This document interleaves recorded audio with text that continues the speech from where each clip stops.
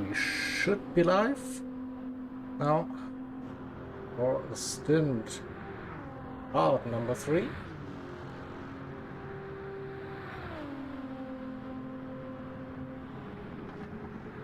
Let me bring up the chat. Hello, hello. I see people in the chat. Nice to see. Can you hear me as well? I hope so. I see some of my inputs on the stream. So can you give me a thumbs up if you can hear me, can see everything? Yay! Okay. That looks to be a yes. Alright. Stint number 9. The last third of the 24 hours here at Daytona season opener for the IRO GT Endurance Challenge Championship 2025, and we go through the current race situation, the standings. We have Lugi for Esports Race Asylum, the 44 car, leading. They have a lap. Now on the number 5 car, Sector 7 Racing Esports with Bombardier. We shall not pronounce his PSN ID anymore, so that is Bombardier. In P2, Jakey, 25 seconds for Team Grid Live Racing. In P3, we have Visual Racer for Sector 7 Racing Boomers in that lovely Aston Martin V12 Vantage GT3 in P4. Then in P5 it is another Sector 7 racing car, Mikugar and Ruzik, and he stole that fastest lap in the Stadate lobby, where he joined that lobby and then grabbed that fastest lap on the display from his teammate. So here we go. Let's see if he can actually put in some quick lap times to prove that he is able of running quick lap times here at all. In P6 it is Loose Moose Racing, the 35 Aston Martin with Mr. SBS driving that car. P7 we have GT Finland Racers, the 66 Corvette, the Shadow 977. 1 minute 14 the gap currently. Eric's Racing Team in P8, Slim driving that Nissan GTR, the number 7 gold and black in P8. Then another 12 seconds behind we have the reigning champions Overboost Racing Team with Pyrex driving that BMW M6. In P10 we have Raw Talent Racing, and this is RTR Chris, so I don't want to pronounce his PSN name as well, so it is Chris in P10. Then we have Project Platypus Racing with Whack Jams in that AMG, followed by Last Minute Racing, the 45 Nissan GTR River Ruckus there with his second stint of the event. P13 we have Perry for Apex Hunter Racing, 69 BMW M6, and then we are waiting for car number 14. This will be the Race Asylum 2 number 77 Nissan GTR. See Sluxy sitting in the pits waiting to get released.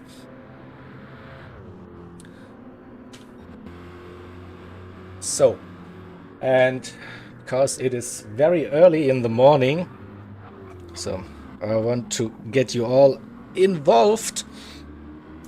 Get ready, get your blood pumping. So it's time for a song very early, but we don't want to waste that much time. So I want you all to stand up and dance with me. It is a lovely tune, a happy song. Artist, this time, Katarina and the Waves. And the song is called Walking on Sunshine. Let's go! Let's have some fun. Stand up and dance with me. Get your blood pumping. 1, 2. 1, 2, 3, 4. Ooh, yeah. I used to think maybe you love me. Now, baby, I'm sure. And I just can't wait till the day when you knock on my door. Now every time I go for the mailbox, gonna hold myself down. 'Cause I just can't wait till you write me you're coming around. I'm walking on sunshine, whoa. I'm walking on sunshine, whoa. I'm walking on sunshine, whoa. And don't it feel good? Hey, alright now. And don't it feel good? Hey, oh yeah. I used to think maybe you love me. Now I know it's true. And I wanna spend my whole life just waiting for you. Now I'd wanna beg for the weekend, not beg for a day. No, no, no. I said, baby, just want to beg, and I want you to stay. Whoa, yeah, I'm walking on sunshine. Whoa, I'm walking on sunshine. Whoa, I'm walking on sunshine. Whoa, and don't it feel good? Hey, alright now, and don't it feel good? Yeah, oh yeah, and don't it feel good? Clap your hands with me and sing along. Get in that mood, sunshine. Walking on sunshine. I feel alive, I feel the love, I feel the love that's really real. I feel alive, I feel the love, I feel the love that's really real. I'm on sunshine, baby. Ooh, oh yeah, I'm on sunshine, baby. Oh, I'm walking on sunshine. Whoa, I'm walking on sunshine. Whoa, I'm walking on sunshine. Whoa, and don't it feel good? Hey, alright now, and don't it feel good? Hey, and don't it feel good? Oh yeah, and don't it feel good? Don't it feel good? I say it now, and don't it feel good? No, don't it feel good? Tell me again now, and don't it feel good? Oh yeah, and don't it feel good? Oh, don't it feel good? Oh yeah, and don't it feel good?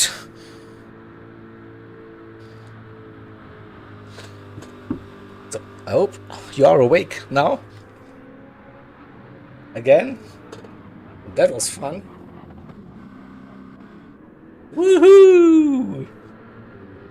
So that should get me through the rest of this broadcast as well. I was struggling for the last 1.5 hours, but that, yeah, feeling refreshed now, ready to go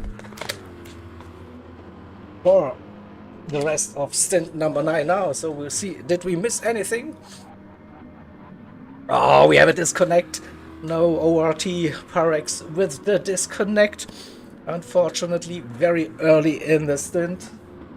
That's not the first disconnect of this event. But yeah, still we don't want to see that. You'll hate to see it actually. But they can return in the next stint, of course, and continue this race. So 2 minutes and 23 seconds, the gap between P1 and P2, Luki and Bombardier. But Bombardier with that fastest lap, 1:43.3. Currently in P3, it is Team Grid Life Racing shaky. And after getting a couple of hours of sleep with some jet lag, coming back from the States yesterday, so back behind the wheel, and yeah, 43.4, not too shabby at all. P4, we have Visual Racer for the Boomers. The Aston Martin still going strong in this event. So far P4 it is currently for the 764 car. A nice gap to the McCougar entry for Sector 7 Racing in P5. So we need to have an eye on that gap between P5 and P6. You see mid to low 44s for Rusix, and Mr. SBS a bit quicker with the personal best 43.8. It is roughly 16 seconds. I can go with P2, yeah, sure.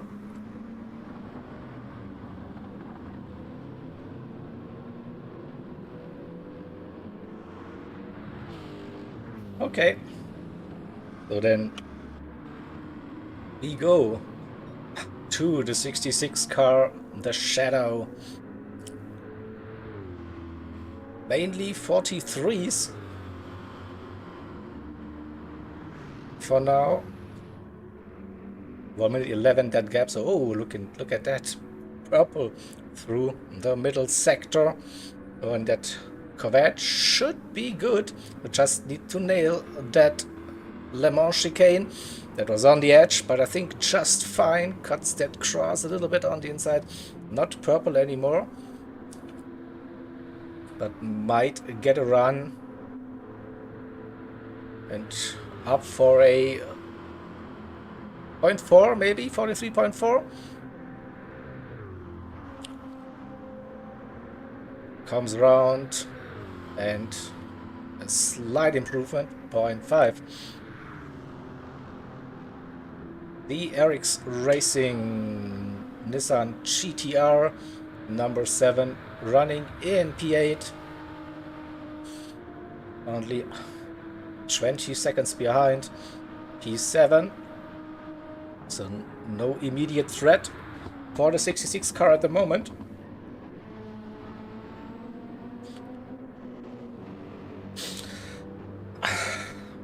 Raw Talent Racing running in P9, and Chris with some strong laps, 44s and 43s,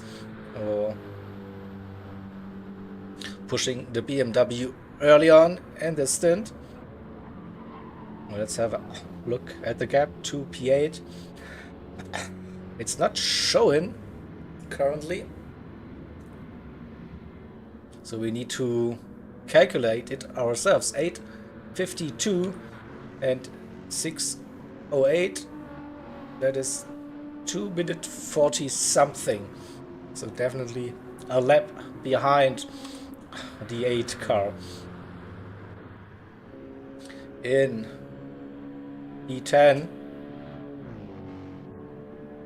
it is the AMG Project Platypus and Whack Jams. That's also roughly 2 minutes. The gap to P9, but P11, the 45 last minute racing, just 6 seconds behind, and looks like they are gaining. So 11 car running 44s, 45s, and the 45 cars is running 44s consistently now. So it's gaining definitely a little bit.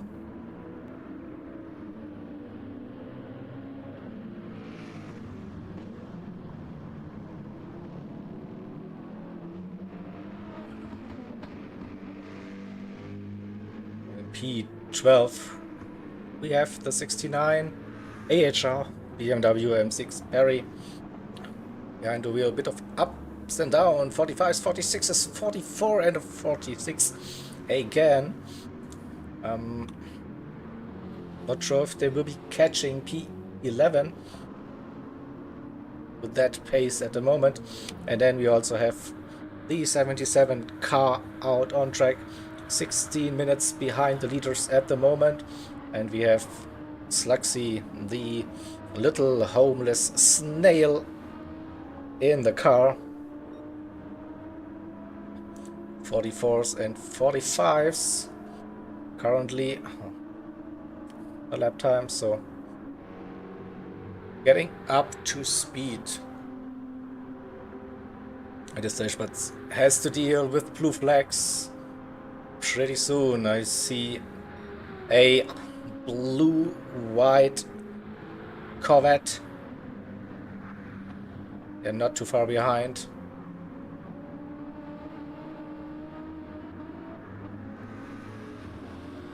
So what is the closest gap? I think that is could be this one. River Ruckus catching Whack Jams. Yeah. Trying to get that 45 car into the top 10 to earn some points for the championship.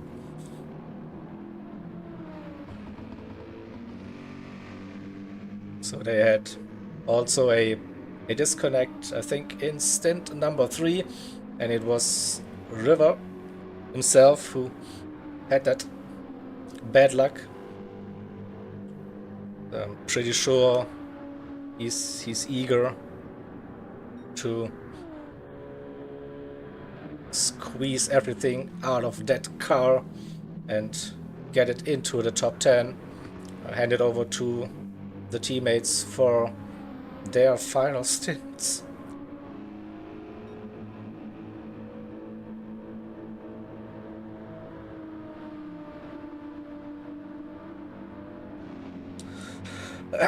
Yeah, Keza, you are correct. That 44 Corvette is currently our race leader. So they benefited from DC's, the Sector 7 Racing Esports team, the number 5 car, DC'd twice during this event, and that's why they're currently running ANP2 with Bombardier, 2 minutes 23 seconds behind the leader. So currently 1 lap down.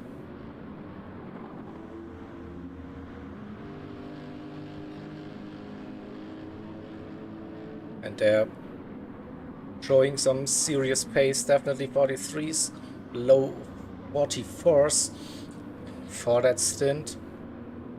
And Jakey, after starting with those 43s, had a 45.9 last time around. Not the best lap probably.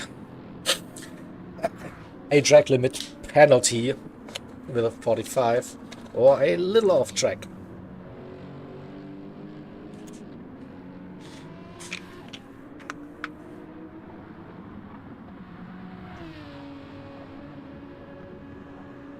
P4 Visual Racer,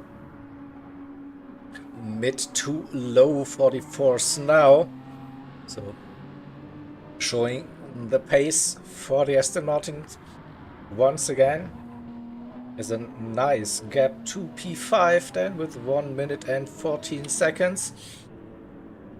The Lexus number 64 for Sector 7 Racing, nickname Mikugar. Also doing mid to low 1 minute 44s. Mr. SBS for Loose Moose Racing dipped into the 1 minute 43s already. We're now doing low 44s, so gaining a little bit on the car in front of them. We have two Finnish drivers, P7 and P8. 66 Corvette. Whoa. A big slide coming onto the oval. And made his intentions clear with the flashing behind a to-be-lapped car. So with the blue flag racing protocol, there are a couple of blue flag overtaking zones, and this is exactly what happened just before the Le Mans chicane. A nice and easy overtake for the 66 in P8. It is slim for Eric's Racing. The gap 23 seconds. Also hovering between mid 44s to high 43s for the race pace. Solid way to start that stint, definitely.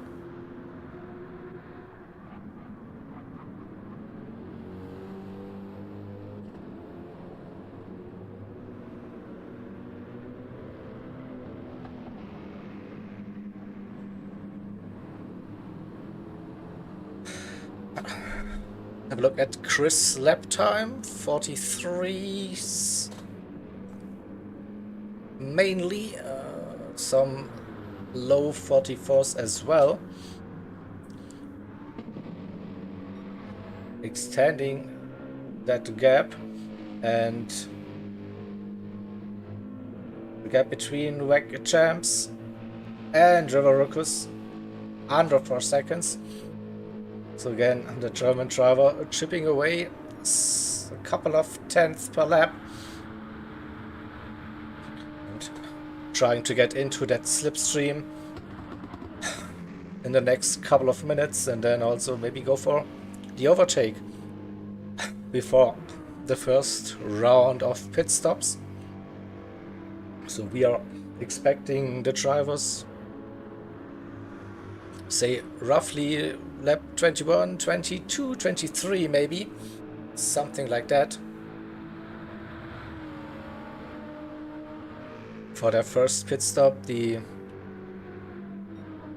go-to strategy for this event is a 2-stop on softs.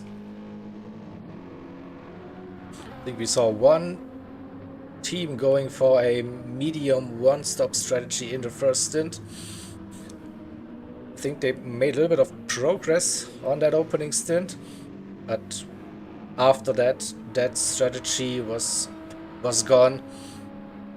All the teams, they seem to commit to the softs only strategy for this race. Gap down to 3 seconds. Some blue flags showing now.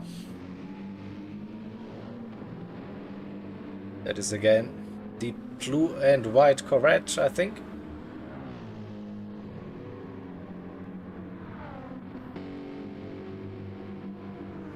At WEC Champs for Project Platypus with personal best last time around, 44.6. Feeling the pressure now.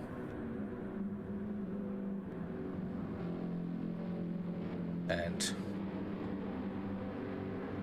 you see, again a good run for River through the Le Mans chicane. Gained 2/10 already. Could be even more. The blue flags are gone for the moment. So had a good final sector so far. And see the lap time 45.2, 42.2. Gained 1 second. It's definitely closing that gap. Under 3, and again black. The blue flags are showing, no black flag. That is something else. We don't have a black flag in the game, but we have a race director in the lobby, and in case of a crazy weird incident or whatever, they could call a black flag. So the car has to drive into the pits for whatever reason. We haven't seen that in the 2024 season, so I think we're all good with the racing standards so far. Pretty clean from my view, and under 2 seconds, so we go a bit on board.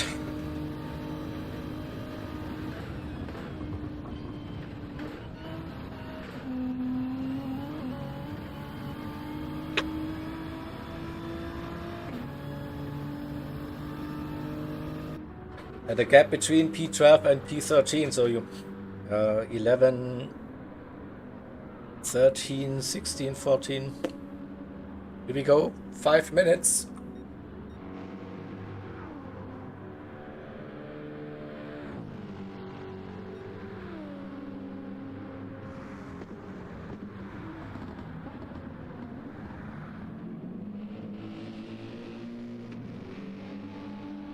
And a good run out of the first turn, again gaining 2-3 tenths. Will this be the lap for Rivericus to get into the slipstream of WEC Champs?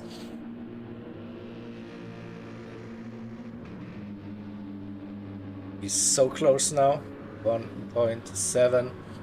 So roughly 1.5 is where you feel the effect of the slipstream.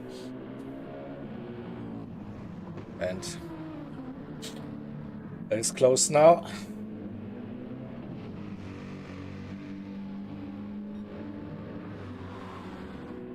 Could get it after the Le Mans chicane, aka bus stop. It's 1.6, gaining a little bit already, I think.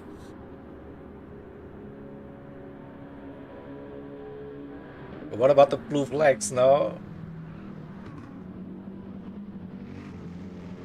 I don't think he's impeding the 66 car at this stage, and now has the slip, is gaining already 1.3. That gap probably will come down to a second before turn 1. So another good lap for the German, 44.4. Gained 5/6 tenths on that lap.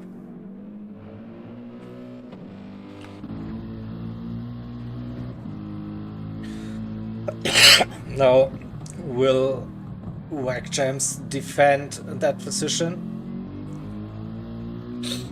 It is early in the stint, and also probably too early. If you have a look at the timer, 7 hours and 22 minutes still remaining. long way still to go before the drivers see the checkered flag. So probably too early to fight for position.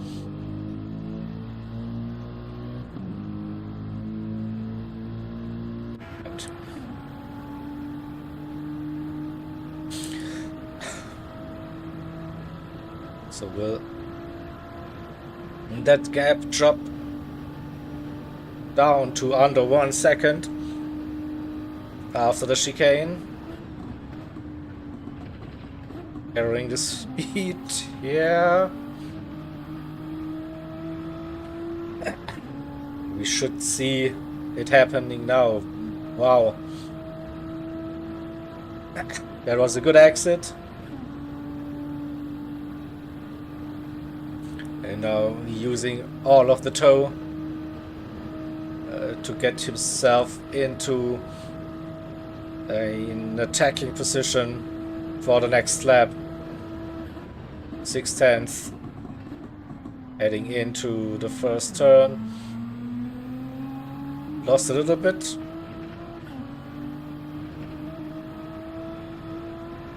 But we'll probably bring that gap down again. Out of the international horseshoe we go. Some good traction from that AMG.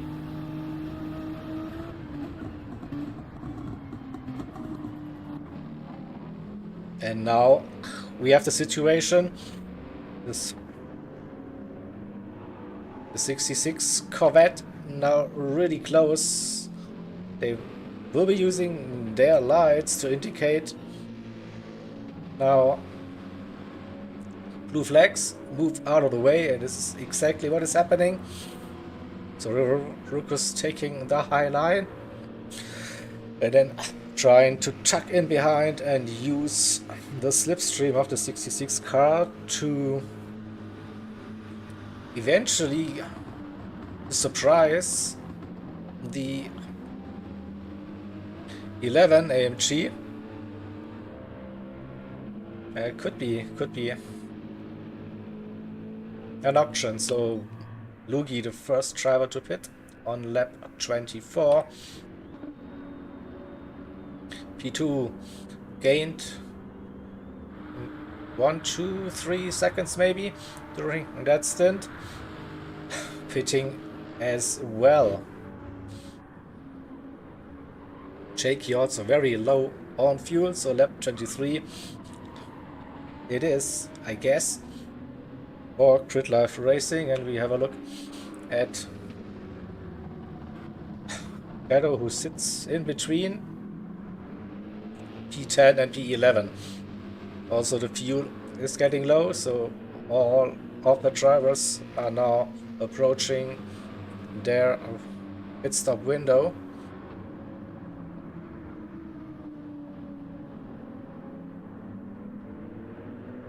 Didn't gain that much, so the gap went up again between P10 and P11.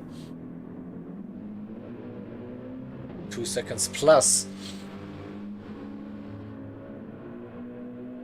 Now, just compare the tires and fuel. Sorry, looking roughly the same between the number 11 and number 45 car. So not much in between, but we have the same blue flag scenario now for WAC jams. So after the Le Mans chicane into turn 1, I don't think there is a blue flag zone.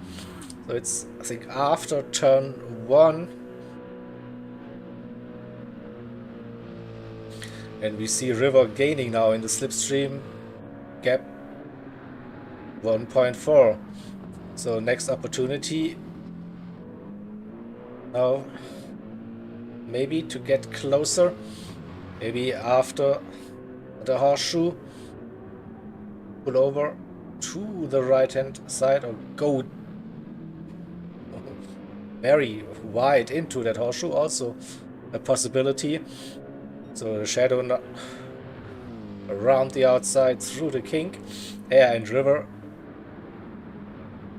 0.6 again. So basically nothing happened.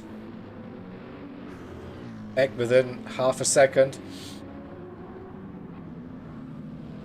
And this could be the run for River Ruckus. Half a second now, that gap.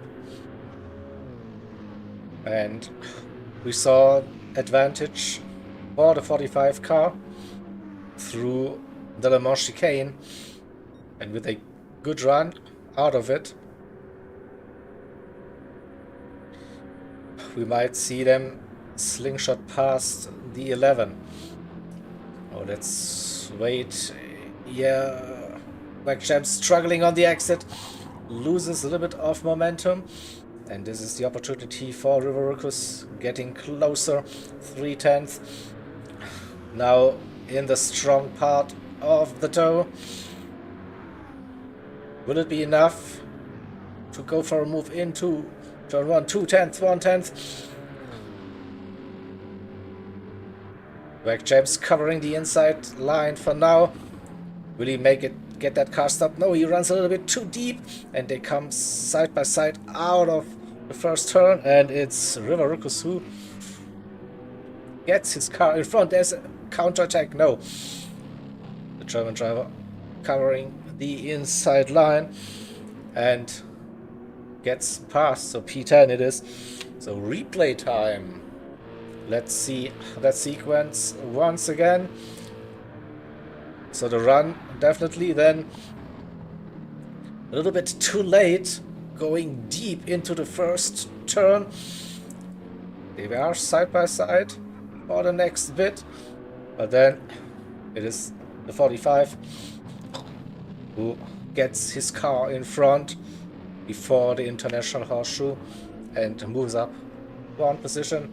P10 and already opening up that gap 1 second. So not trying to give the 11 car any sort of slipstream. Let's go to the front and give you a rundown after the pit stops. We have Lugi still leading for the 44. Esports Race Asylum Corvette C7. 2 minutes and 19. That gap to P2. Bombardier 4. Sector 7 Racing Esports. We have J-Key in P3. Team Grid Life Racing. 26, 27 seconds, something like that.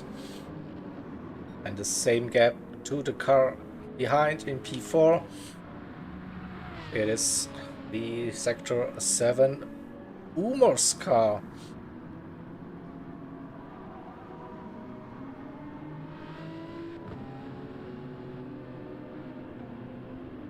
With 1 minute plus, we have Rusix for the 64 Lexus, also powered by Sector 7 Racing. And the gap to P6, not sure if it was that close. Did it change? 12 seconds. And it's not too much now for the 35 Loose Moose racing car. Try to remember that gap now when we come back to this later on. 66, we saw that car driving through lapped traffic in P7, so the gap to P6 over a minute, and to P8 27 seconds-ish, so I think it was closer at one point between the two Finnish drivers. but I could be wrong again. For now, 27 seconds it is. Then Chris in P9. Still doing 43s and 44s. And let's see if we can calculate that gap. 9:32, 6:11. That is 3 minutes 20 seconds.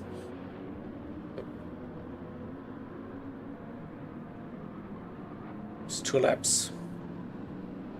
Okay, so big gap between P8 and P9 it is.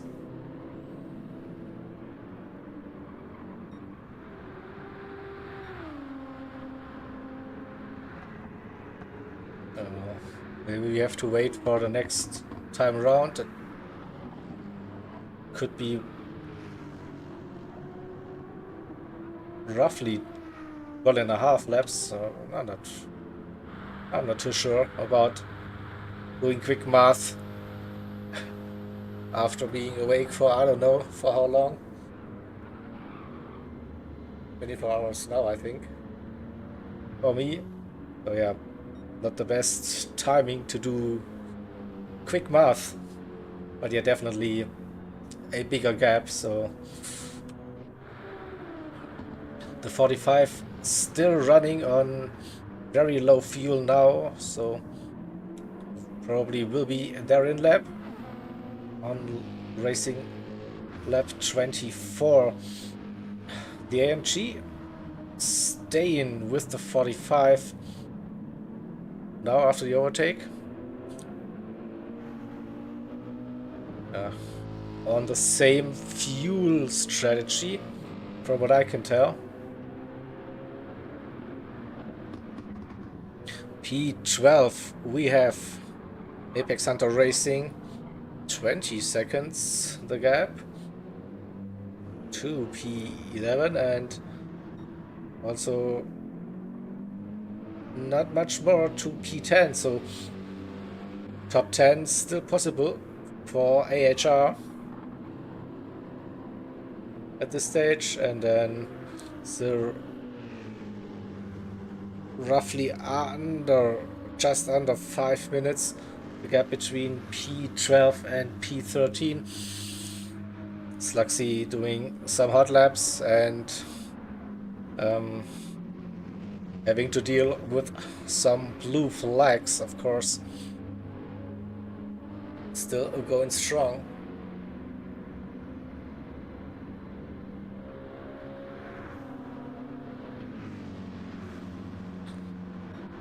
So I expect River and Whack Champs now heading into the pits here. Not much separating those two. The fuel, maybe a slight advantage for the AMG.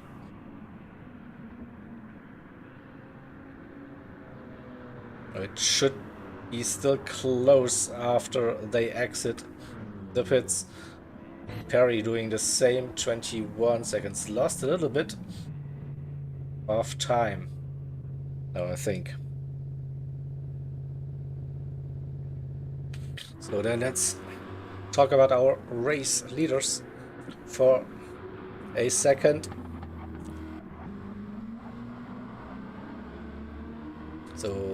So far, no mistakes from the 44 car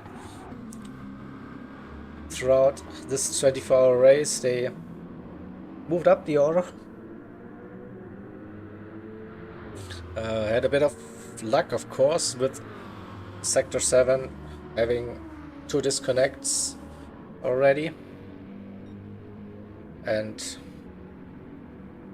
they're also the defending champions at Daytona. So they won last year that event. I think we have that graphic here prepared.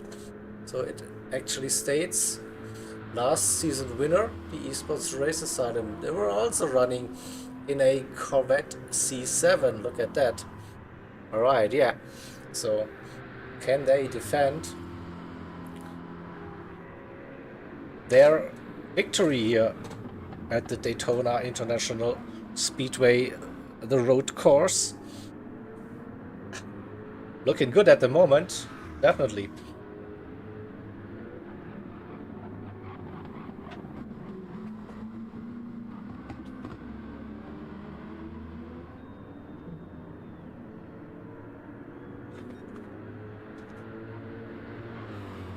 And the unlucky team, they had a nice lead already when they disconnected.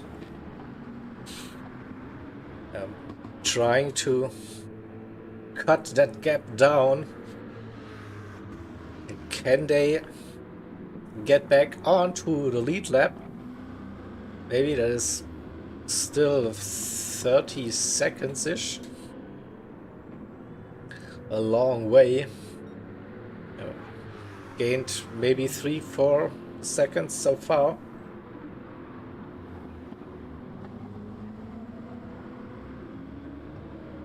It's good to see them still running after 2 unlucky disconnects and running in P2. It could be worse.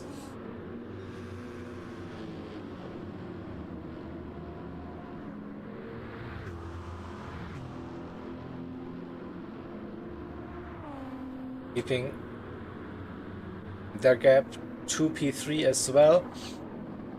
Also increasing it slightly. 28 seconds to the team Grid Live Racing. So we heard earlier on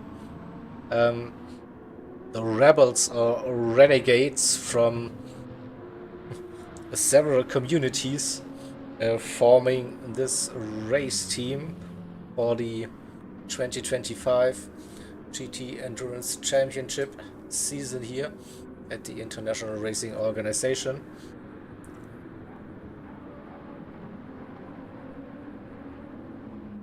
And yeah, also what a race they have so far.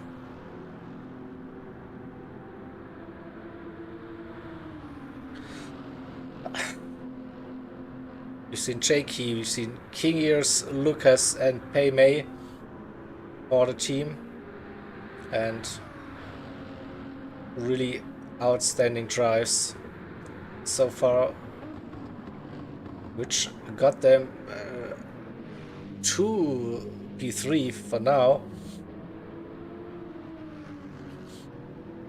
and 32 seconds the gap to P4.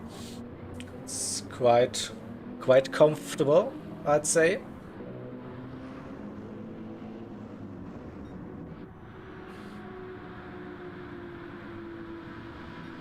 The Boomer's car. So they were, yes, they had a front row start way back here in stint number 1. So great qualifying session yesterday. Bit of ups and downs during the race so far, but you're still running strong in P4. Best of the Aston Martins.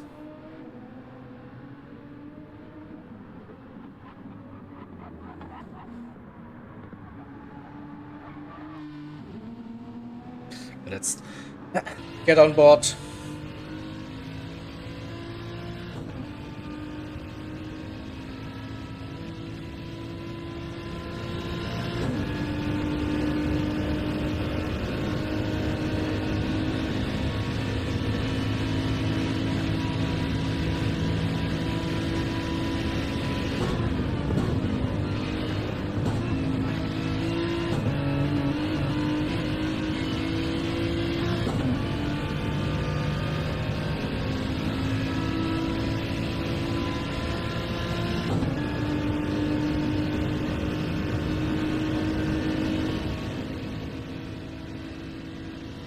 V12 power! So. P4 for that Aston Martin. P5 the third Sector 7 racing team on the grid. The Lexus running strong in P5. And that gap between P5 and P6 is indeed coming down. 12 seconds last time round, 10.7 now. So the second Aston Martin on the grid, Mr. SPS for Loose Moose Racing.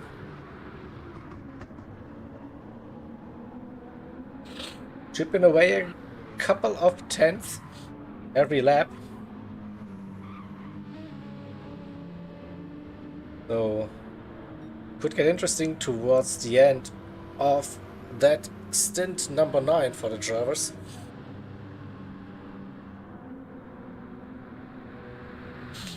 If it continues like that, of course.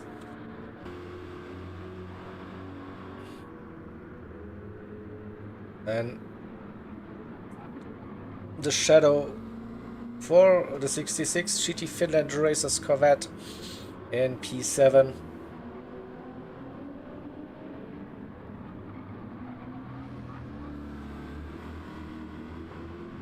Facing some lapped traffic. No, and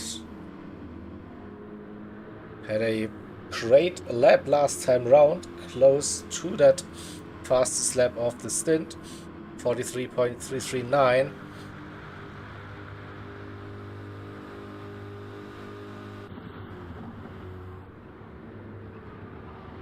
And tries to use that slip, that is P2. So probably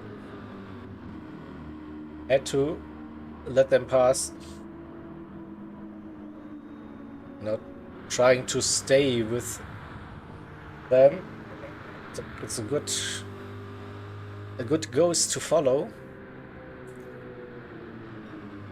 456, yeah, good lap times. The 7 car in P8 for Eric's Racing.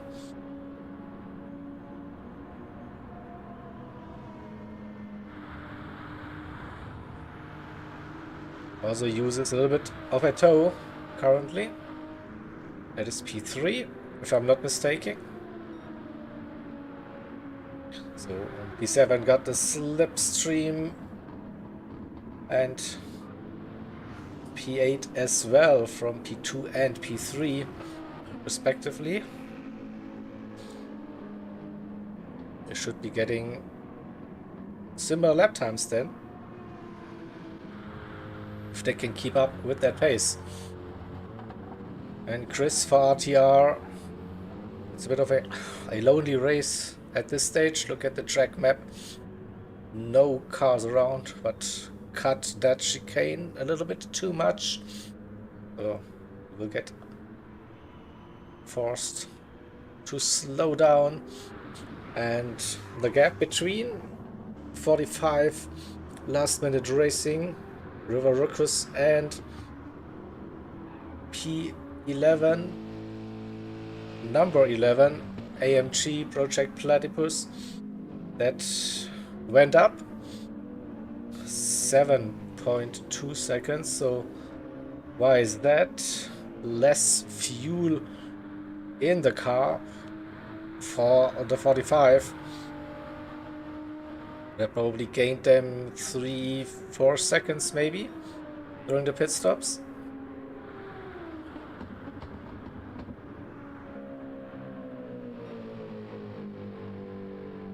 Webo, I don't know what's for breakfast. Probably I will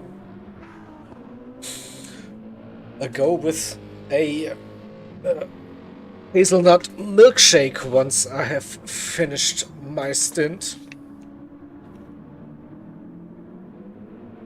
But I still have roughly 1 hour until I finish this stint.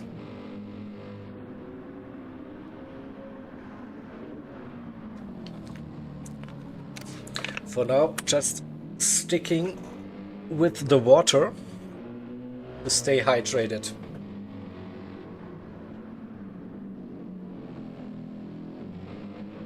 And I think also the gap between P11 and P12 was at some point at 20 seconds-ish. 23 currently. So not much movement happening there between the cars.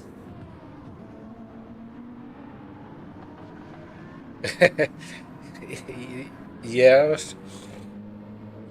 too much liquid is also not too good if you need to cover like 2 hours plus in the commentary booth. Yeah, I know that feeling. But after the all-nighter so far, you need to do something to keep you awake, and drinking is a good thing. Non-alcoholic, of course. Trying to be the professionals here. And in P13 we have Sluxy running that 77 Nissan GTR for Race Asylum number 2. Missing one car. That is Overboost Racing Team. They disconnected very early in that stint.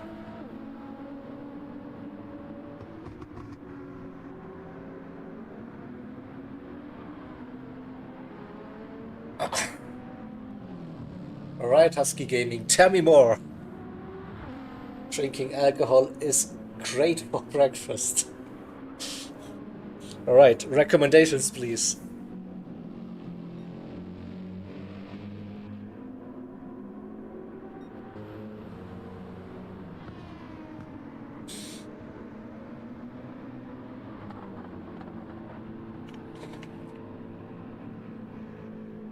No. I'm still waiting.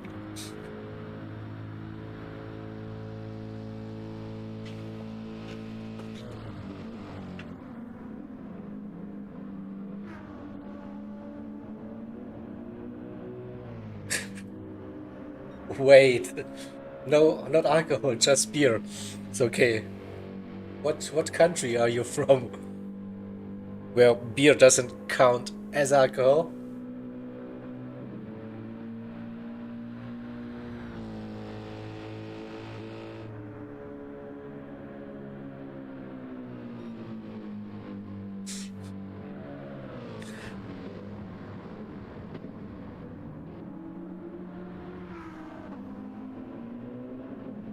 Vodka, here we go. Yeah.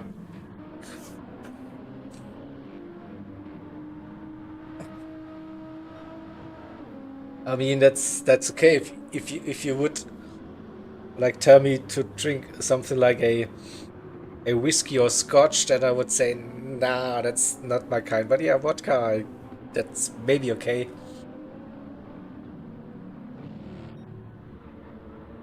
I'll go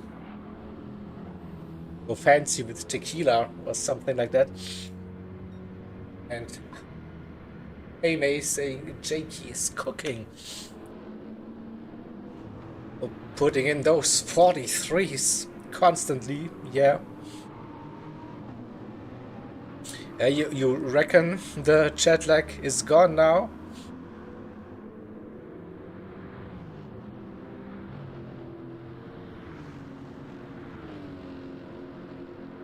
"28 seconds still, so keeping up with the leaders with that pace." Oh, going purple before the final sector.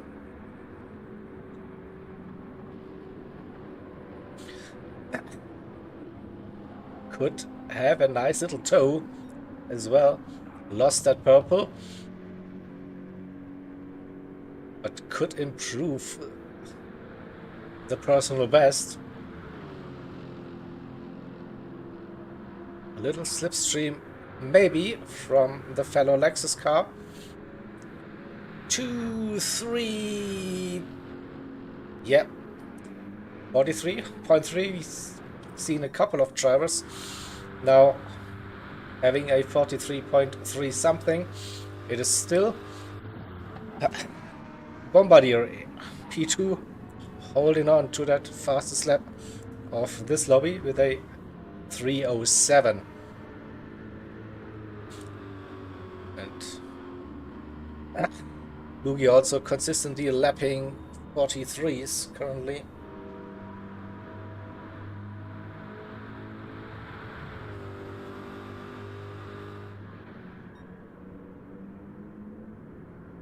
Two minute and 18 seconds. So again, a little bit time gained. Oh, it looked like a good run. You see this split? The first part of that lap wasn't that great. And we see next attempt for Jakey, no.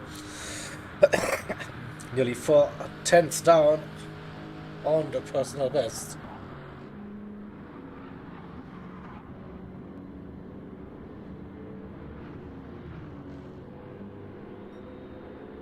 Yeah, looks like the number 3 getting some love in chat for that drive so far.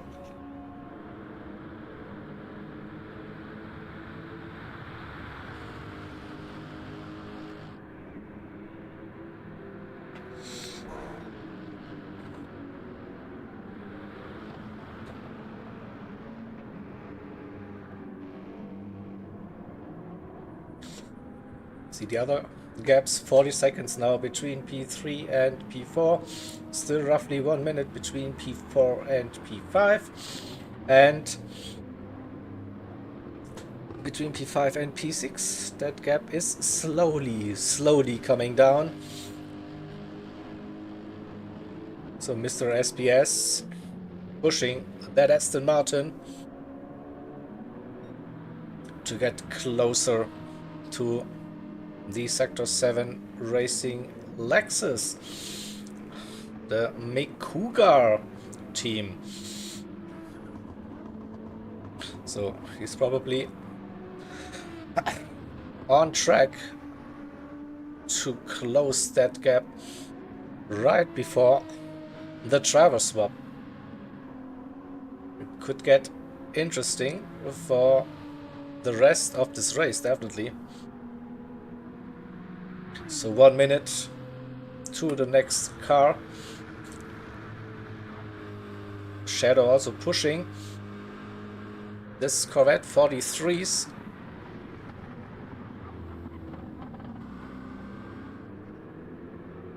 And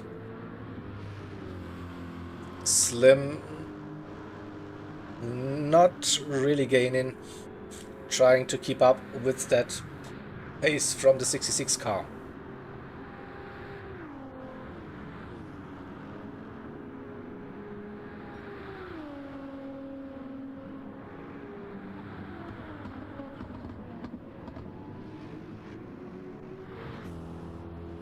But then we have the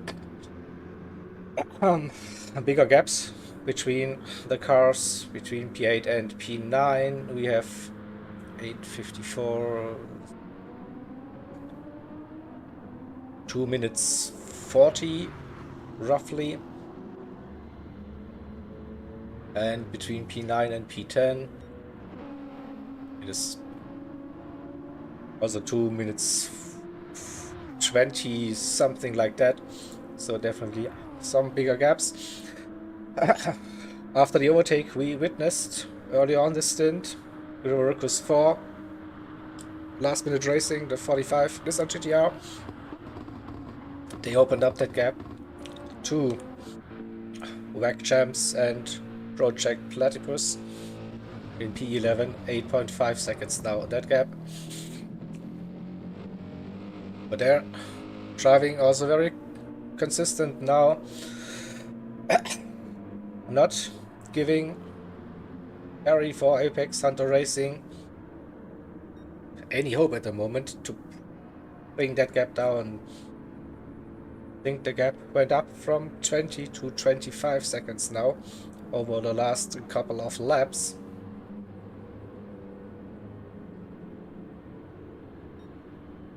And Slugsy in P13 for race start number 2, doing very consistent low 1 minute 44s currently. Gaining on P12, but that gap is quite big still, 16, 22 to 11, 42, that's 4 minutes and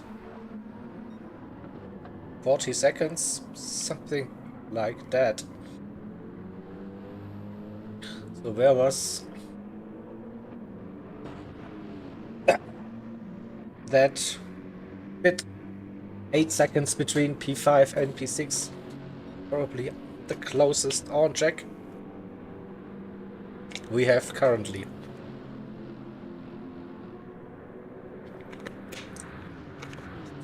And we're also getting closer to the second pit stop sequence for the drivers.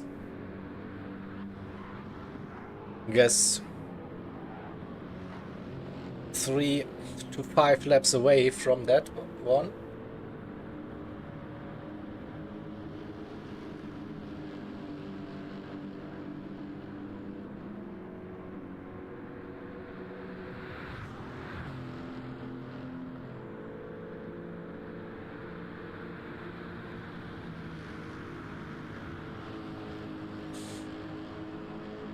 .44 last time around. Also have some 44s now for the 35 car. Not gaining at the moment, so we had that trend where that gap was coming down constantly. Now it looks like it stays roughly at 8.5 seconds. So maybe the pit stop then can bring that gap a bit more down. Let's see. Probably not looking that good for the Aston Martin, to be honest. That Lexus so far better on fuel, and with 3 liters per second refueling speed, you have quite an advantage if you can fuel save. So, just want to show you, if you haven't seen it already, the calendar for the 2025 season here for the GT Endurance Championship. So you see, we're at Daytona, and next round we will go down under Bathurst 12 hours, the end of February. And then see the next one, Red Bull Ring, 8 hours, like a shorter one in April. In May we have the next big one, the Nürburgring, 24 hours.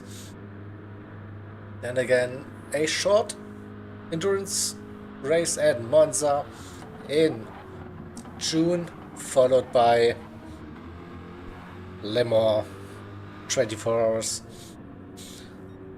in July. Then 2 8-hour events, Watkins Glen and Fuji. Fuji always interesting with the weather. We saw that last season. And then to finish that season, 12 hours, Edge Road, Atlanta and Spa with the 24 hours for the cracking season finale in November. So what a calendar it is for this season. But yeah, just getting started for 2025. And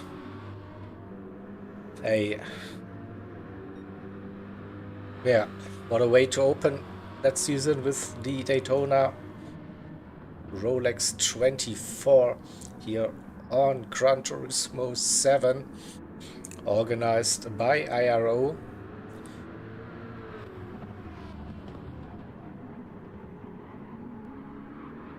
The quality of racing is so high, so many ultra quick drivers in the teams, in the cars, taking the championship to the next level. Definitely 2024 was already great. We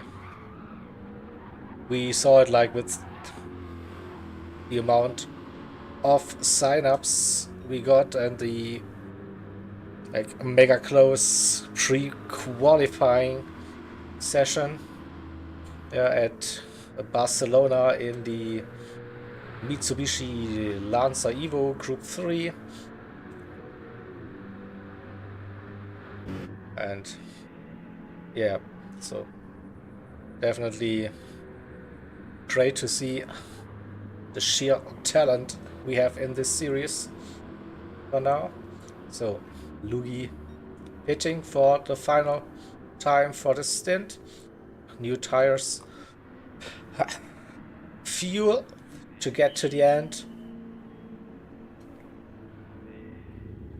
So end of lap 69 it is, when the drivers will hand it over to their teammates for the next stint. So Bombardier in P2 gained a little bit again, 217. And Shaky can go the same pace currently.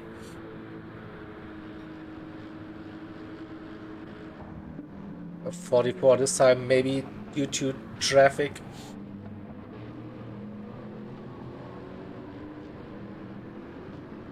But yeah, 26 seconds, that gap stays roughly the same, and at the same time it goes up between Jakey and Visual Racer P3, P4. 46, 47 seconds now. Still a minute between P4 and P5, the two Sector 7 racing cars. And Mr. SPS found a little bit of time again, 7.5 for Loose Moose Racing 35. Aston Martin V12 Vantage. So we are approaching that pit stop window now for most of the cars. I see the fuel getting very low now on many of them cars. Let's wait. I think P2, they should be heading into the pits now. Yeah, that fuel was quite low. Same should apply for Jakey. Even lower on fuel now, but just has to do one more turn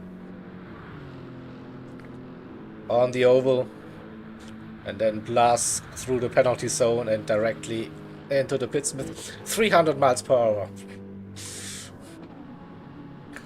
The yeet into the pits Gran Turismo style. Yeah. Visual Racer also, the fuel is low, but I think they can go for one more lap if they want to.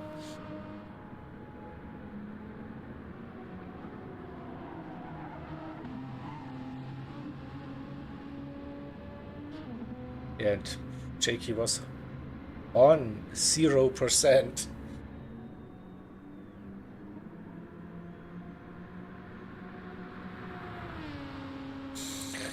And yeah, good shout in chat, old man Jay. So due to that amount of signups and interest, there will be a second split this season. And I think I saw the message in the Discord chat. Split 2 now has also 14 teams. It is full, yeah, exactly, Nick telling us now. So yeah, that wasn't in the plans initially, but yeah, crazy to see. net interest.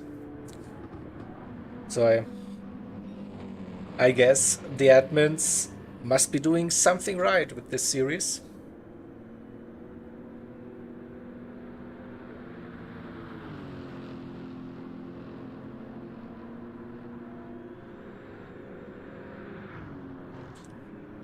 Yeah, visual racer staying. No, outlap, missed the pit stop, sorry. Ruzik into with Mr. SBS staying out. Oh, that is very low on fuel, squeezing the last drops of fuel then. Yeah, for that extra lap maybe. So, is it a gamble? Do they have to lift and coast? Is it beneficial? I don't know. I don't have the exact numbers, but it looks very, very tight.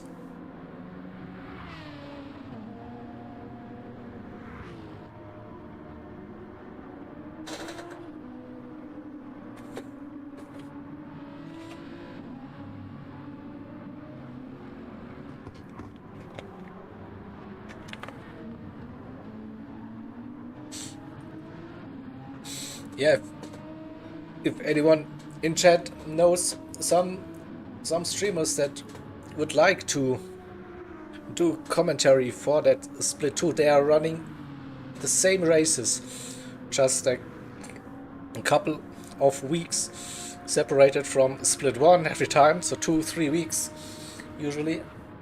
But yeah, if you know someone that might be interested, lead them into the IRO Discord, and we will see what we can do to maybe get a broadcast also running for split 2. So Mr. SBS into the pits on 0 liters as well. Yeah, basically nothing left in that tank. 26 seconds that gap to P4.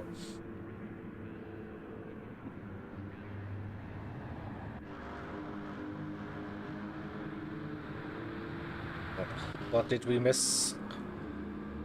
So the gaps were quite big between those cars.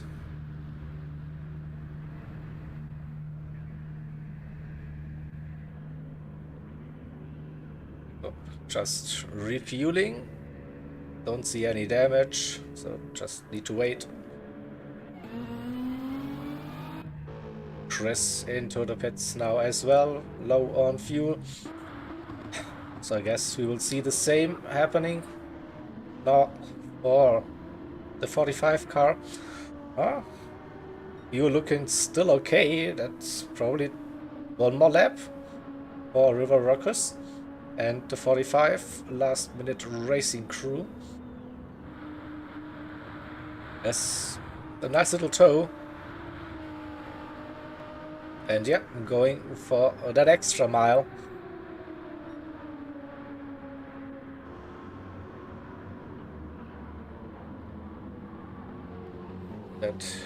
What about Perry? That fuel looking really, really good, so looking after that fuel, I'll put in a bit more just to be safe.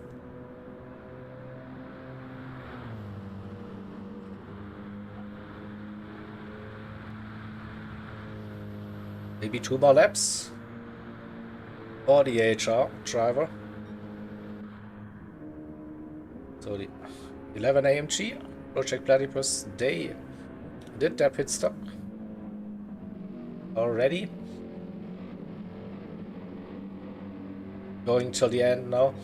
And they put in quite some fuel. Maybe overfueled here a little bit. And Luxy with being a couple of laps down. Also has a couple of laps left in that tank. So I guess lap 45, 46 also should be the target lap for Slugsy then to pit.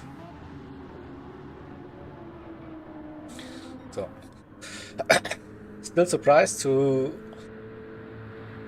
see that this fastest lap of the race is still like from very early on here, but the temperatures are getting warmer, so that usually doesn't help with getting faster overall. Also maybe the wind. So that being, yeah, the wind, you should get a nice little tailwind there on the final part of that lap, but heading into the Le Mans chicane, you have a headwind instead. So I think the run final turn into turn 1 is a bit longer, so maybe more beneficial at the moment, that wind direction.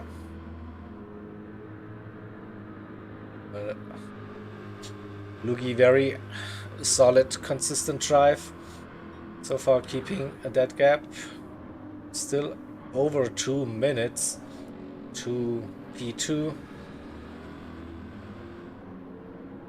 And JK doing like the same lap times as P2. That gap stays at 26 seconds, but goes up to P4 51 now. So where's car number 4 on track? Where's Lugi? Okay, Lugi into turn 1, and so Visual Racer P4 is 2 laps down at this stage. P3 1 lap down, P2 also 1 lap down. So without any further disconnects or major incidents, it will be very tough for the other teams to challenge the current top 3 drivers for the podium positions.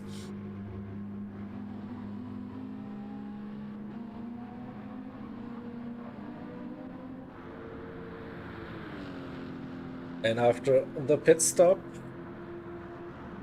yeah, roughly at 10 seconds again between the 64 car and the 35.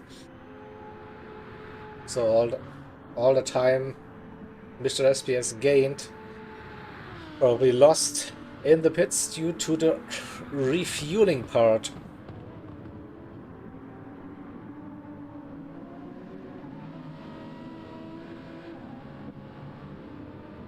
So yeah, 10 seconds now, that gap. And also my question is, someone going to improve that fastest lap of this stint number 9? Here we go. Purple. Will this be the run? The Le Mans chicane looked okay.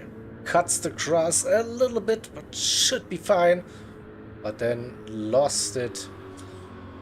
It is probably that headwind coming into the Le Mans chicane.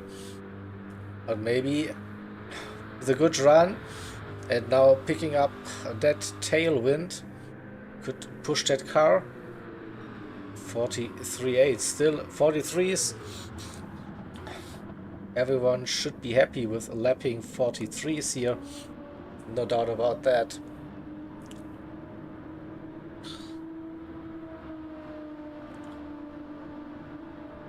Yeah, 31 seconds between P7 and P8, so yeah, there's definitely went up a little bit. And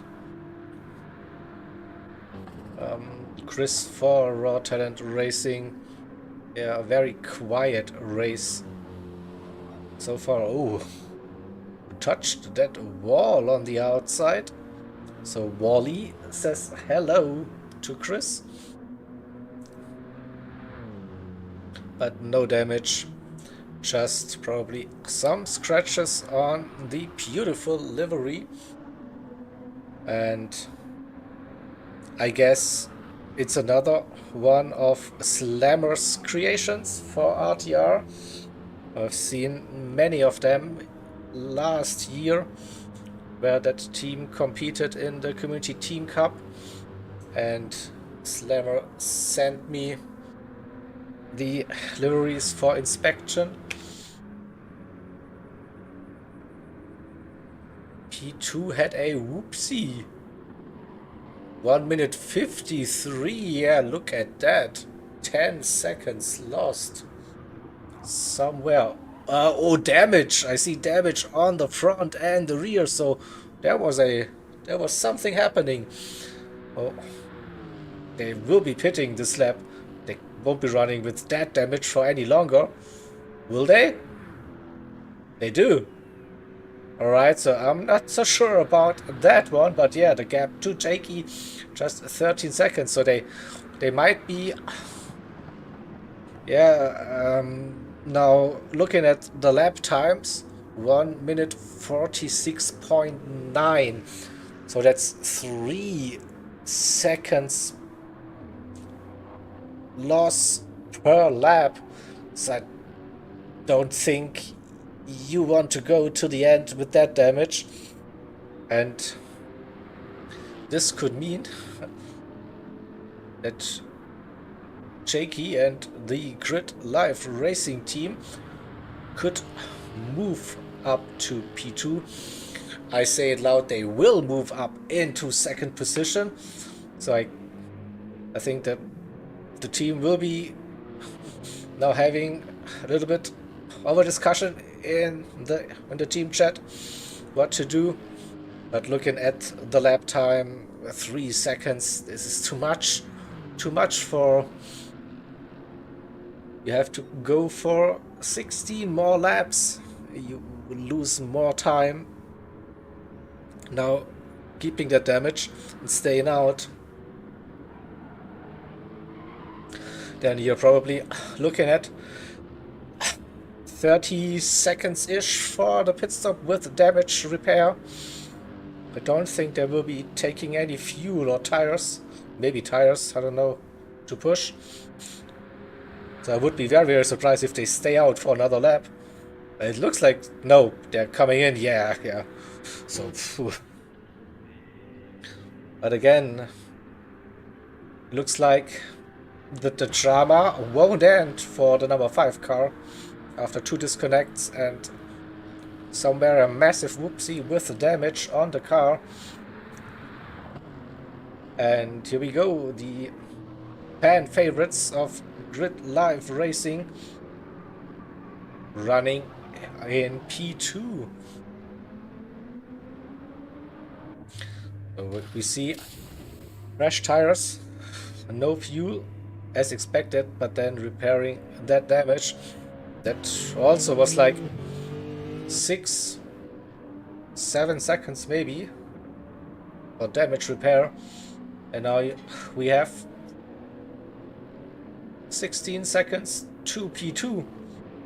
Now for the number 5 car, they will be pushing now, definitely, to bring that gap down again. Fight for P2.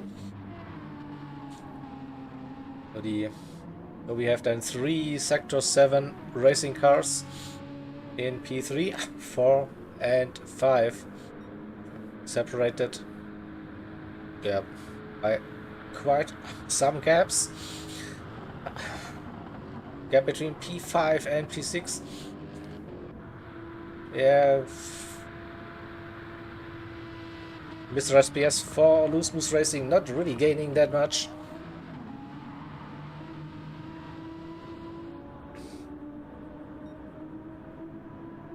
We'll keep an eye on the probably now full attack mode.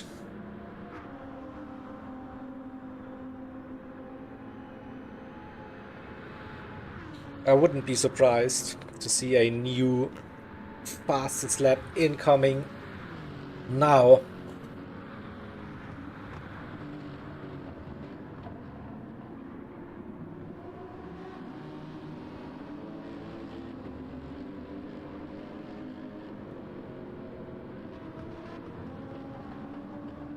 So we will stay with the Bombardier.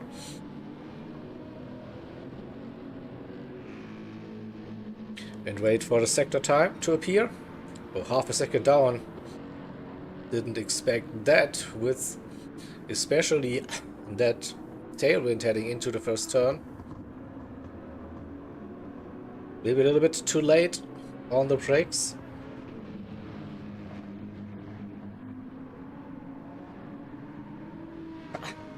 Might get a little bit of a tow. Oh, again pushing. Maybe that's overdriving the car now as well.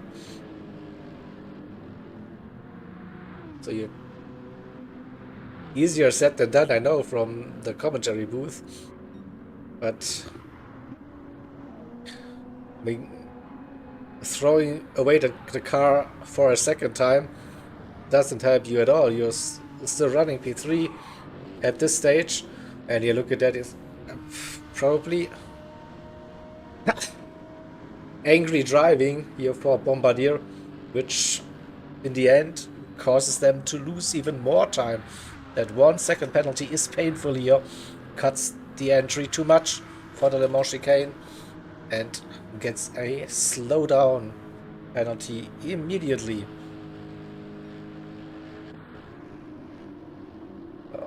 All that is good news for Jakey, for Grid Life Racing, and for Lugi for the 44 Esports Race Asylum car.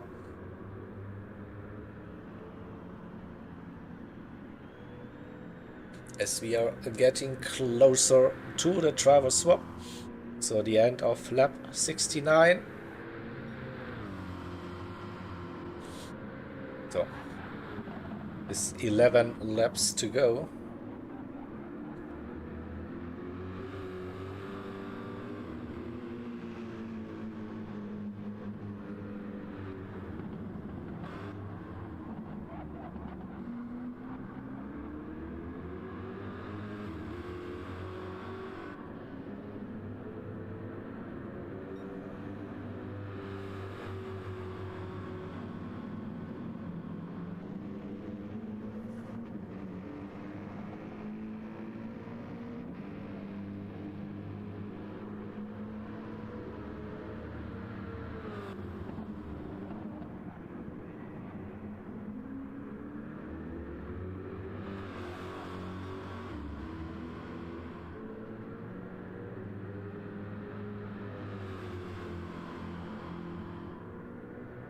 So still very consistent lap times here for Louis. That is what he needs to do for the team. And the gap to Jakey, 2 minutes and 40 seconds.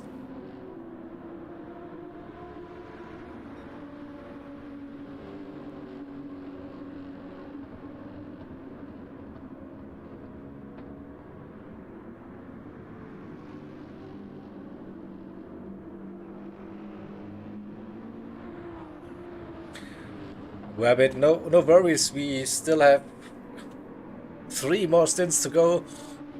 6 hours of possible drama, especially for you.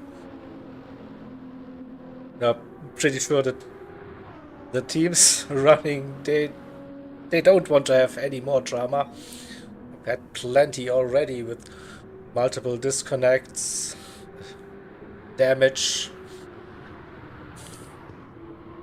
So, but it's like the final stretch of the 24 hours, and some of the drivers are doing their 3rd or even 4th stint at some point, and they will get tired. And also, if you're not fully up to your best possible itself and fully concentrated, mistakes gonna happen.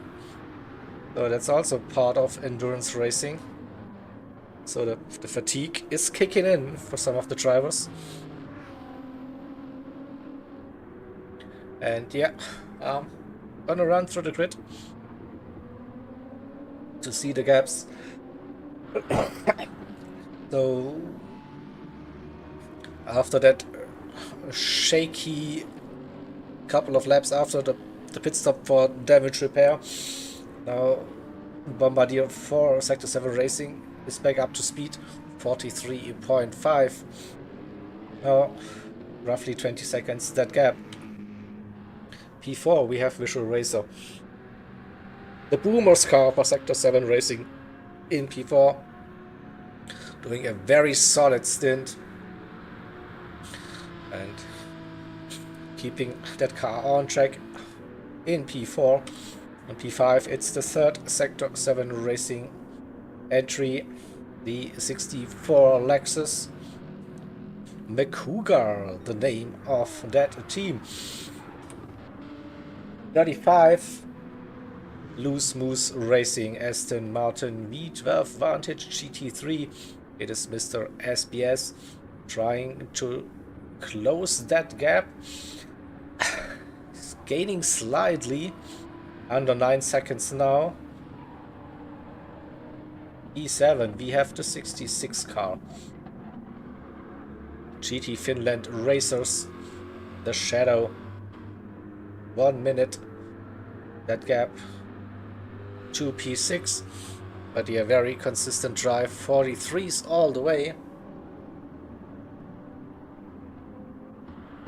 And in P8 it is Eric's Racing Slim, not able to keep up with that pace, losing a bit of time to P7, but not too much over the entire stint. So in P9 it is Raw Talent Racing with Chris driving, doing 43s, and also wasn't too far off that fastest lap with a 43.4 as the personal best. P10 then it is the 45 car, Last Minute Racing Nissan GTR with River Rockers driving it and hovering between 44s and 45s. 45s maybe due to some blue flags. Yeah, has a nice little group now. That is Sluxy, and I think the other driver was Jakey, if I'm not mistaken, P2. So not like the worst group to be in with, especially at the back. Can use the pace probably for drivers. So that gap to P11, 34 seconds. So I think the 45 car was roughly 10 seconds behind the 11 car at the start of that stint. Now has a 34-second gap. So they will be pleased to see their car inside the top 10 again. And the question is, what can the AMG crew from Project Platypus achieve in those final 3 stints, the final 6 hours of this event. AHR then running in E12. 3 seconds, just that gap. So they're on the same strategy to finish that stint. So maybe we will see another battle till the end of that stint. And then we had Sluxy. Was he getting out of the way? No, he's still running there. No, probably not impeding Nobody can go the same pace as River is in behind and can stay with Jakey at the moment.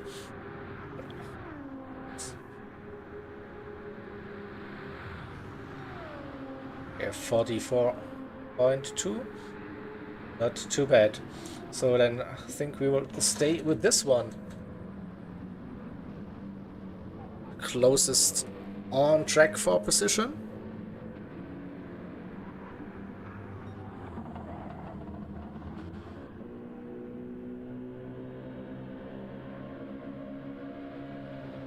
This gives me a little bit of time to prepare the next driver swap sequence. So we all will be pleased with GT45 Gaming taking over the mic in a couple of minutes for stint number 10. So I'm going to prepare that on my side. Already.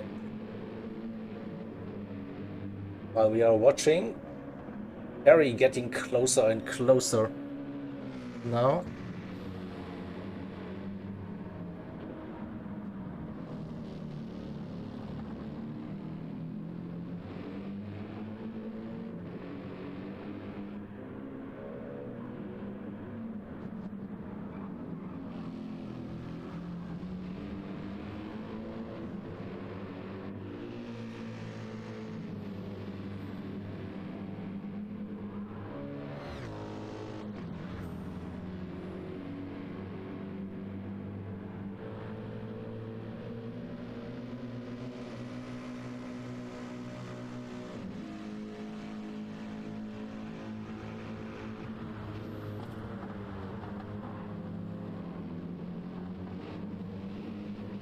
Right.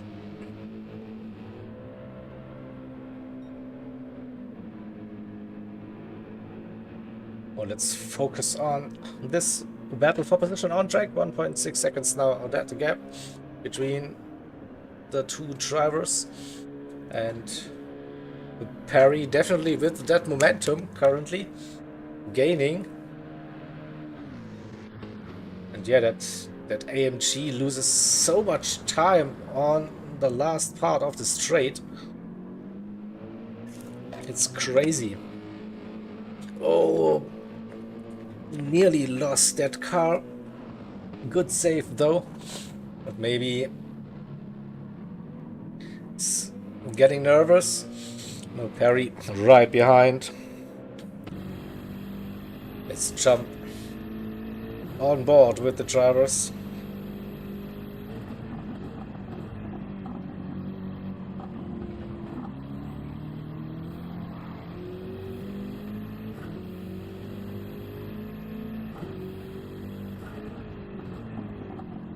Bit too deep.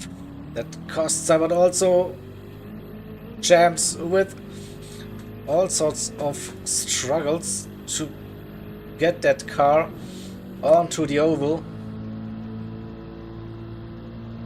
But still has half a second.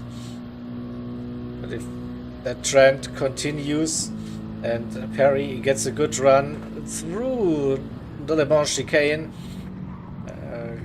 can't see that AMG staying in front for that much longer. But that wasn't the best run for Perry through the chicane. He's picking up the slipstream now. Again, it probably will be too late. We see 6th gear now for the AMG, and this is now where that car is struggling. BMW is gaining 6-7 kph faster in that slipstream. Here we go again. Half a second roughly braking for the International Horseshoe. The first tight turn. Accelerating still roughly half a second. Approaching the kink. No drama. Braking for the Western Horseshoe. Heavy onto the Vegas. Try to get it close to the apex, then early on the power. Don't understeer onto that grass. And now get ready for the good run onto the oval. This time better. Still that rear is a bit happy, maybe too happy. Coming onto the oval part again. Half a second though. You need to get that run through the chicane. If you are rooting for AHR and Perry, that looks better this time. Gets the power down. 3/10. That early run. So we saw it a couple of times during this event, so you don't want to go for the move too early. But that's maybe a bit too early already. But should get that run, should get that timed, yeah, and look at that. Wow, looks like Perry has found the nitrous button. So, oh, what the hell just happened? Look at the gap already between the two cars, so I'm a bit surprised. We have to look at this once again. Oh yeah, the penalty, oh that's why you are suddenly that slow. Alright, that is the reason. Thank you, replay, for showing me that.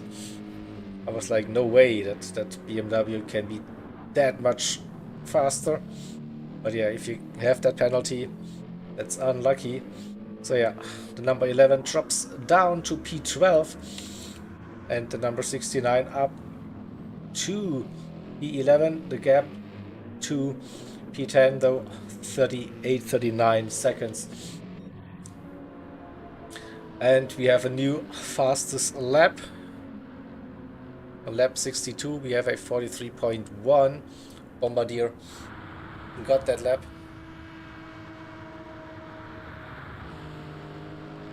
Yes, Spark, so we had a disconnect for the ORT team in this stand, and stints before that car disconnected twice while leading the race. So that's why they are running in P5 currently.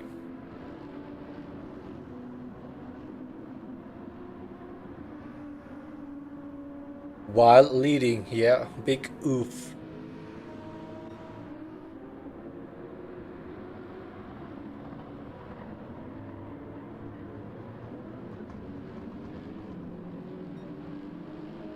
So, but the probably again one of the biggest surprises, pleasant surprises for that event, the number 3 car.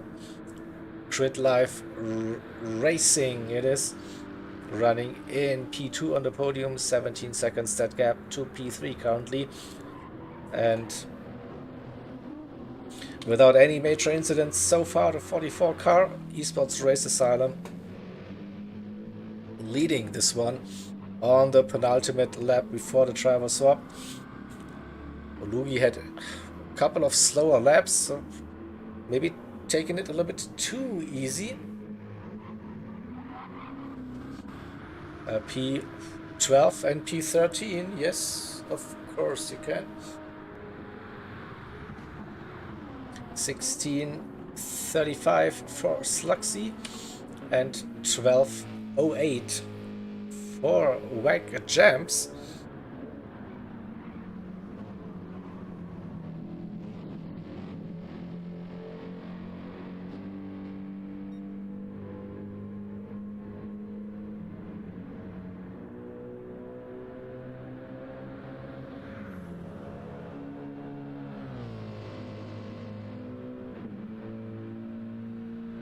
And we go back to Lugi, who will be starting the final lap of his stint just about now. So 45.8. And yeah, 2 minutes and 36 seconds the gap to Jakey in P2, another 17 seconds behind. Bombardier for the Sector 7 esports team, the number 5 car.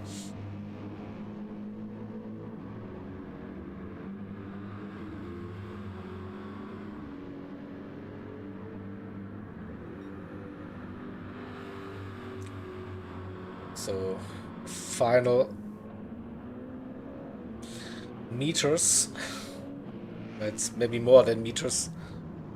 Oh, Luigi, don't throw that car away now on your in-lap. Keep it clean and don't do any stupid moves. You have a big lead, yeah, I know. But that was a big slide.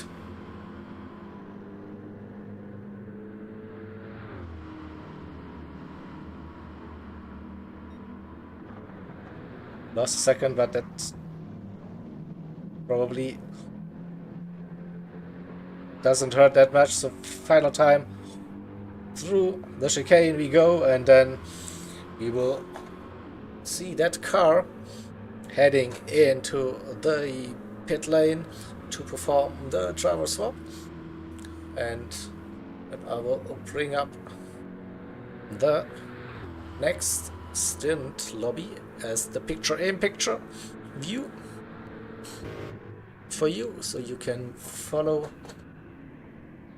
the racing in the next stint already, while we are still covering this stint.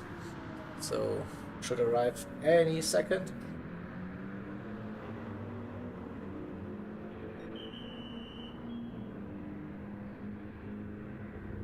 So, and then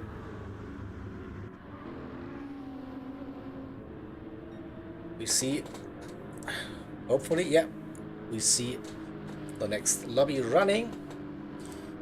See the full service for the 44 car, and then we are waiting for the next cars. Right, it's more than one lap, so Jakey now is starting the final lap for Grid Life Racing. 16.6 seconds the gap behind for Sector 7 number 5.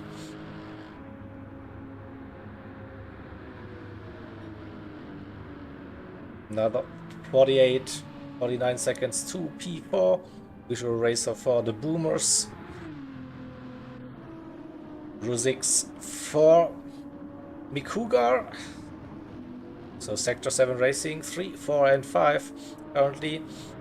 Blue Smooth Racing, they're closing that gap slightly. Under 8 seconds now for Mr. SBS in that 35 Aston Martin.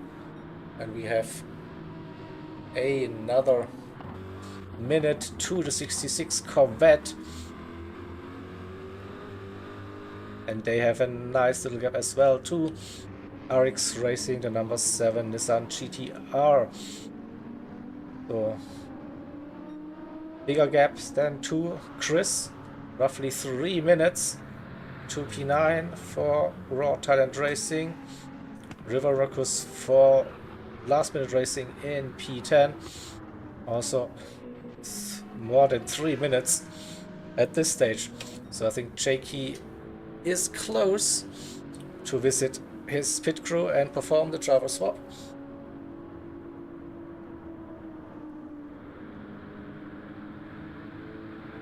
And again,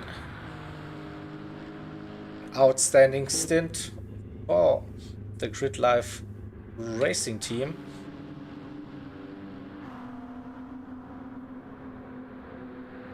And here comes Bombardier into the pits. But he won't be that happy with that costly mistake with front and rear damage on that second half of the stint in here. Still P3 podium position. It's okay, but what can they do? 16-17 seconds that gap at the moment between P2 and P3. So next driver performing the swap will be Visual Racer. Sector 7 Racing Boomers Aston Martin still going very strong in this 24 hours event. P4 it is at the moment, and the third Sector 7 racing car in P5.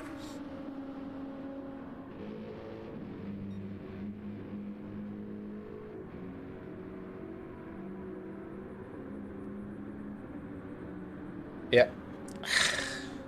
ORT disconnected very early in that stint.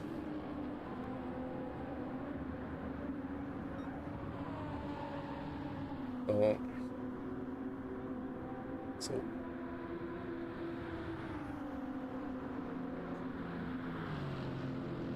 I should prepare the switch to GT45. I forgot about that. With all the driving going on. Come on. So it will be stint number 10.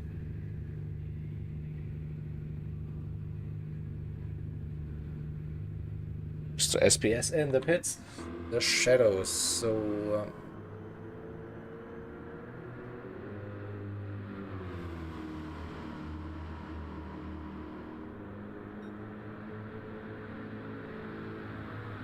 bear with me for a short moment.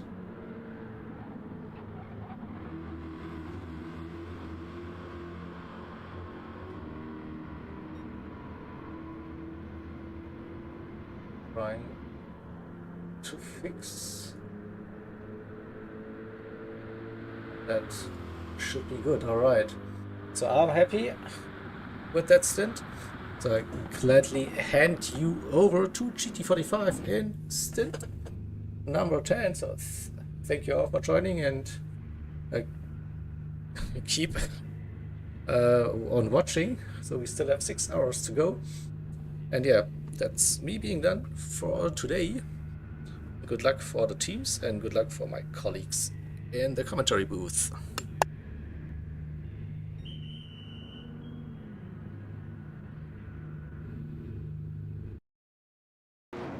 I know they're like 18 and a half hours ahead of where I'm at or something in Central Australia. So math is tough right now apparently. Yeah, it makes it like 9 o'clock in the morning or something like that. In the evening, sorry. 9 p.m.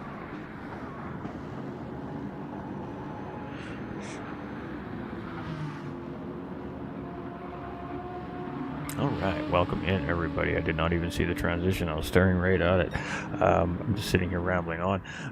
We're just kind of getting through the driver swaps here, taking over. Thank you to Jaeger for the last couple hours of coverage here from the International Racing Organization. And let's get through the field here real quick. Let's get everybody caught up to speed here now that we're back to full screen coverage. So it is ERA Kaza here in behind the 44 Corvette Esports Race Asylum team, currently leading the race. Over second place, number 3 Grid Life Lexus team, and that gap is 2.5 minutes currently. ERA's King Ears behind the wheel of the Grid Life Lexus. In behind him is Antonio for the Sector 7 Esports team. And boy, if we talk about up and down races, we'll get into that here in a few minutes as we recap up to the 18-hour point here.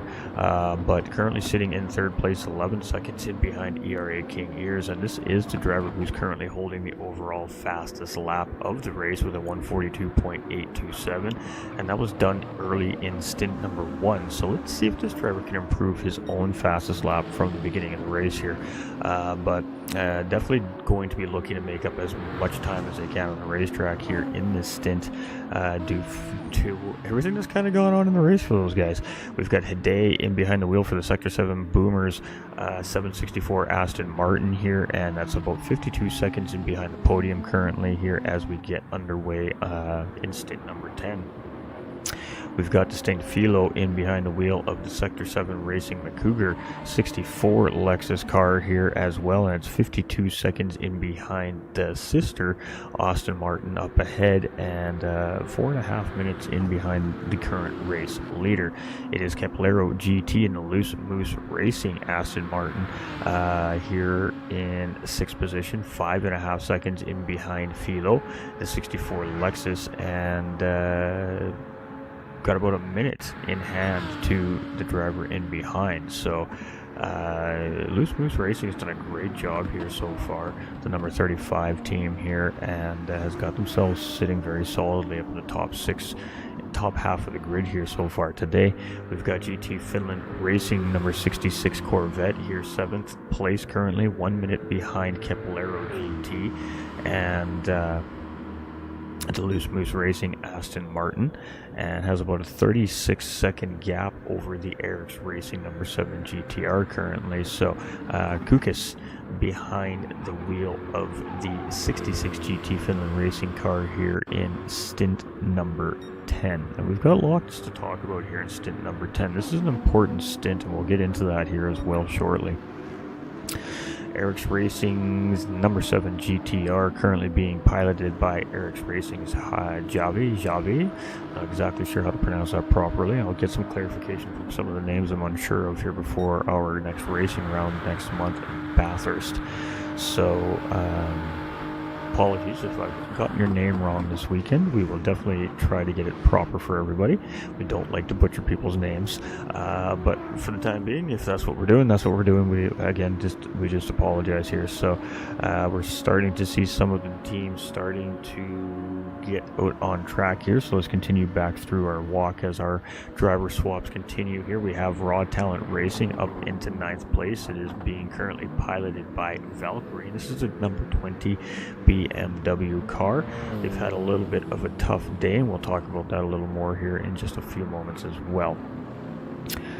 We're going to talk a little bit about each team's race up to the 18-hour point from race start here, from what we've seen throughout the day as the proceedings have happened here, and of course what we've seen when we've also been in the booth. So welcome to our returning viewers and ongoing watching viewers, and welcome to our new viewers here as well. If you're new to the stream, we appreciate the support. Hope you enjoy the racing that's taking place here in the Daytona 24 hours, and it's been a pretty good race so far. And like I said, for anybody that needs to be caught up on what's happening, give me a few minutes time to get the driver swap sorted out and have our teams all up to race speed here, and we'll kind of make sure we're not going to miss any immediate battles, and then we will break it down and get everybody caught up to speed here this morning. So good morning, good afternoon, and good evening, depending where it is you're viewing from, of course. And it is GT45 Gaming currently in the booth here to take us through the next couple hours of racing here. And this is an important stint, and we're going to cover that first while we're waiting for the driver swaps to continue through here. Our defending champions, number 1 BMW, now out in 10th position here.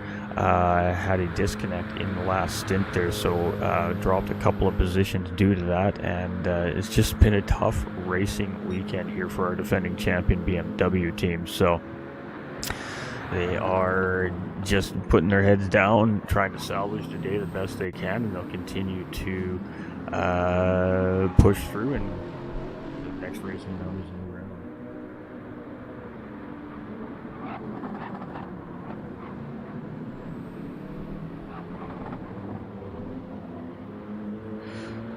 Get some blue flags waving here. Now, stint number 10 in a 24-hour race signifies that we are within 6 hours of a checkered flag now. This is an important stint.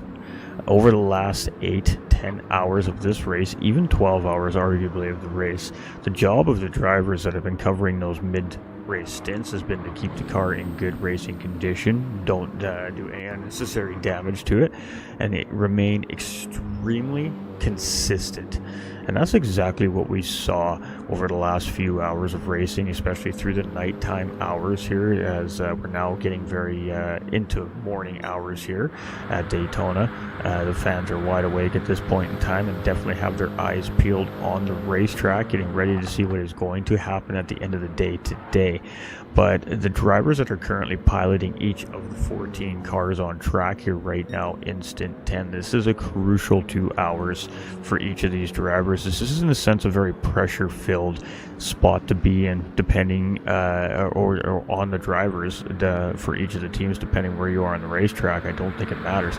Stint 10 in a 24-hour race is the setup stint for your top drivers to come out and try and bring it home. The job of our Stint 10 drivers at this point for most of the teams is no longer remain consistent and keep the car in optimal running condition.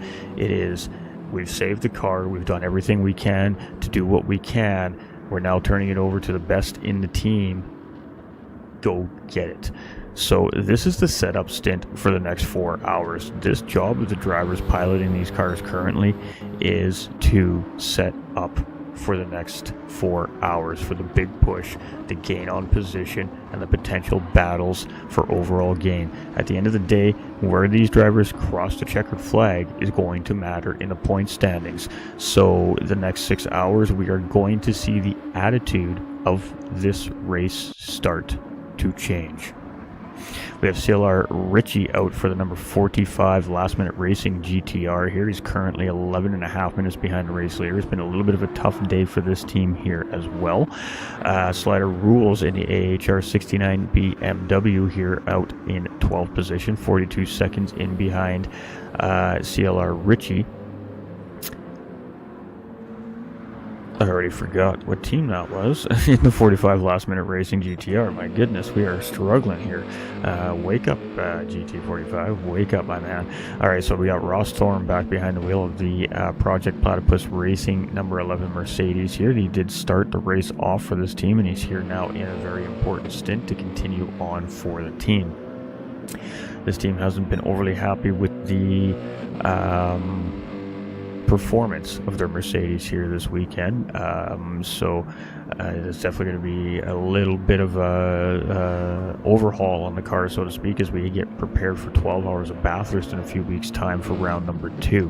11.5 seconds in behind Slider Rules in the AHR BMW right now, and I'm not sure what the gap to the 14th place driver is yet. Well, obviously are still waiting for the release of that driver out of pit lane, so some gapping definitely has happened over the race. That's not surprising to see, but we're going to start seeing the top drivers from these teams getting in behind the wheels of these cars again, and we're going to start to see this race completely change. And it's going to be on the edge of their seat racing for each of these drivers. They're going to be pushing the cars to their limits at this point, and there has definitely been some strategy discussion changes, and there's definitely been some talks about how we're going to progress the next 6 hours of this race, especially for certain teams on the field right now.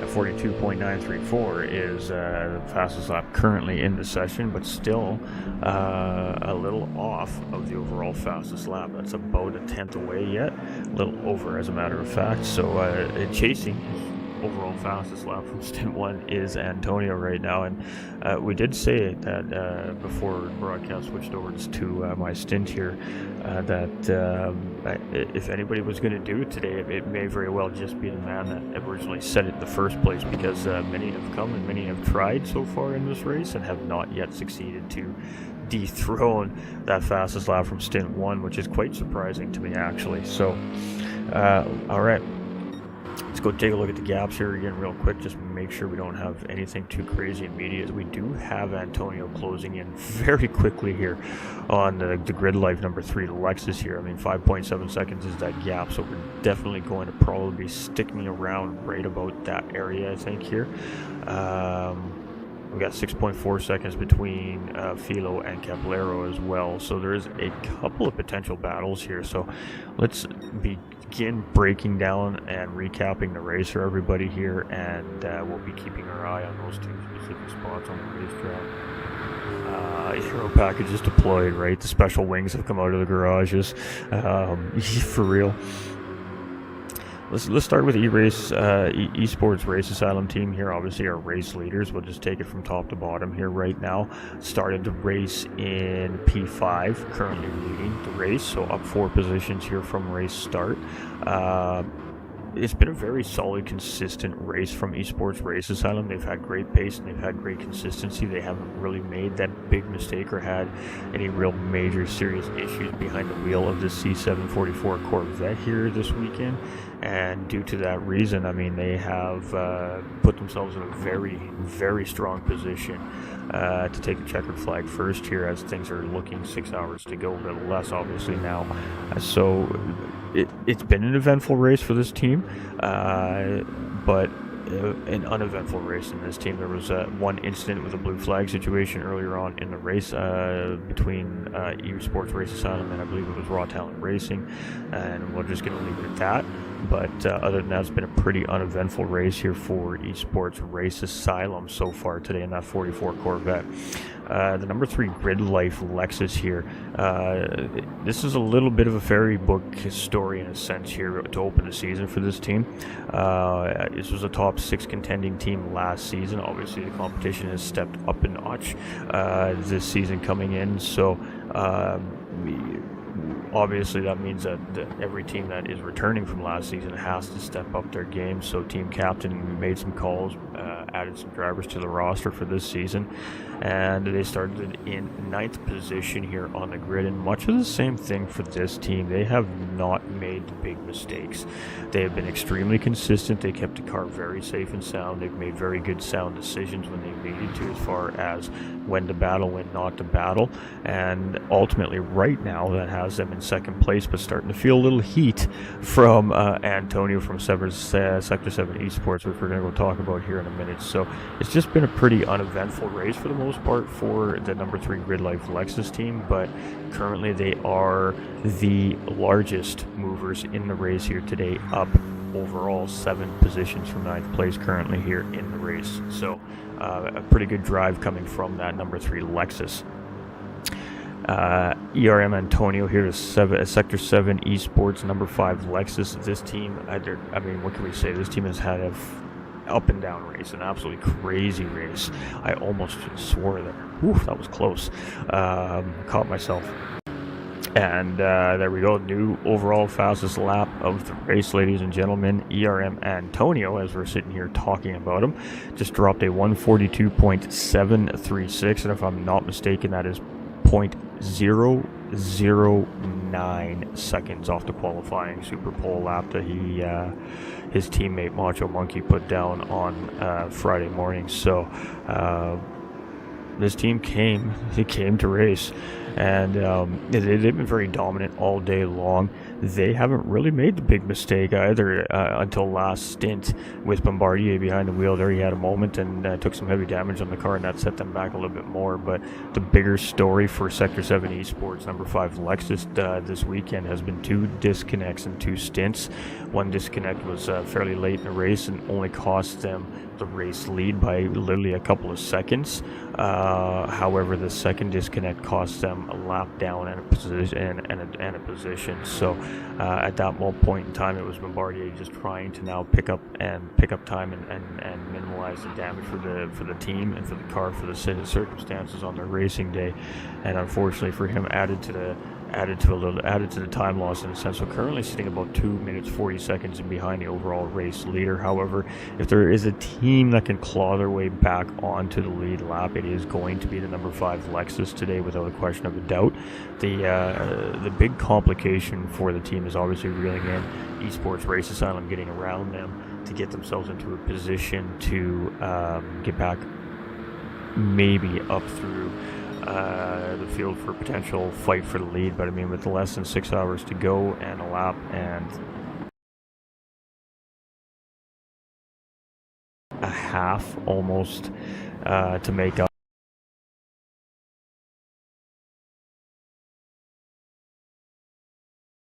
here, it is a tall order. It is definitely going to be a tall order. So we'll have to wait and see how it plays out here right now. But if it wasn't for the 2 disconnects, I mean, they'd be right there battling it out with the Esports Race Asylum team, and I don't doubt that for a second. The gap would be a few seconds one way or the other. So it's been a tough day here for the number 5 Lexus, but it is the first round of the season. It is a long season. We still got, 5.5 hours and some change left here before we take a checkered flag today. So this is not over yet either. We've got the Sector 7 Racing Boomers team. I believe they started in 2nd or 3rd place. I don't know without looking right at the qualifying grid right in front of my face, in front of me at the moment. But only down 1 or 2 spots currently. They've had a very strong, consistent race for the most part as well for themselves. It's been, for the most part, fairly uneventful. They've had great pace all day long and just sitting here in 4th place right now. So consistency doesn't necessarily help you win a race. Now that can be argued obviously, because we do have that case here this weekend with the Esports Race Asylum team. Right now they've been deadly consistent, and that reason is exactly why they are in the position they are in right now.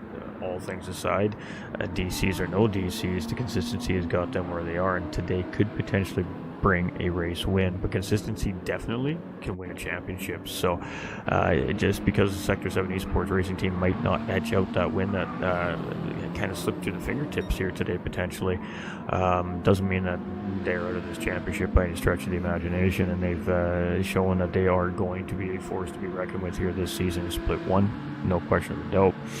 But so is this team right here. I mean, the Aston Martin was a car that people did not expect to see come into the season this season, with the allowance of the front nose, the front splitter, and the rear aero, essentially, to be allowed to be adjusted as each team chooses.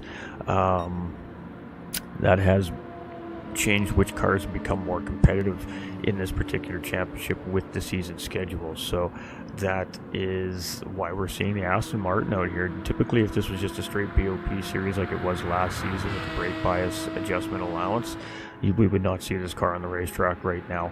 But due to the fact that the teams can adjust those wings, that has put this car into competition in the series. So we see a couple of the V12 Astons here in the grid this season, and one of them currently sitting in 4th place, piloted by Hidey right now. So love to see it. I mean, the Aston Martin is a current active running real life GT3 car, and it does very well on the racetrack and in competition worldwide in real life, and it just doesn't make sense that it is not competitive here on track in Gran Turismo 7. I mean, Gran Turismo 7 says they're the real driving simulator, then let's get real, shall we? Just saying.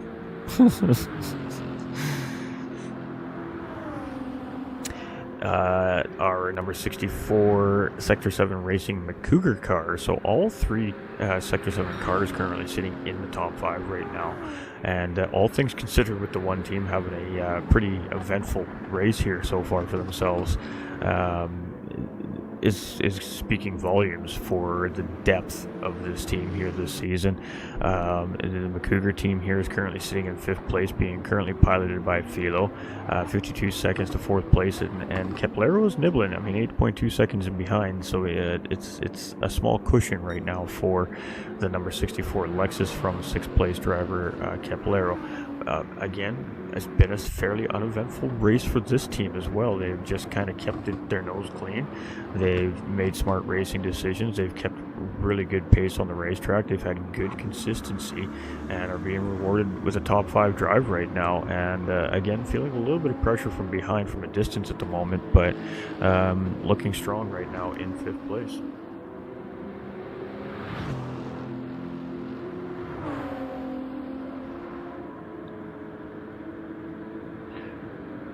Let's get back to 2nd place here. We're going to continue this breakdown. I'm seeing the arrows get really close together here, and then we're going to go continue our recap here. I mean, we're 18 hours into the race. A lot has happened for some of these teams, so it will take a while to take each team one by one and talk you through what's happened here today, but up to this point in the race. But we do have an active battle on the racetrack for podium position right now as well, so we got to put our priorities where the priorities need to go, and the priorities need to go on the action on the racetrack right now. 1.5 seconds is nothing at Daytona here. So it is just a good run from a driver on the other driver, and that is a half-second gain just like that. And the number 3 Grid Life car is definitely feeling the heat here right now as Antonio is closing in. And I mean, when you've got the guy who is currently the fastest driver on the racetrack hunting you down, you know you're feeling that pressure. So King Ears behind the wheel, a very capable racer and no stranger to pressure either. So this should be fun. It should be interesting to see how they approach this here as Antonio is approaching now.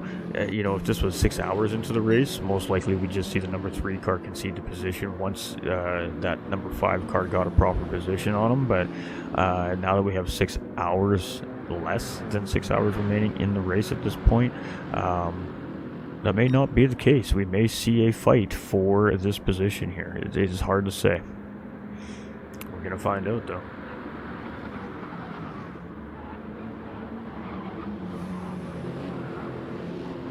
Yeah, Aston is your favorite car in GT Sport. It was the favorite car of a lot of people, actually, and it was a very strong competitive car in GT Sport, but that seems like an eternity ago already, doesn't it? My goodness.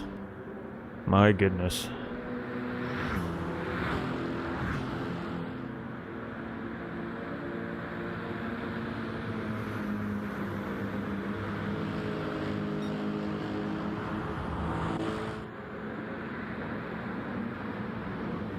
Alright, so let's track in on Antonio here, and let's get on board with Antonio as he continues his chase for second place here. And ORT BMW now in front of these two guys here as well, so technically a blue flag car to the second and third place drivers here right now, but it seems to be maintaining a decent amount of pace here at the moment as well. But you know that King Ears is aware that Antonio is there, and at this point the sooner the better for the number 3 car, because if he waits too long and Antonio gets tucked right in behind him before he gets around that blue flag car, then chances are Antonio is going to lose 0 time navigating around that blue flag car. And a little snap there coming from the number 3 car coming out of the left-hander there in the NASCAR 1 and 2, and that is going to slightly compromise their exit and potentially compromise that exact scenario that we were just talking about. So unable to close in enough on the ORT BMW in front to get this blue flag done and dealt with. So now that means Antonio is going to get the opportunity to close up on number 3 Lexus here. And this is now becoming an active battle with the blue flag car up ahead. So it's about to get busy here. Let's get with it. And Slipstream is engaged here. So what are we going to see here in the big turn here? So it looked like he was going to give the push there to the number 3 Lexus. However, he decided to pull out and try and get the job done. And ooh, here we go. Got a blue flag situation. We got that Lexus on the inside here, and that was an interesting choice right there from Antonio, but job done. He does move up into second place ahead of Luke, the number 3 Grid Life car, sorry, currently being piloted by King Ears, and he's now tucked into the number 1 BMW behind. So absolutely great pass right there, and let's go see it from the TV production camera angle here. So he pulls out here, he gets the slip from the ORT BMW there heading into the outside of the corner, and job done. I mean, he just goes in a little bit faster, a little bit later than the other Lexus, and a little bit of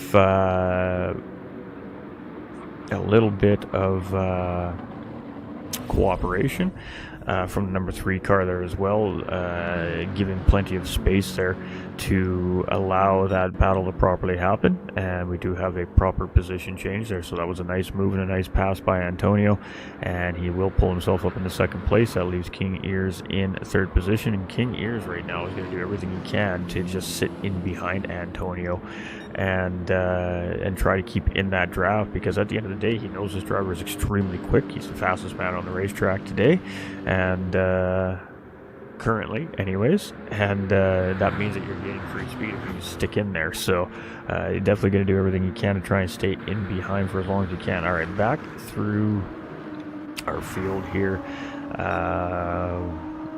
Caballero GT from Loose Moose Racing, our number 35 Aston Martin here, the second of the Aston Martins in the field here in split number 1 this season, and they are currently sitting in 6th place. They've been as high up as 3rd place here today, and they're having a good race from them. This is an underdog team here, quote unquote, compared to the names on the list of the team. So I mean, on paper, this team is one of those teams that you would not expect to see where you see them right now in the race. You would think that they would be a little bit further down the field based off paper statistics.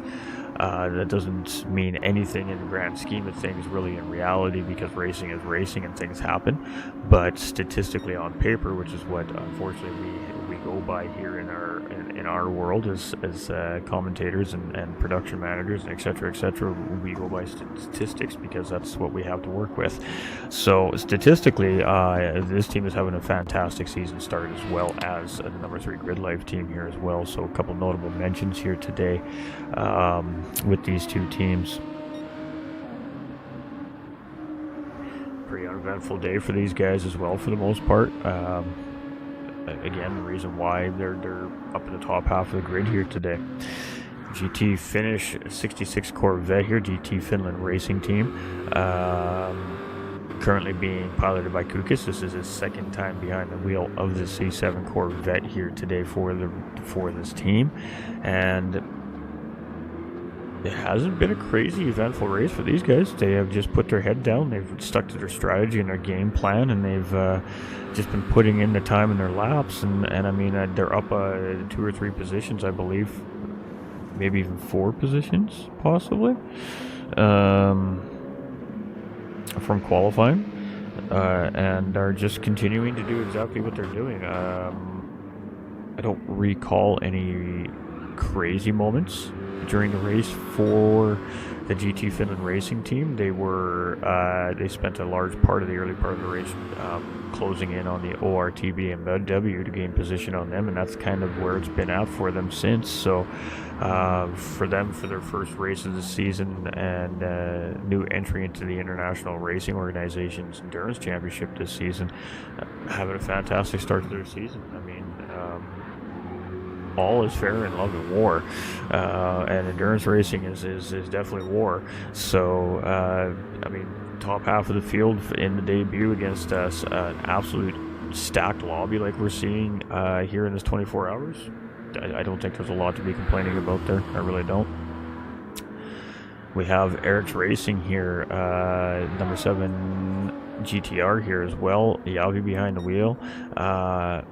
It's been a little bit of an up and down race for them. I believe they were involved in an earlier incident, early part of the race that set them on the back foot a little bit.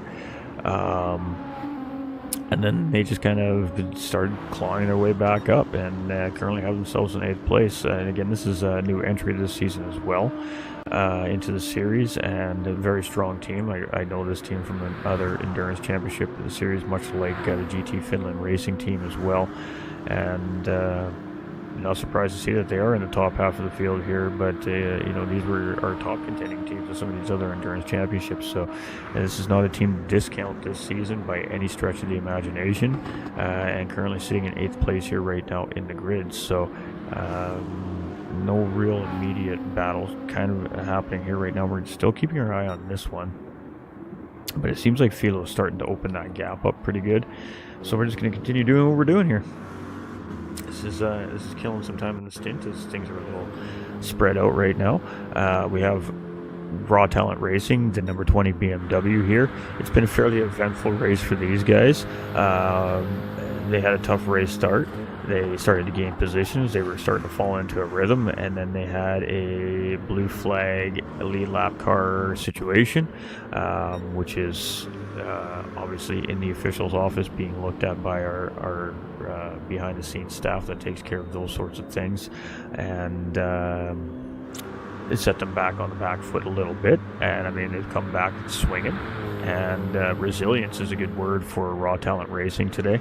This is their first race here at IRO. This is their debut here with the International Racing Organization as well this season. So resilience really does fit Raw Talent Racing today and the number 20 BMW.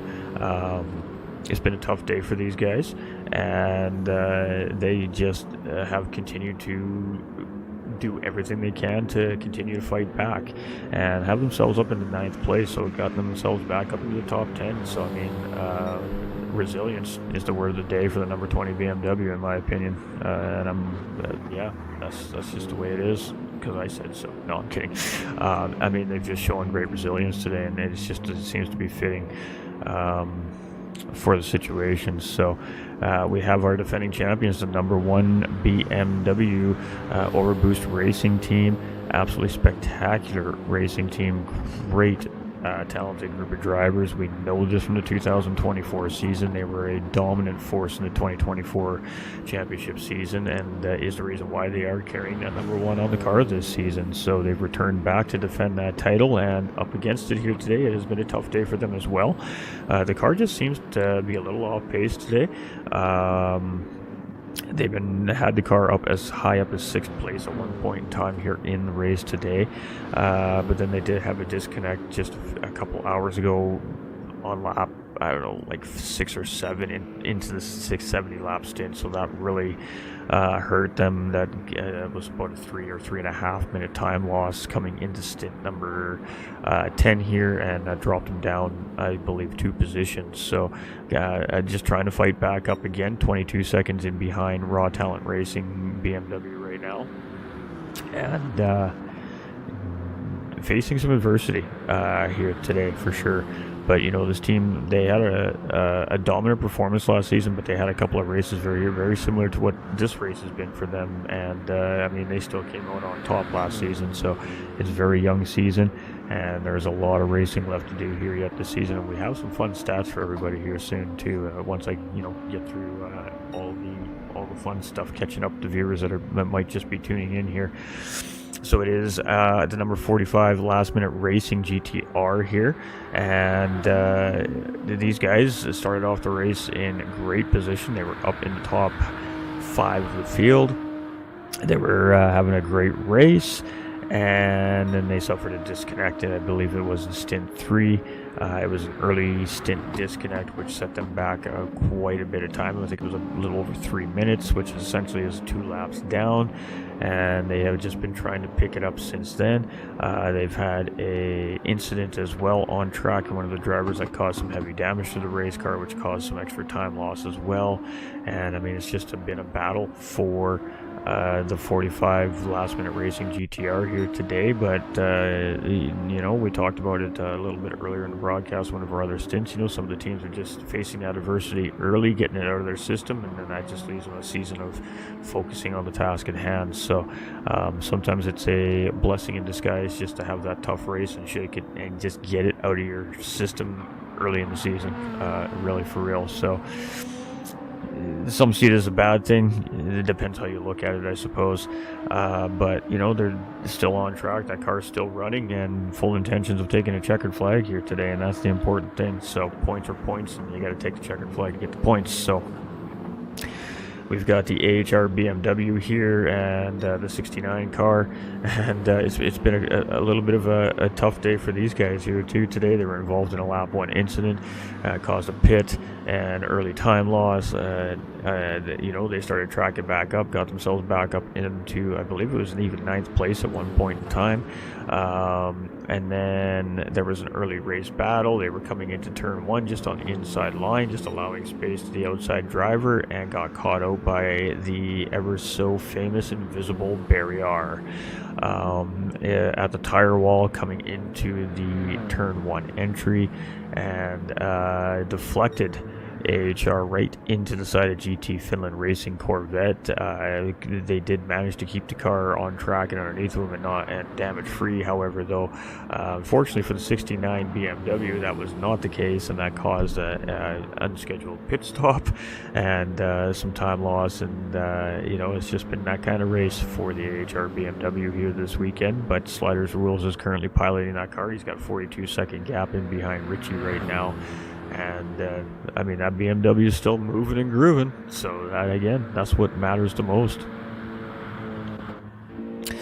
We've got the Project Platypus Mercedes here, number 11 team, for a new entry here into the IRO season this season as well. So this will be their debut here in round 1 for split 1, and struggling a little bit with the car here. Now, you can't say that the drivers don't have pace because they qualified into split 1. And I got to tell you, it was not easy. There was 21 teams that registered at that point when pre-qualifying took place, and there was only 14 teams that got the spot at the time. So it was extremely competitive, and I believe like the top 17 or 18 teams of the 21 teams were literally separated by a second from top 2, like that position. So that is less than nose to tail separation. If you were to put those cars together at that time gap, it would basically they would basically be overlapping each other slightly, front to rear tire type overlap. It was that tight in pre-qualifying this season, which then of course has now introduced a second split due to the extreme interest, and we have just officially filled that second split here this weekend. With the last entry being filled up from a team that was tuning in watching today. So welcome into IRO, and Split 2 does happen in a couple weeks time at February 22nd, and currently no scheduled live broadcast for that. So if anything changes on that, of course, everyone will be notified through the social pages and all our platforms, so you don't miss the action. With that being said, the big issue is the production side of things there. The streaming team is large here, but the streaming team also has families and real lives, and is already giving up 10 weekends out of their year to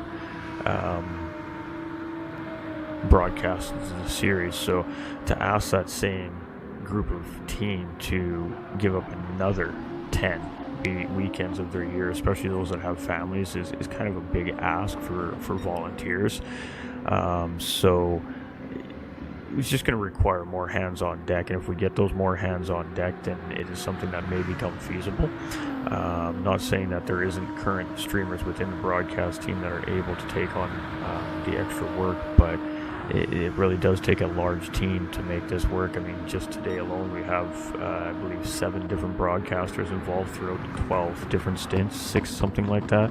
I'm a rare breed and an exception. I've been doing this for a long time, and I'm no stranger to doing multiple stints or long duration races. So I'm always there to fill in any missing spots, but I have a team entered into Split 2 myself for this series, 1010 Sim Racing team. We did actually run the pre-qualifier. We were one of the original 21 teams to try and make Split 1. We failed miserably, but it was a tough combination, and our skill level as a team just wasn't there to match up with that car in the field that's just here this season. So we're excited, and we're just fortunate that there is the availability of having a Split 2. So one way or the other, I will have some kind of content, some form or another of coverage of some part of Split 2 racing.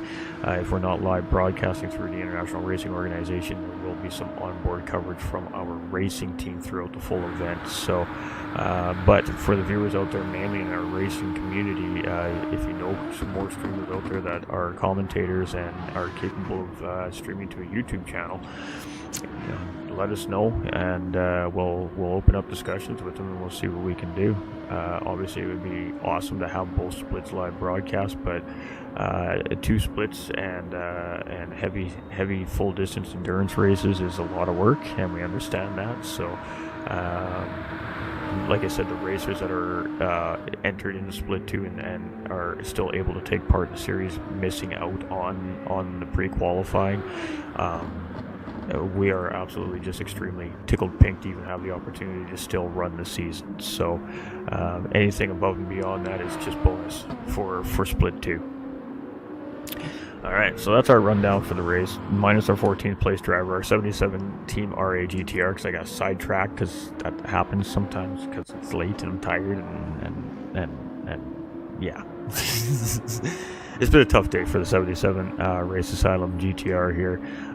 Again, they were involved in a very early race incident, very early on, like lap 1, lap 2 type thing of the race.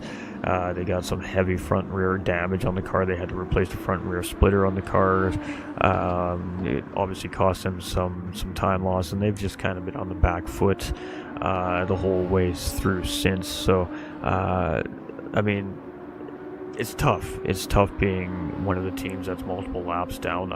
We've been there. I've been there. I know how it feels. I know what it's like having blue flags waved in your face for multiple minutes out of multiple hours of a race. It gets frustrating. It gets a little demoralizing, but it's what you learn from that experience and what you take out of it to prepare for the next experience that matters the most. And that's what we all need to remember as racers, because these racers are tough, not only physically but mentally. And we're going to sit here and talk about mental toughness. One of IRO's partners just ran a 24-hour charity race at the Nürburgring 24-hour not just 3 weeks ago for Mind, which is a mental health organization. So we're going to sit here and bring up this discussion on mental health. I just do want to side note that fundraising effort raised just shy of £3,000 over the 24-hour event as well. So much love to the IRO partners, and of course IRO allowing those partners to use the rule sets and setup for that race, and stepping in to help as well. So we talk about that. And the reason why I bring that up is because when we got the opportunity last season at the 8 Hours of Suzuka to step in as a reserve team for AHR, who was unable to make the Suzuka race, we ate some humble pie, and I tell you what. And I'm going to be very honest with you guys here, and this really lies in on the mental aspect here. It broke us. It broke the team. My drivers and myself was no exception. We're all mentally shattered after that 8 Hours of Suzuka. That was some of the toughest conditions that you can race in the game, and we just came improperly prepared. We thought we were prepared, and we just were not prepared for what we were up against. We struggled, and it broke us. It tore us down. Some of our drivers stepped away for weeks because they just couldn't swallow that pill. And it took a lot of time for us to recuperate. It took a lot of time for us to overcome that roadblock that we just encountered.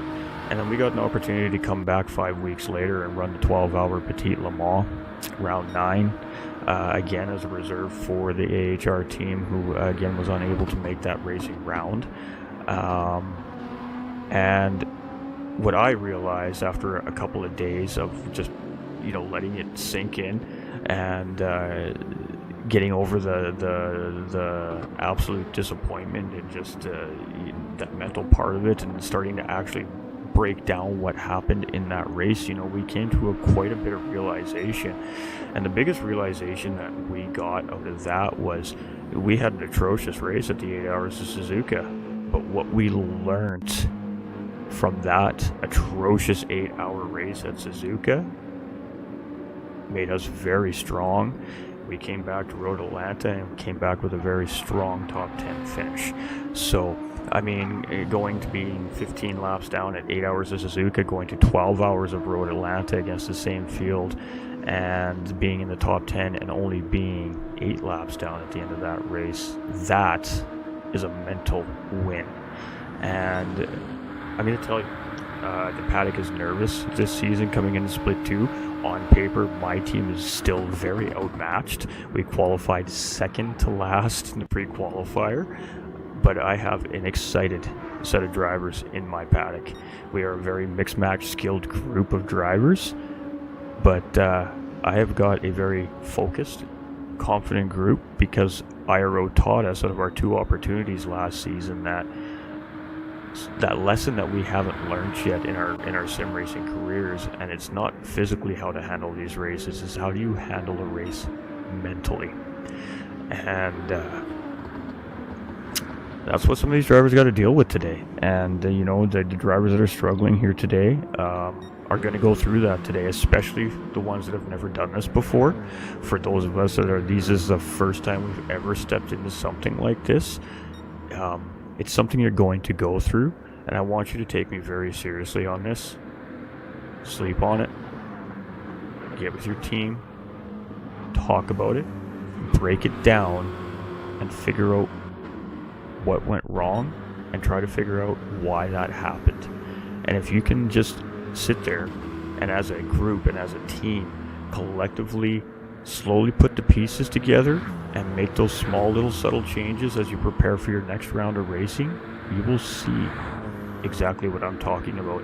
This is no lie. Any one of my 1010 sim racing drivers that may very well be in this chat right now watching the race, it's very doubtful because it's super late in North America, will tell you that I am telling the honest to God truth. This is a true story from the 10th sim racing team from last season. We were mentally destroyed, but we picked ourselves back up and we have learned a ton. And this is all we want to do now is long distance endurance racing. We were shattered when we didn't make the split 1 pre-qualifying, and it was a blessing that they dropped the split 2 for us. So we look forward to it, and we just thank International Racing Organization for that opportunity. But this is a real life mental story. This is a video game. And viewers at home might be maybe sitting there going, well, that's ridiculous, GT45 gaming. It's not. This is life for many of us.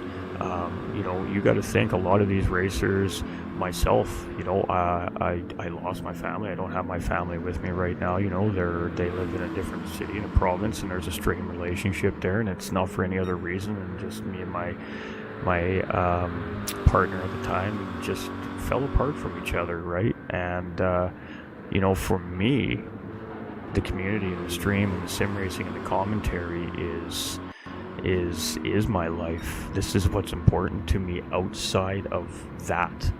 And because I don't have that on a day-to-day basis, this is what keeps me moving forward, right? So when we get an opportunity to talk about the mental aspects of what we're up against here, I really like to try and open up real experience with that, because there's no better knowledge than real life experience. And I'm not saying I have the answers, but I'm just saying that you can't let these races shatter you, because at the end of the day, this is a video game, and I know this is very important to a lot of us, but it's a lesson. And I have a saying, and I've been saying this for many, many years. I say it to my team, I say it to my community, I say it in real life to complete strangers. Failure is only a stepping stone to success. When you learn from failure, you will find success. Take the leap.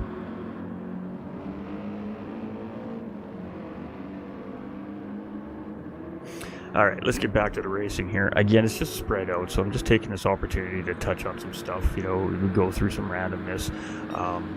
And I thought that was important. We did have that big charity event that just happened. That was a huge part in cooperation with the IRO team and partners that happened that are behind the scenes here. And it was a big deal. It was a big deal. We were very proud to put a team in and support that. And we had a huge showing from the community on my side. We had Sector 7 come in, bring 3 drivers in for the team to come and race with us. We had Lucas, who's running for the number 3 Grid Life Lexus we're watching right now, come in and run with us. We also had TDC Gaming, who's a YouTube streamer here in the community as well, coming from Team Rad, who is a split 2 team entry as well. It'll be their first crack at endurance racing. So any of you Team Rad guys that are watching right now, potentially, I know a lot of you guys are UK based and are probably tuning in and keeping an eye on what's happening here for information. Take my words very seriously, guys. You're very good friends of 1010s here. is going to be an experience, that's for sure. Alright, Hade here for the Sector 7 Boomers. Aston Martin here is currently sitting in 4th place. We have seen pit stop sequence here while I was completely rambling on for like half an hour straight. But that's how I roll. So let's catch up on what's going on here. 50 seconds in behind Hade is the Sector 7 and 64 Lexus sister team. Distinct Philo is the pilot here currently right now as well. We've got Caplero GT in Loose Moose Racing, 35 Aston Martin. 15 seconds in behind Philo. Has just been trying to manage that gap. Is slowly losing a little bit of time to Philo right now, but not a ton of time. So doing a pretty decent job at managing the distance between himself and 5th place. We've got Kukis in GT Finland Racing 66 Corvette here in 7th place. He's got 55 seconds to 6th place, and about 34 seconds to the good to the Eric's Racing GTR in behind, driven currently by Javi, and I'm not sure how far ahead he is of the number 20 BMW of Raw Talent Racing at the moment, but we'll figure that out here in just a second, as we got a blue flag situation underway there for ORT. Is getting around the Project Platypus Mercedes there, and it is like I said, 34 seconds between Javi and Kukis, and then we move down to our 9th place team, the Raw Talent Racing team here, BMW, was at 9:20, 6:21, about 3 minutes.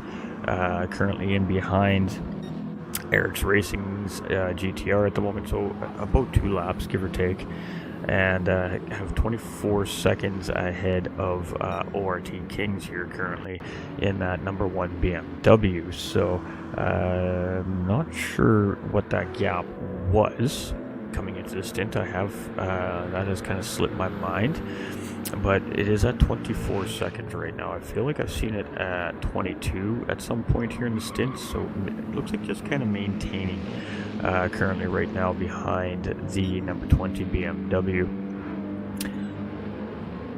That takes us down to the 45 last minute racing GTR here.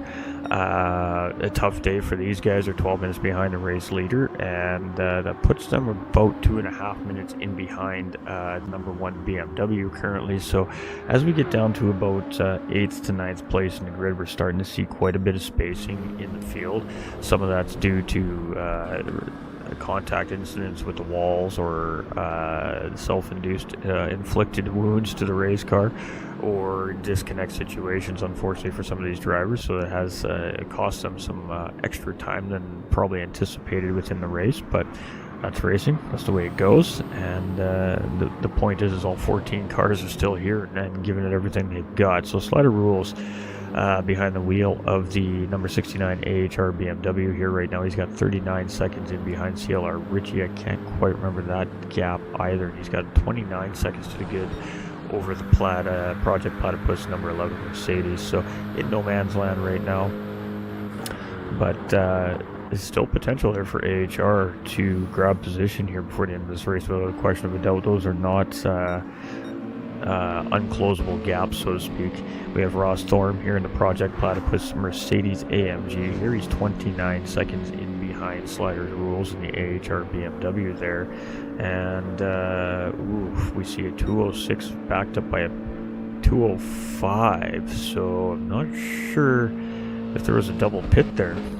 It possibly could be. And we've got Jay Spiteri here in 14th position for the 77 RA GTR here. And it's been a tough day for these guys. They're 17 minutes behind currently here in the race, but that is all uphill from here for these guys as they move forward into the season. And like I said, you just got to approach it that way. You can't take it as a defeat. It's just a lesson to be learned in that path to success, and some of these teams are going to have to take a look at their days and look at it exactly in that direction, and it will definitely help them process the race in a more confident and efficient manner, and hopefully not hurt the confidence of the racer. I mean, I guess I'm speaking like a team owner right now. I'm a new team owner. I have a lot to learn as a team owner. But you know, my biggest worry is always my confidence of my racers. It's a tough, delicate balance when you're trying to be genuinely competitive, but you're still trying to keep it fun.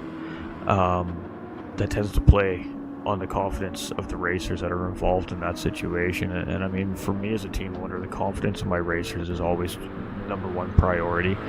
And what I find is when the racers are having fun, the confidence is just naturally there. But when a racer is struggling, that's when they start to lose that confidence. And as a team owner, that's where I've got to step in, and I've got to find a way for them to maintain that confidence. And the best way to do that is just make it fun. So, I mean, if it takes a smash and dirty racing night just to blow off steam to get over it, you know, so be it, right? But you got to just keep it fun. And if you keep it fun, the oopsies and the failures don't seem so drastic for any of the drivers or teams. And I mean, every team's going to face this at some point in the season. So,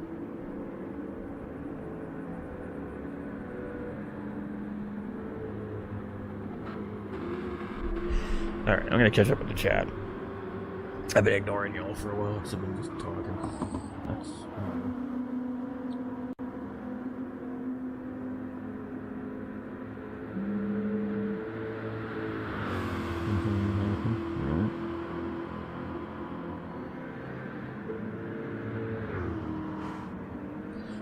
Split 2, we do have to remember that Split 2 is stacked full of teams that literally missed Split 1 by a tenth, maybe 0.2 of a second.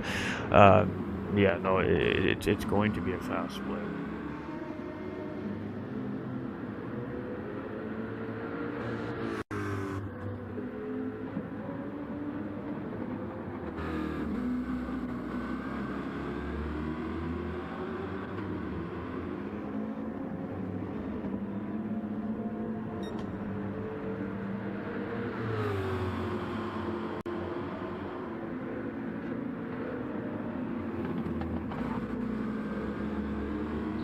Oh yeah, no, I mean, we're racers. You know, even when we don't feel good about something, we're still there to compete and race. And at the end of the day, what happens is what happens. But you know, it's just because of our experiences last season, stepping in for a couple of races on behalf of AHR, that we've learned those lessons. So, you know, those are important lessons for our team, especially as a young team.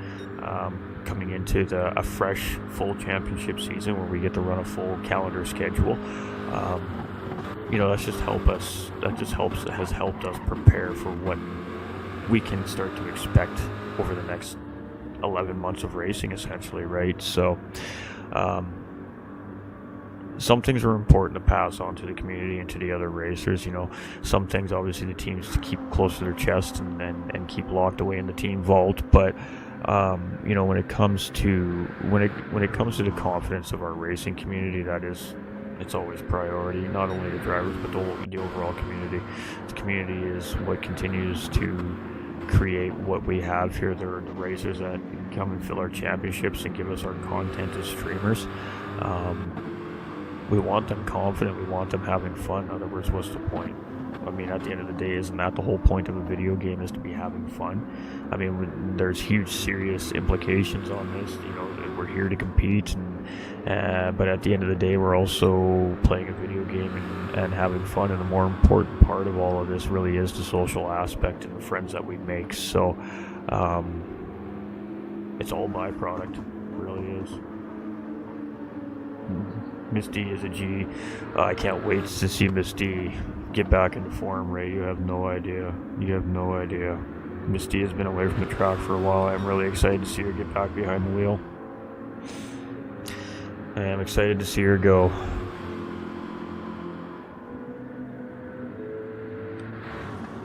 All right, Antonio's still sitting on a 42.736, so he's bested his best lap by about 0.09 of a second. Here in stint number 10 over stint number 1. So small gains.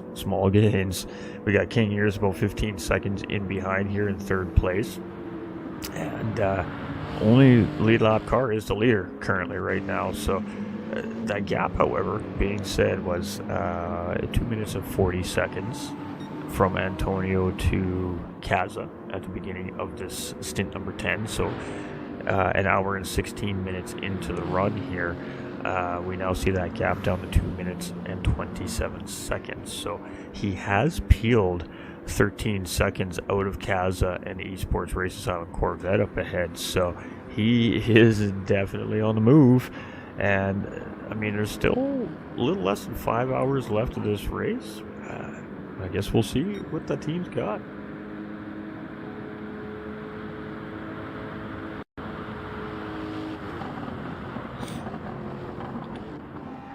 Alright, so we got Hidey here in 4th place for the Sector 7 Racing Boomer, 764 Aston Martin. A minute 4 in behind King Ears. Just dipped about 10 seconds, lost about 10 seconds since the start of the stint number 10 here to King Ears, but he is on a personal best sector there right now anyways, 0.008, so 8 thousandths of a second. Not a ton of time, but hey, blue is blue, man.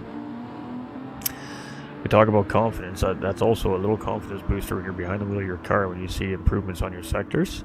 So that's always a plus. We've got Distinct Philo. It's a 64 McCougar Sector 17 here in 5th place, 51 seconds behind the sister car there, and that's stayed pretty consistent for the most part here this stint, and now has about 15 seconds over Caplero. So Caplero was as close as almost 5 seconds there at the beginning of the stint, so Philo putting about 10 seconds in between the 64 Lexus and our number 35 Aston Martin Loose Moose Racing Vantage here. So Loose Moose Racing doing a fantastic job here today. Outstanding performance by this team here today, and really there's 2 teams up for discussion for team drive of the day, I think, in my opinion right now. And I mean, obviously from the obvious of the race leaders, and I mean, you can't even take away from Sector 7 Esports right now, but there's 2 teams here that on paper that are a little bit of a surprise here in the race, and that is this number 35 Loose Moose Racing Aston Martin, and that is the number 3 Grid Life Lexus, currently sitting in 3rd place right now as well. Started 9th place in the grid. So the biggest movers in the field right now is that number 3 Lexus, currently sitting in 3rd place. Kind of ironic, but they are having a race here at Daytona this week. That's for sure.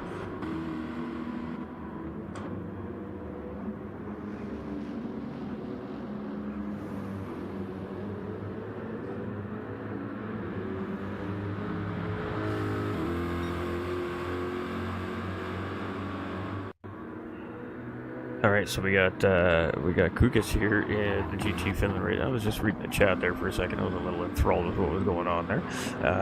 Here in 7th place, he's got 55-second gap over Caplero and Loose Moose Racing.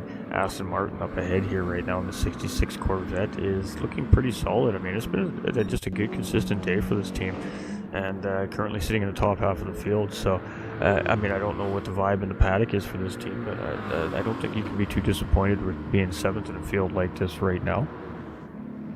19 and a little bit hours into a race. That's pretty good.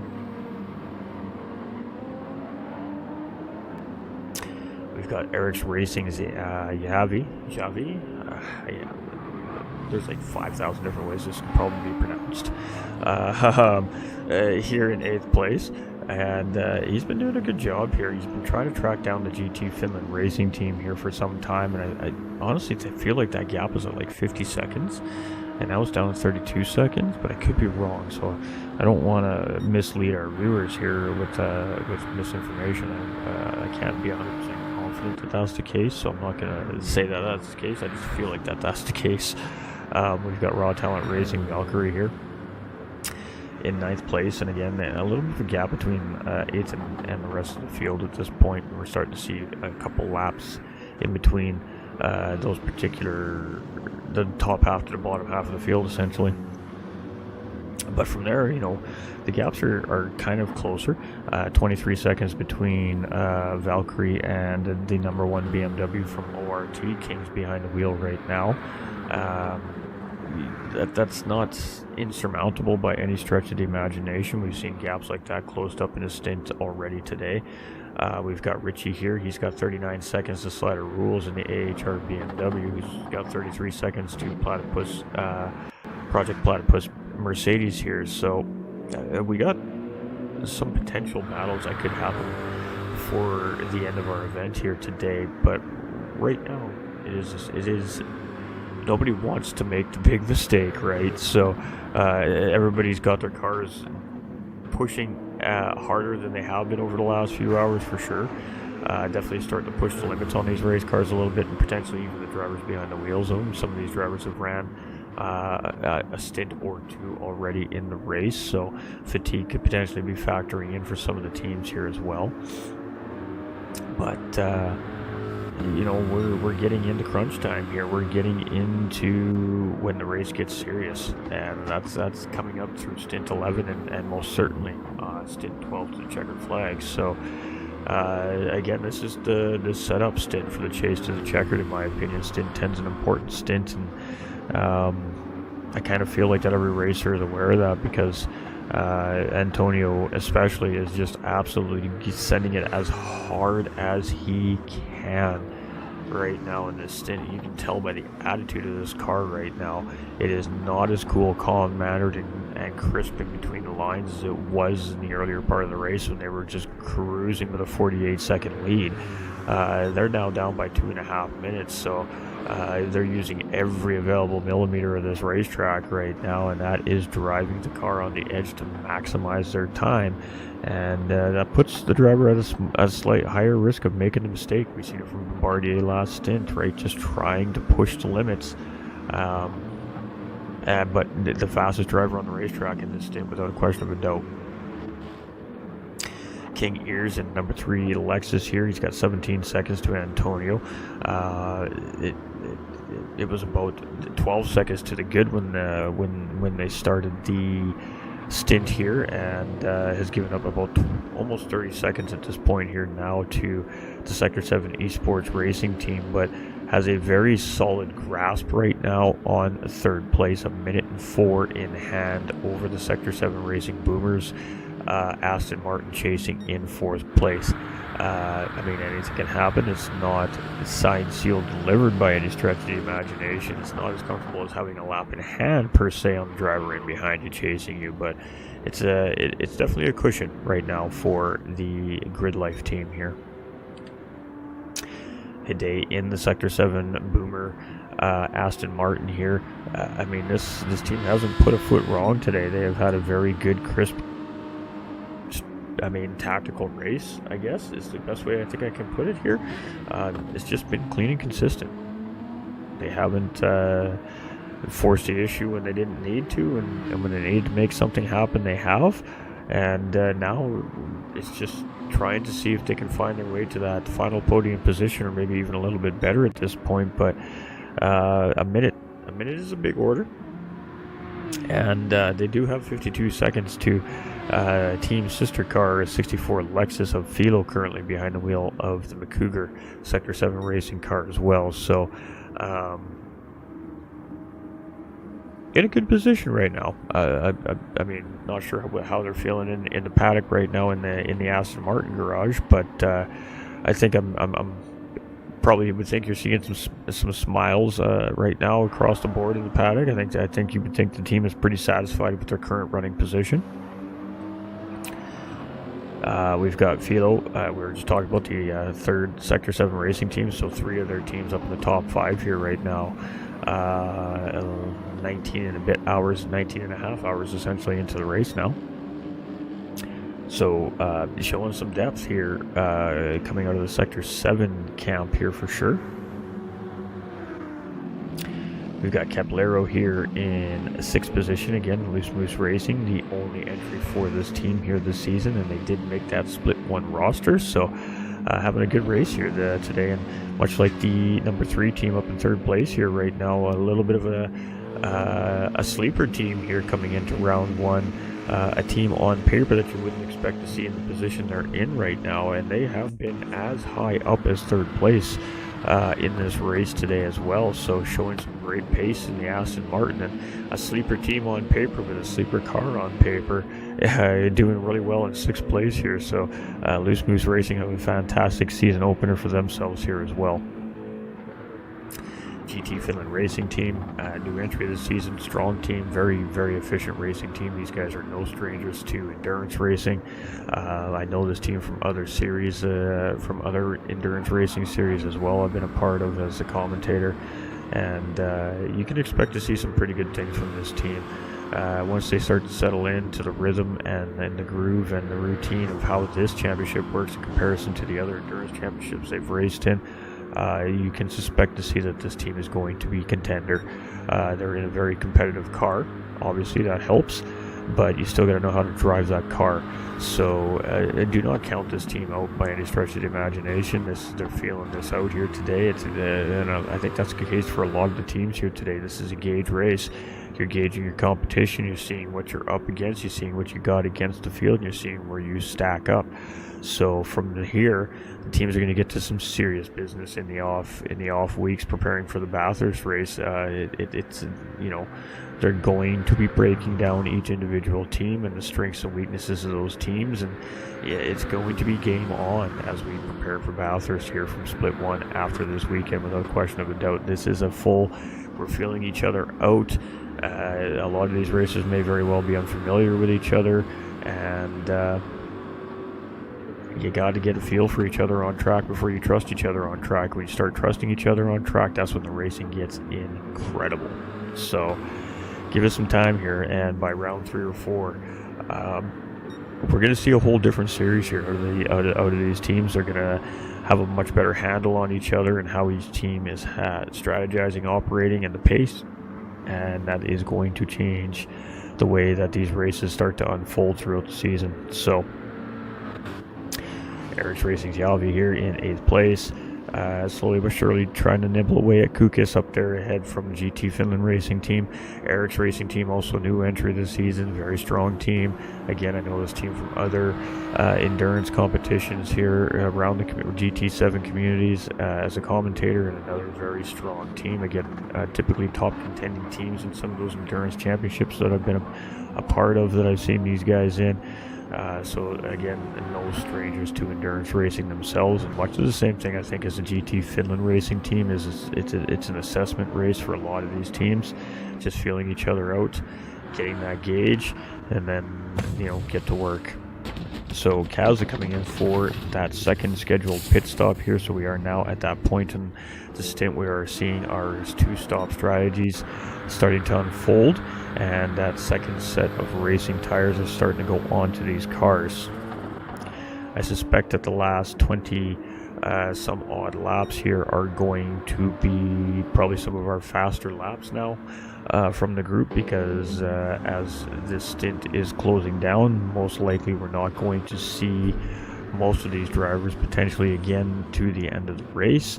Like I said, we're seeing some big names already here in stint 10. Most of these teams have not fielded their best drivers in a few hours, obviously resting those drivers for the end of the race if I had to guess. So looking at the field now, pretty star-studded lineup. For those of us that have been around the community for a long time, recognize almost every name in this list, and know where they come from, and have an idea of who they are. It's only going to get faster over the next 4 hours, so buckle up, folks, because the racing's about to pick up.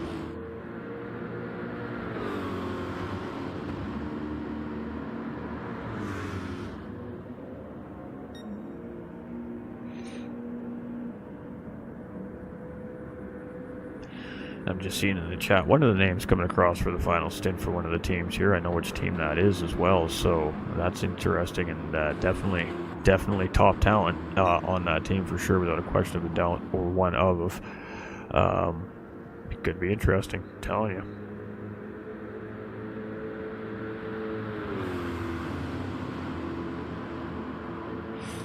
Yeah, this is, I know, I've been just silently kind of watching this unfold. Oh, he dips in.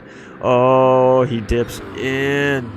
Alright, so this is a sense of undercut strategy here from Sector 7 Esports. The number 5 Lexus was closing in on our race leader here, and that is important because that puts them back on the lead lap. It's unfortunate there that Antonio had to dive into pit lane there because he had an opportunity to potentially to come in to get ahead of the 44 Corvette and then make their pit stops. But he is going to go for the undercut strategy here, and I would assume we're probably going to see Kaza coming in. Oh no, Kaza actually pit just before. Sorry, a lap before, so I missed. I seen it too. I just forgot. So the undercut actually belongs to Kaza. So Antonio was right there, and I thought that he was actually undercutting Kaza, and this potentially could put them back on the lead lap. But lo and behold, I was wrong. Kaza has already pit. They had it covered. Yeah, so you know, don't mind me. I was like, woof, did they make some time up there?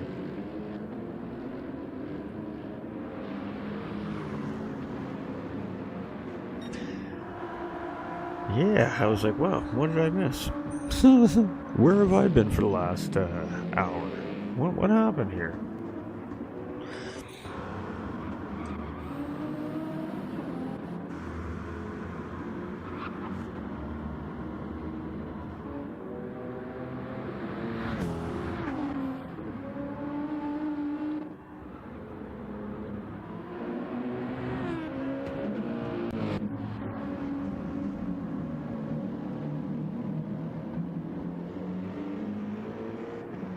Alright, so just kind of gauging as the pit stops are now starting to filter through. We still got a couple of teams that have yet to stop. Actually, we have about half the grid that has yet to stop.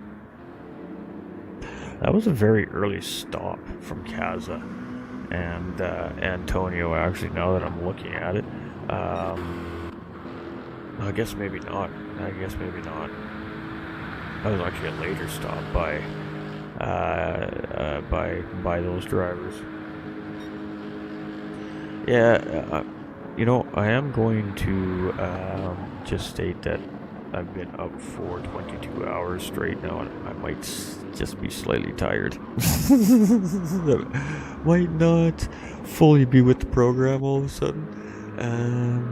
Brain is not computing, you know, that happens.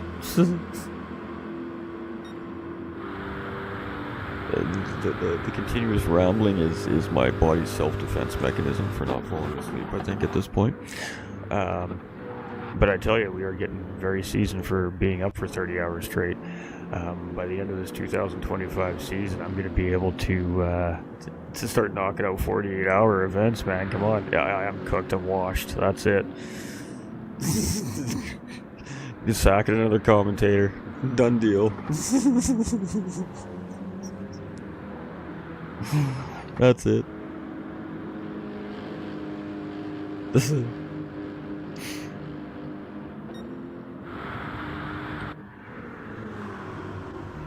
I'm not cooked yet, Nick. Just wait till this stint is over, then I'll be cooked. In all the right ways. Alright, so we got Hide coming in for his final pit stop here. We've also got the Grid Life Lexus coming in for their pit stop here as well. And obviously their pit box is much further down pit lane than Hide's, because Hide's already in his pit box. But they are a minute in behind, I guess, as well, so that would kind of make sense why they, yeah. I don't sing. You want viewers, Nick? Or do you want all 60 of our viewers that are watching right now to turn that number into 0? You just don't want to go there, my man. You really don't. My sister got all the talent in our family. I got the working with my hand talent. I can build anything from a picture, no problem. I got you. Ask me to play an instrument or sing a song? No, nobody needs that injustice.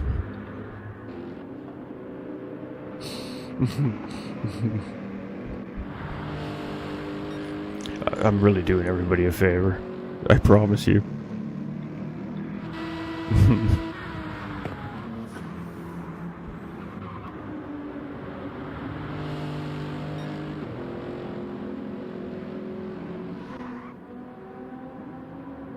Alright, so Keplero and Philo here about 17 seconds separated. It's about the closest gap we've got right now, unfortunately. What do we got? 224 is the gap between Antonio and Kaza, so I mean, again, that is coming down ever so slowly but surely. King Ears is 23 seconds in behind Antonio, but a minute 11 now ahead of Hidde. So they're doing a pretty good job at managing that gap. We got 52 seconds between Hidde and Philo, and then we've got 16 seconds between Philo and Keplero. 56 seconds between Keplero and Kukis, who's currently sitting in pit lane getting some fuel in that car. We've got Eric's Racing's Yavi coming in with GTR doing their scheduled pit stop here as well. We got Valkyrie from Raw Talent Racing, also still owing a pit stop here, so we should see that car coming in soon. We have Kings also going to need a pit stop here as well. Richie will also need a pit stop, and so will Sliders, Rules, basically the back half of the pack, and in a sense that's because they're a few laps down, so they just haven't hit that pit window yet. The race leader is on lap 51. And 14th is on lap 42, so there's a 9 lap difference between the front and back end of the pack, right? So it does change up the pit strategy a little bit, and that kind of makes it interesting because it puts the lap cars in different spots on the racetrack where the lead lap cars potentially least expect them to be because of pit stopping. So that can sometimes change gaps. Because lead lap cars suddenly get hung up behind a blue flag car unexpectedly, or just in the wrong spot due to that pit stop. So that can at times affect the race and make things interesting. Yes, but unfortunately not in this stint. Yet anyways, not yet.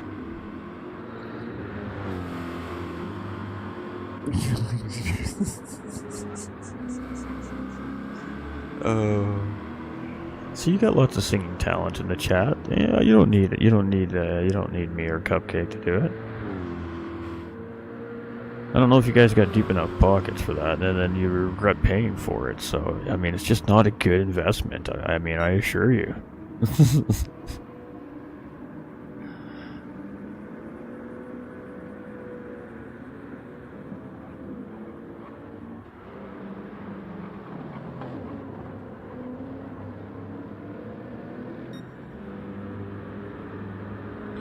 Just taking a look at the pace of our drivers here.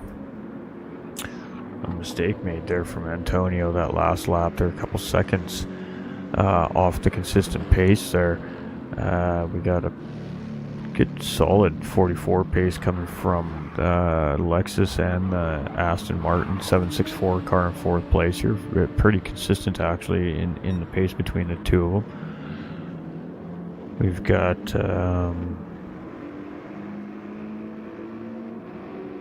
Fiedel lapping around the same here in the number 64 Lexus. We've got Keplero right around the same. So again, we're seeing for the most part the top 7-8 teams kind of on similar-ish pace, with the exception of Kaza and Antonio right now, I suppose.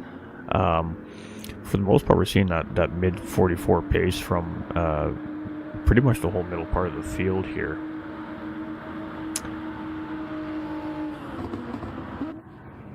Got Valkyrie here in P9 now, just making that pit stop here. So we are starting to see the back half of the field getting into that pit window for themselves. We just see ORT coming out of pit lane and picking up a track limit infraction at the same time there. And you know, that's actually easy to do after a pit stop, surprisingly enough, is pick up a track limit penalty. You're on. You've been driving your race car potentially on, you know, fairly heavily worn out tires. Ooh, I hit the wrong button.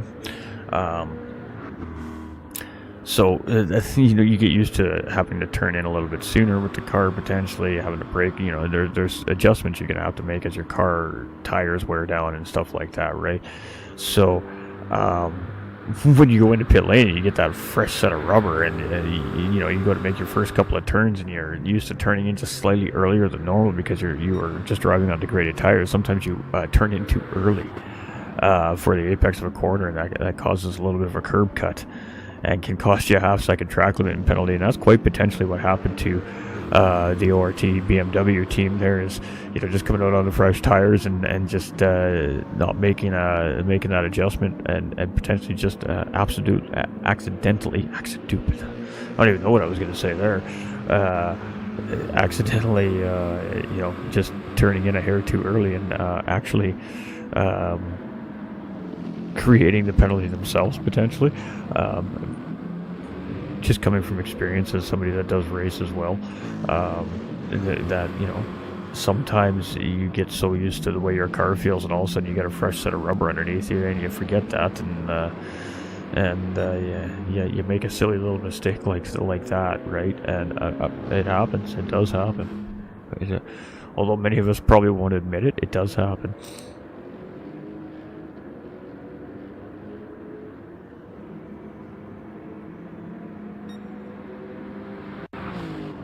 To help keep you sane.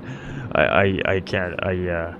It's all a good, Cupcake. I have to tear my whole setup apart to get the chat system to work, so I'll make her through, my guy.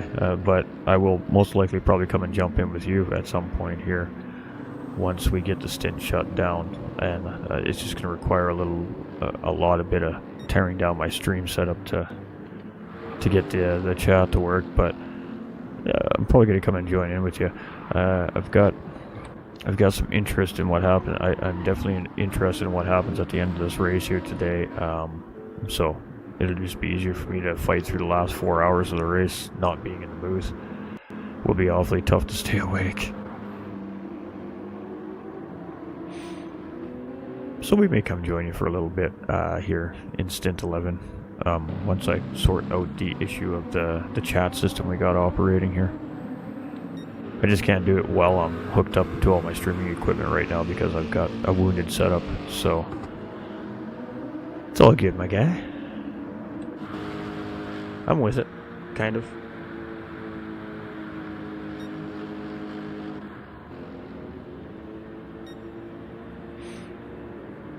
I'm with it. It's entertaining listening to me stumble over my words. Come on, you cannot lie that it is not funny listening to me stumble over myself. I usually hold myself quite well in the booth and don't trip over myself so much, but I am definitely a little bit tired today. I mean, in all honesty, I just haven't been sleeping well the last couple of weeks. Real life stress, my sleeping patterns have turned into I get moments or stints of insomniac sometimes when things get really stressful, and that's exactly what's going on right now. I'm sleeping maybe 2 or 3 hours a night at best, so I'm a little more tired than usual for an event like this because I'm just off my routine, and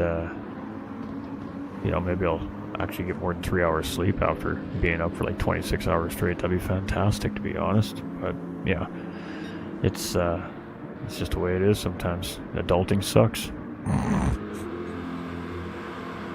I mean, what else do you say? We gotta do it. It's just the way it is. No rest for the wicked. I'm about as wicked as they come. You just don't know it yet.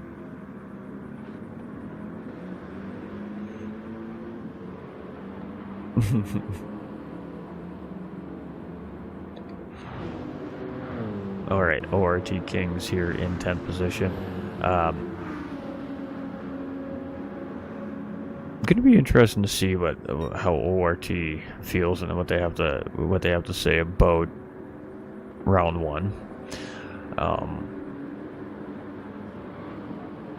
Obviously coming in as defending champions, I'm sure they had some form of an expectation of where they probably anticipated they fit into the competition this season before we got into the season. and then we get into qualifying, and they qualify 10th on the grid, and then now they're sitting 10th overall in the race here right now. It'd be very interesting to see what their perspective on the field and the competition is this season, in all honesty. They're typically very well-spoken individuals, and they're a very professional group, so I think that they would have some interesting insight on the competition and the grid this season, and I think it would be an interesting conversation to have with the Overboost Racing team, honestly, to see the changes compared to last season, just in the competition, and how they feel about how round one has started and gone for them, and stuff like that. It would be an interesting conversation. It really would be, I think. Facing some adversity here. I guess it's a tough pill to swallow when you're a defending champion and you come into the first round with what I would assume would be some expectations, and probably not necessarily on those expectations right now, if I had to guess. And I'm just speculating, obviously, but it would be very interesting to hear what they would have to say on their thoughts on the field, and now that we have a round in the books, and what they think about how everything's shaking down in Split 1 here this season. It would be a very interesting conversation. I really do think so.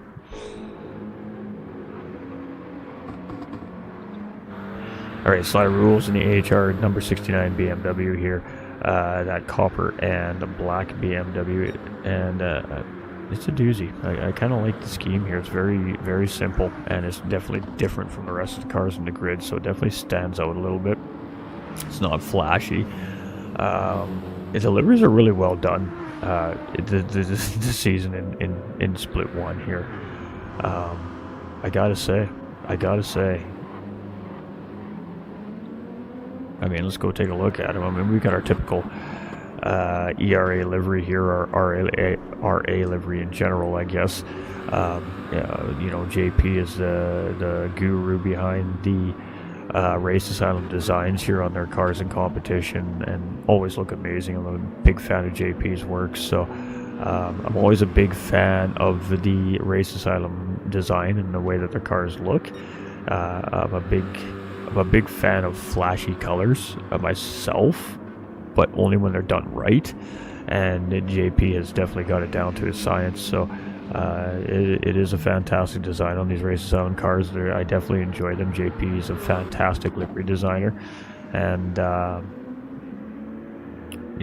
enjoy the opportunities I get to converse with him from time to time. He's a very well-spoken individual as well.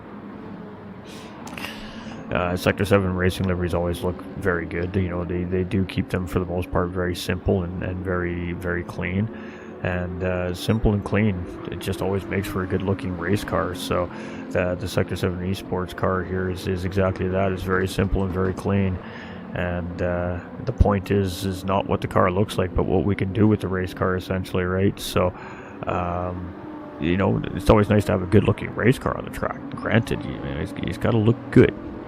But it's what you do with it that really matters at the end of the day. So we've got the Grid Life Lexus here as well, and a little bit of a Dale Earnhardt throwback here for the Daytona race.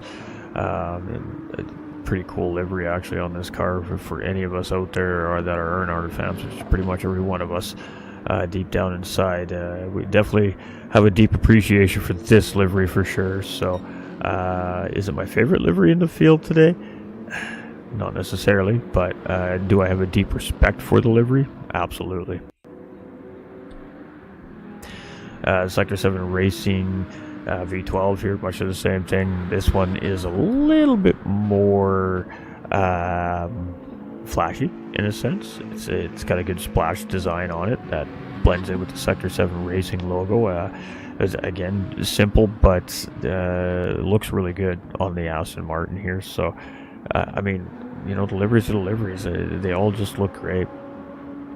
And then the third car here again is very simple for them too as well. Just some simple lines, some definition, and keeping it simple and keeping it real. Loose Moose Racing, the typical Loose Moose Racing livery here that doesn't change too much. We've seen the livery on most of their cars. It's very similar here, so always looks good. We got Kukas GT Finland Racing Team here. Their liveries are roughly around a similar design like we see here in IRO, in some variation or another, and always looking pretty good. Big fan of the blue myself, so like that one, the way it looks. Eric Javi's here. They got the gold and black Eric's racing car here, and similarly, in other endurance championships, they typically run a gold schemed car of some form or another. So, not surprised to see this color scheme actually on the Eric's racing team's car here, but it's a very sleek and well done design. I enjoyed this one. Actually, it is one of my favorites on the grid here today, just because of that good sleek design that's on it, really. We've got Valkyrie here in 9th place, the number 20 BMW here from Raw Talent Racing. This is very nice, well done livery as well. This one's a little more complicated. For anyone that's a livery designer can look at this livery and realize there's quite a few layers on this livery, and it probably took some time to put together. But it looks very clean still, knowing that it's probably got about 300 layers on the car. But very, very well done design. It's very simple and very easy to look at. And Overboost Racing Team coming in with a very similar design to last season. I'm assuming that is probably what teams would call a base style livery. I know within my team we've started building base liveries that are just available for drivers to use in a pinch when they need something to slap some requirements on and then get into a race. So it does make things simple when you need liveries, when you just got them there and all you got to do is just modify them to suit your needs, right? So 11th place here, we got the 45 Last Minute Racing GTR here, and black, blue, and white design here. Nothing too complicated, nothing too fancy about it, but it definitely stands out on the grid and on the track. When you see it, you know exactly which car it is. So I guess that's kind of the point, in a sense, when you're designing a race car scheme. We got slider rules here in the 69 AHR BMW. We touched base on this already. The copper and black style car here. Also like the way this car looks. Again, it just is different from the majority of the field, so it does kind of stand out in a sense. We've got the Project Platypus Racing Mercedes here. We got the orange-black scheme going with a little touch of, I guess that would be a teal-ish color. I don't know my color scales that well, but it suits very well. Orange always goes well with black, but that little splash of teal that kind of just offsets that orange-black scheme really just sharpens the car up. So very well done. Very well done all across the board. I mean, we've got your classic RA livery here again on the 77 GTRs, so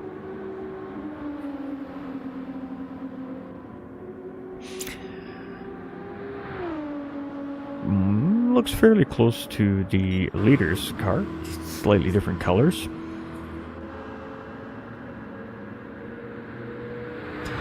Alright, so leader is on lap 61 here, so actually just about ready to start lap number 62, so it's going to be 8 laps to go before we'll see the race leader come in to hand that C7 Corvette over to the next pilot.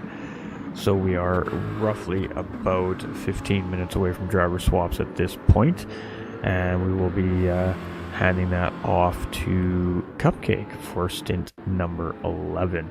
So I came up with some stuff here that I typically meant to do at the beginning of the stint, but we got way sidetracked throughout the stint, and we'll go over it now. So this is leading up into the 18-hour mark, so at the beginning of stint 10. Just some fun facts. So each team up to the point of The 18-hour mark here of Daytona has ran up to 622 laps. They have used up to 1,620 liters of fuel each. So that is per team. So when we break that down to the whole grid and all combined teams, right now we have roughly 8,700 laps raced after 9 stints, which relates to 31,000 miles raced after 18 hours, and roughly 14,500 liters of racing fuel used here so far, leading up into stint 10 in this Daytona 24-hour. Factoring in this stint, add 5% to that number, and that'll give you a fairly close number. That is not an exact number. It's not factoring in the laps down from each team and potential disconnects and such. That is just potentially what we could be at if every team was on the lead lap and pacing each other. Fun facts, stuff I do in between the stints.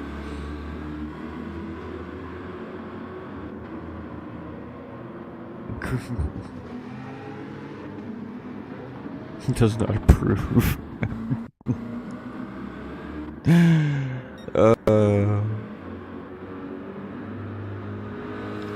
is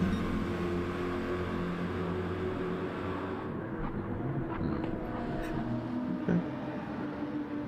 Okay. Not approved. Yeah. That's the way my brain works now. I'm a construction worker by day, and a content creator by night. Numbers is just kind of my thing. I mean, I can do that in my head, right? So, surprisingly enough, when it comes to math, my brain all of a sudden decides to wake up. I guess when I'm falling asleep, I just need to start doing math equations or something. I don't know. I'm just really good with numbers. But I mean, I work with numbers 8-10 hours a day for the last 28 years of my life. So, I mean, I can break down fractions in a split second. It's just how my brain works. I can't help it. But it's fun facts. It's fun. Crazy numbers. We like big numbers. Those are pretty big numbers.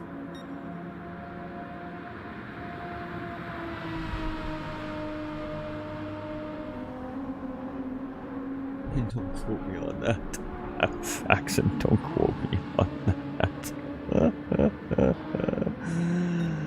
Oh, goodness. Love it. I love this group. Absolutely fantastic group. Alright, Distinct Philo here in 5th place, 54 seconds, and we do need to get this live timing through here for our race control officials here, as we're about at the 5 to go mark. So this is about the time I like to give some proper live timing for race control, just in case they need it. So it is ERA's Casa for Esports Races Island, the 44 Corvette here leading the race. That gap is 2 minutes and 19 seconds to the second place driver, Sector 7 Esports number 5 Lexus. So they are peeling down the time. From 2:40 at the beginning of the stint, currently up to 2:18. I mean, that's 22 seconds gained on the race leader here right now from Sector 7. So it was a pretty good run here from Antonio. A really good run. Pretty good. Talk about an understatement. We've got the number 3 Lexus here in 3rd place. They're 33 seconds in behind Antonio, and currently 2 minutes and 52 seconds in behind the race leader. Takes us down to the 4th place team, the 764 Sector 7 Aston Martin, and they are currently sitting 3 minutes and 57 seconds behind the race leader and a minute 4 in behind 3rd place. Sector 7 the Cougar 64 Lexus is 54 seconds in behind 4th place and currently 4 minutes and 52 seconds behind the race leader. That takes us to Loose Moose Racing 35 Vantage. Capolero GT behind the wheel, 16 seconds behind Philo, actually cutting that gap down slightly. Blue flag waving as the leader is coming up to him here, and has a 5 minute and 8 second gap overall to said race leader, who is about to lap him again here. We have GT Finland 66 Corvette is roughly a minute in behind 6th place and 6 minutes and 4 seconds currently behind the race leader. Eric's Racing's number 7 GTR Yavi right now is 6 minutes and 27 seconds behind the race leader and has a 23-second gap to GT Finland Racing Corvette up ahead. We've got Raw Talent Racing, Valkyrie here, 9 minutes and 38 seconds behind the overall race leader, and undetermined amount of time in behind 8th place, roughly about 3 minutes, give or take. Number 1 ORT BMW is 24 seconds in behind Raw Talent Racing and currently 10 minutes and 2 seconds in behind our current race leaders. The number 45 Last Minute Racing GTR, piloted by Richie at the moment, is 12 minutes and 54 seconds behind the current race leaders and roughly 2 minutes and 50 seconds in behind 10th place. Slider Rules in the AHR69 BMW is 13 minutes and 39 seconds in behind our race leaders, and that puts them currently 44 seconds in behind 11th place. Moving down to Project Platypus Racing's number 11 Mercedes, they are 31 seconds behind 12th place and currently 14 minutes and 10 seconds down from the overall race leaders.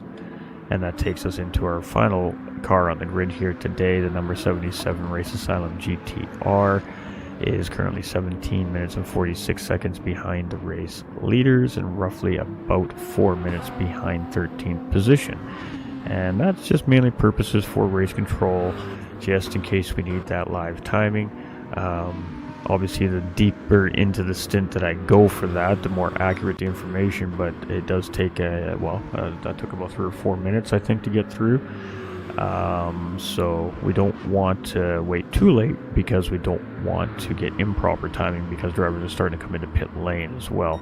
So delicate balance here, but definitely appreciate the viewers for sitting tight while we do a little bit of live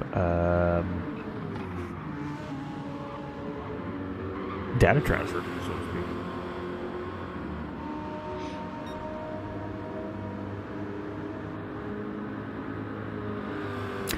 Alright, let's jump on board with the Corvette. Let's have a listen. Obviously the car sounds amazing. No denying it. Best sounding car in the game. Mercedes has a good rumble, but nothing has the rumble of this Corvette. It's got just a special V8 sound to it, and there's no disputing what's under the hood of this car when you hear it. So yeah, just love to listen to this car. I can't hear it right now, but I know you guys can, so I've got the volume up a fair bit for the car audio, so it's probably quite loud actually in this view, I would imagine, but the car sounds okay, so it's okay.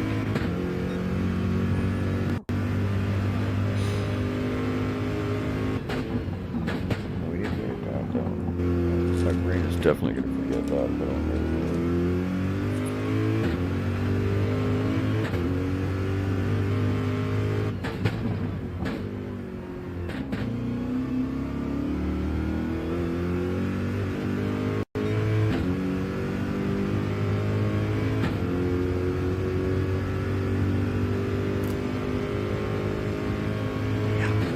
gotta write things down when the brain is sleepy. We've learned this over the years.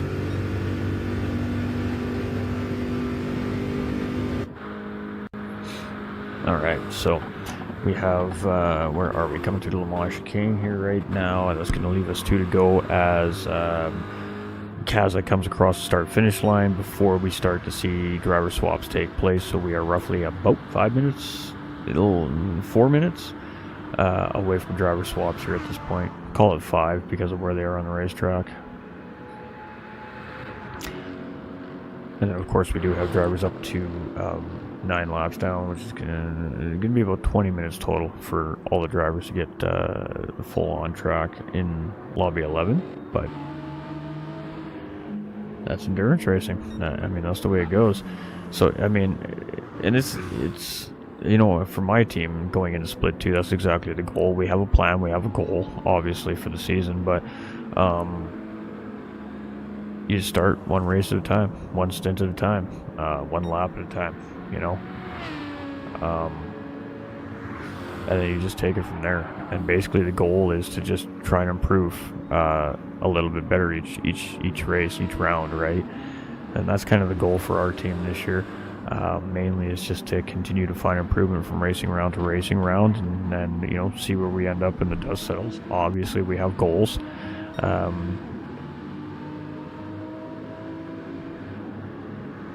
Not going to get too far into how extensive those goals are right now, but I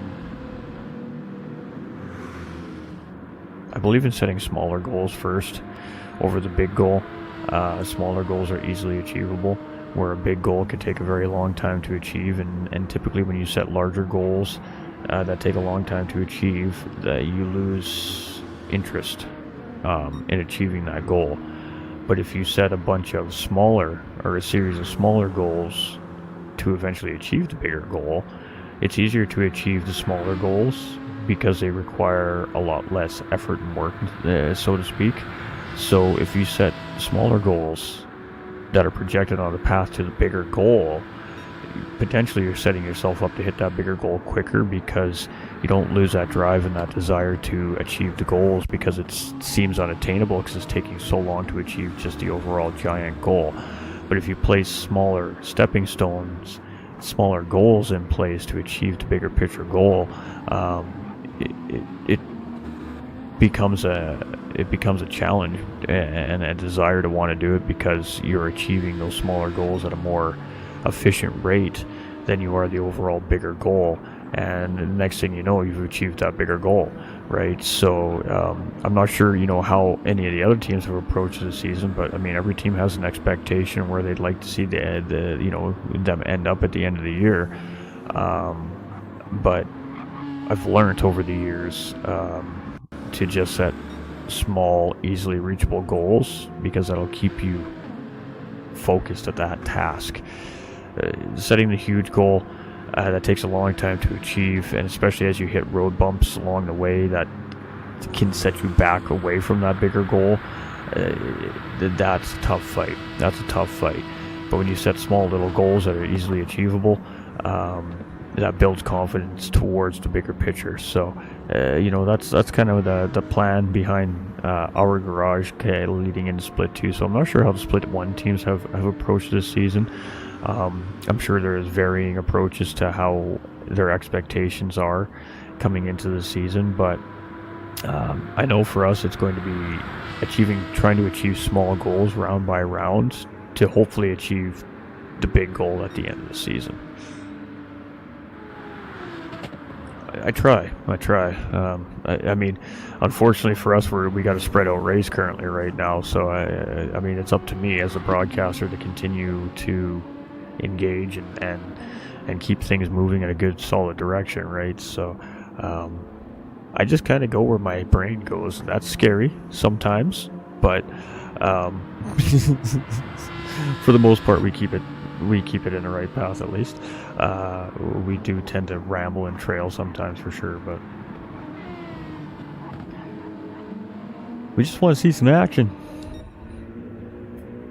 So our race leader is in here. I just missed that because I was busy rambling. I mean, those 4 minutes went by like that.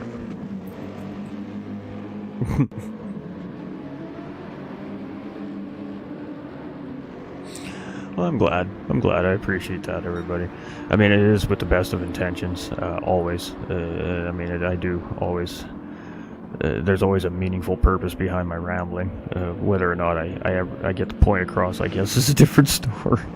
But I enjoy being in the booth. I enjoy doing what I'm doing, and I do enjoy engaging with the viewers in the community. So, and the racers, it's a lot of fun, right? So, any chance I get to just throw out some juicy tidbits or throw in some good pointers or some advice, I'm going to take that opportunity, and what each individual person or viewer or individual does with that is entirely up to them. No harm, no foul on my part. I'm just a silly commentator. Don't mind me. But I do mean well. I mean, I am a content creator. I am a streamer at night.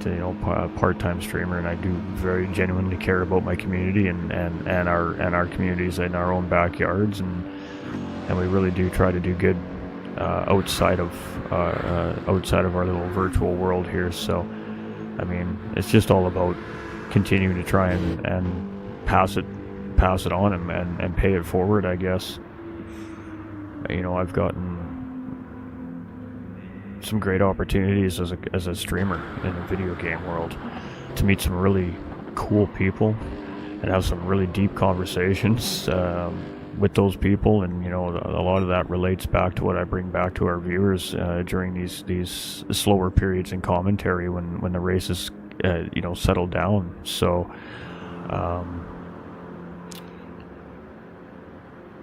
you're just trying to pay it forward.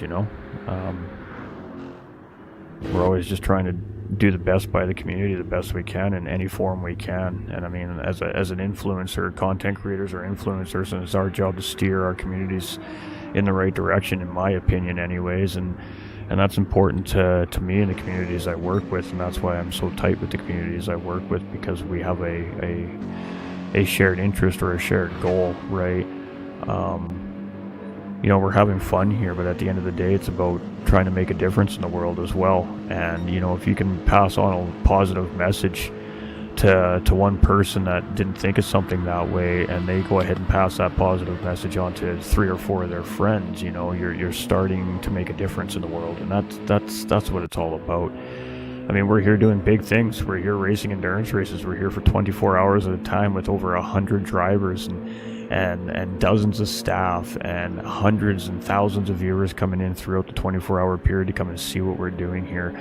I mean, there's lots going on here, but at the end of the day, it's all about trying to make the world a better place, because somebody's got to do it. And as influencers, as content creators, as streamers, it's our job to help create the proper stigmas and the proper influences. So every content creator is different. Every content creator has different motivation. My motivation is trying to make a difference.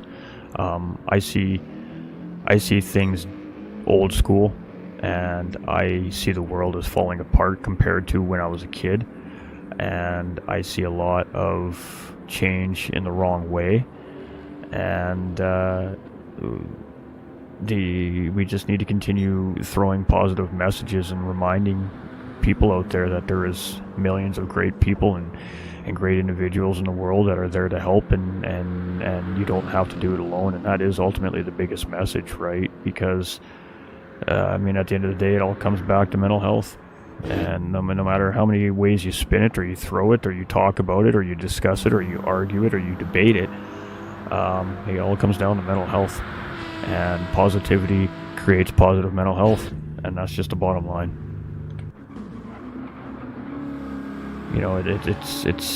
It's ridiculous that mental health has taken so long to become a proper issue in the world, and now that it is facing us as a proper issue in the world, it is a major issue, and it's the truth. Mental health is the biggest illness in the world. It affects every one of us worldwide. We all handle it in different ways, and it all is on a different level of seriousness for each of us. We all have our battles, whether they're good or bad, and I mean, we all have to handle it. So mental health affects every individual on this planet, whether you want to admit it or not. And mental health is a large part of the decisions we make in life, and can sometimes affect the decisions we make in life based on where our mental health is. So positivity is key. Positivity is always key.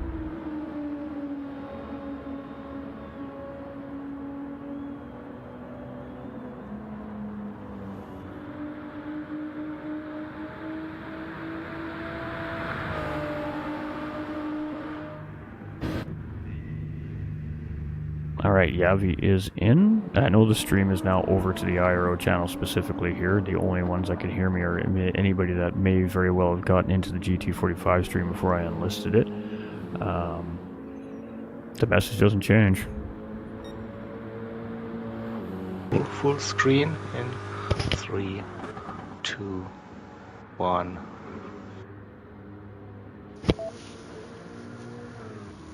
Good morning, good afternoon, good evening, ladies and gents. This is your boy Cupcake coming at you live with Stint 11 at Daytona Speedway as part of the Daytona 24. So, we have just under 4 hours remaining and only one car on the lead lap. And that is who we are looking at here. It is ERA's Evo sitting in first in that beautifully designed Corvette. So, Macho Monkey is about 2 minutes and 16 seconds back. This team has had a bad string of luck the past, I'd say, good 4 or 5 stints.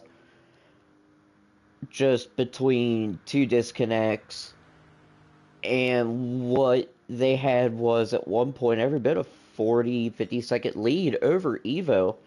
And now, because of the disconnect, they are now 2 minutes and 16 seconds back from P1.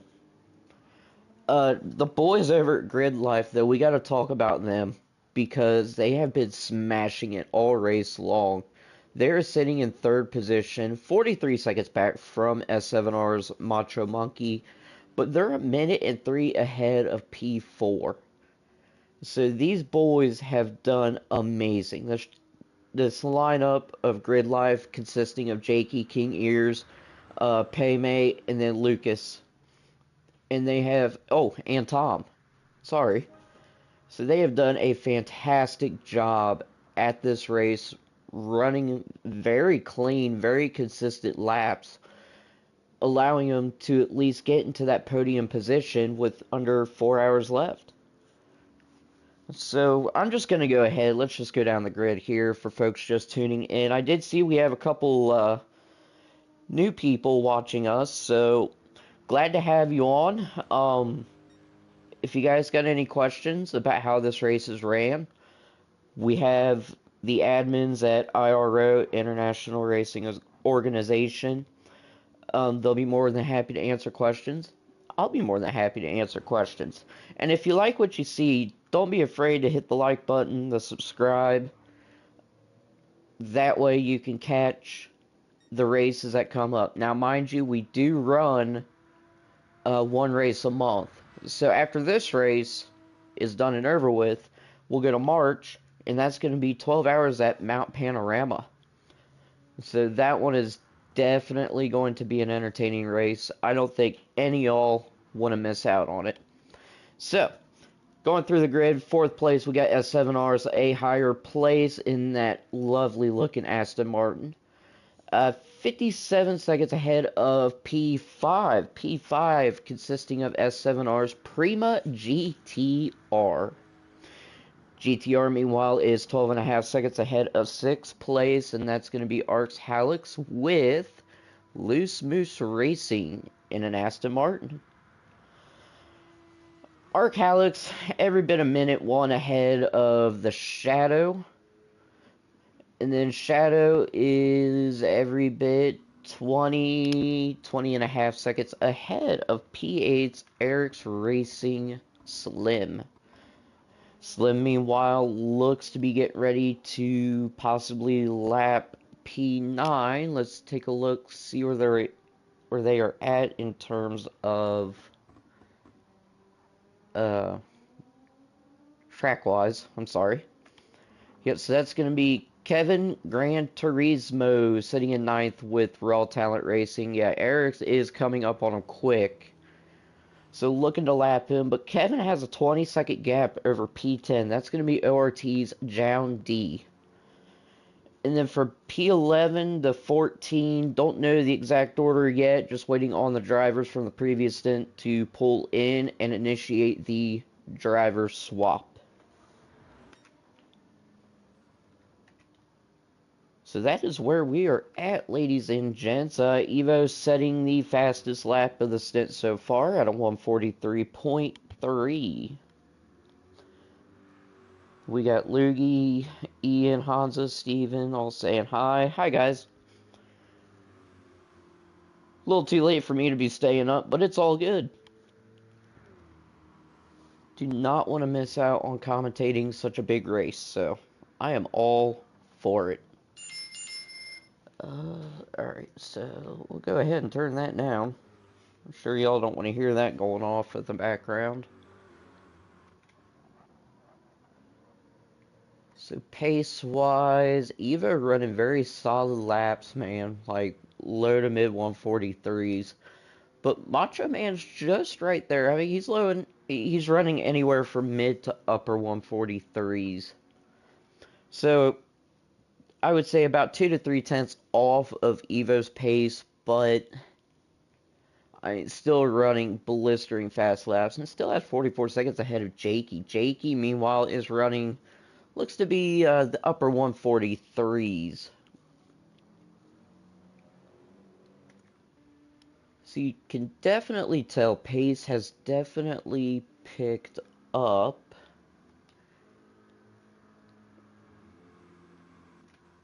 And obviously with daylight, the track being warmer, what have you, I mean, that is going to make for some faster lap times. I do believe the fastest lap of the race so far is like a 1:42.82 something. But honestly, I wouldn't be surprised if that was to go, or if somebody was to break that.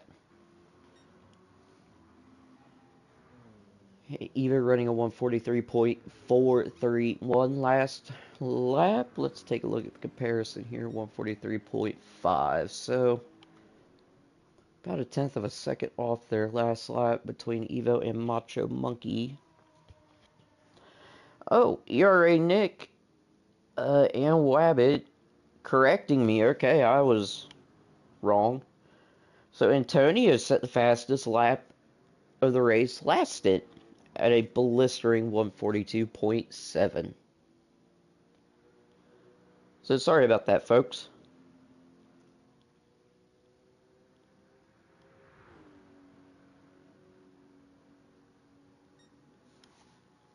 Oh, and I forgot to say hi to Nick and Ray. I forgot y'all even commented, my bad.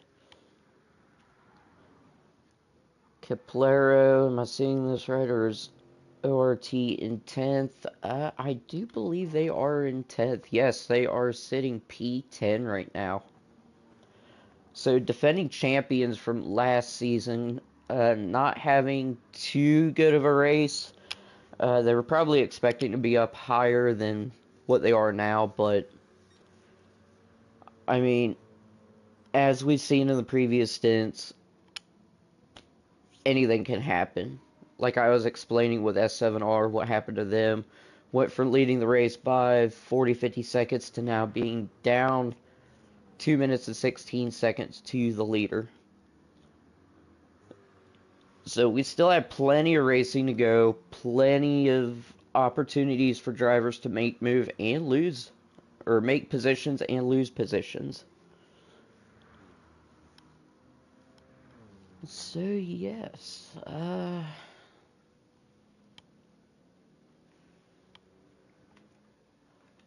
Macho Monkey, ERA Jakeys, running 1:43, yep. Look like an upper 1:43. Now why isn't ORT showing P1 at the bottom? The graphics. I am not too sure about that.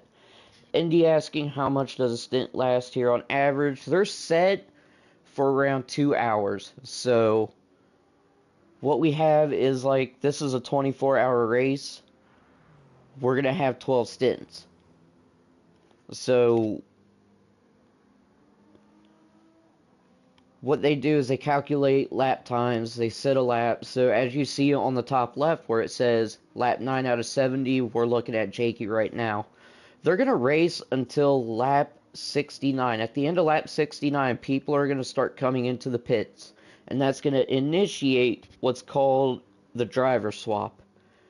So before that final lap, somebody's already got, let's just say, stint 12 open. Drivers are going to get warmed up.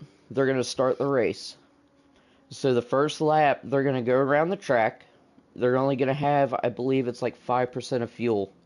They're going to go into the pit and sit. And as soon as the driver for stint 11 goes into the pit to finish up their run, they're on a party chat or on Discord or whatever, and as soon as they pull in, they'll tell the driver in stint 12, go. And then they'll get fueled up, change tires, do whatever. I mean, it works really well. It sounds complicated, but it's really not.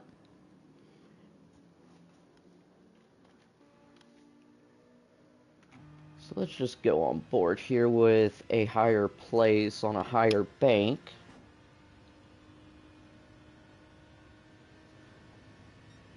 Yep, Old Man Jay kind of reinforcing what I said there. Each stint lasts 2 hours.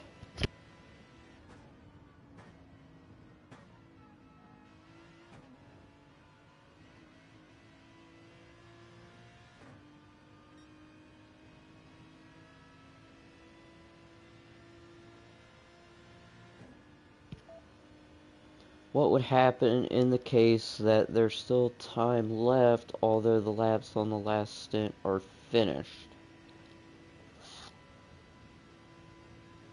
Not too sure what you mean by that. Maybe Nick or Ray or whoever can explain that. Sorry folks, I've been up for just about 24 hours, so just like Ghost, I'm a little cooked.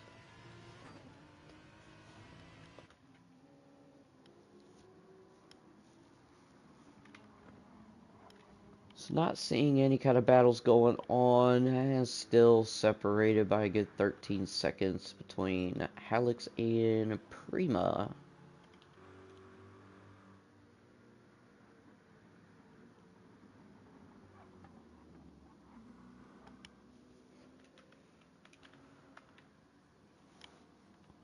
Alright, so I know we did the top 11, or top 10. Let's go and do the top 11. So, in 11th we got Sparks, a little bit behind Jown, excuse me.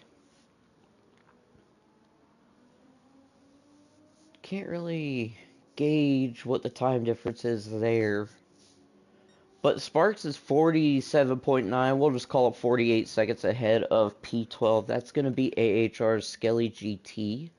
And GT is going to be 31 seconds ahead of P13. That's going to be Ram Whack Jamps. What a name. And then Jamps is going to be a good bit ahead of Frosty, who's in P14. Let's take a look at the time difference. A little over 3 minutes of a gap. I would say separating P13 and 14, so about a lap or two. So that's going to be your grid. And like I said, really not a whole lot happening. Just a whole lot of yapping, not a lot happening.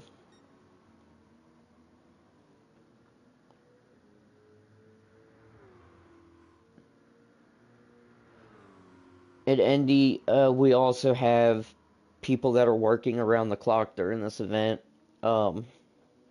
Commentators, people that'll do the race control. I know Ray, Nick, they've been up the whole time. I've been up, Jaeger, GT45, Ghost. A lot of people have been up.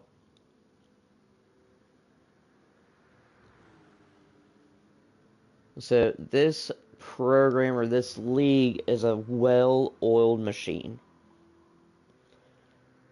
And we like to try and keep it running as smooth as possible, actually.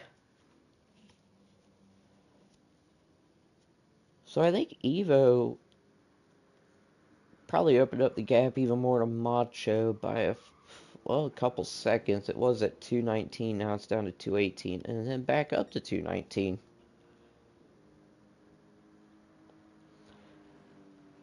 DG Luke Nadaro. Yeah, it's us noobs who don't grasp it yet. Dude, ask away. Like, just pick our brains, please. Because I'm sure everybody would love to explain this to you. I mean, right now, we're already looking at, like, 2 stints, or 2 splits in this series. So you've got, like, every bit 28 teams that are in this.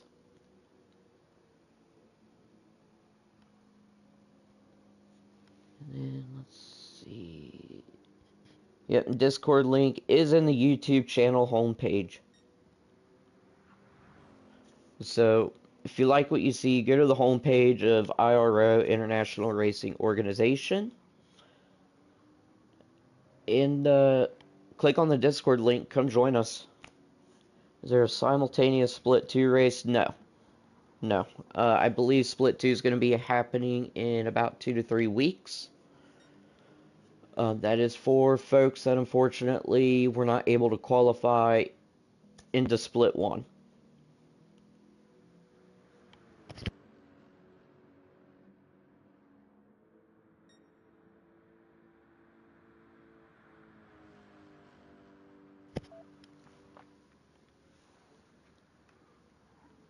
Yep, next saying 22nd of February is going to be for Split 2. So yeah, that is in 3 weeks.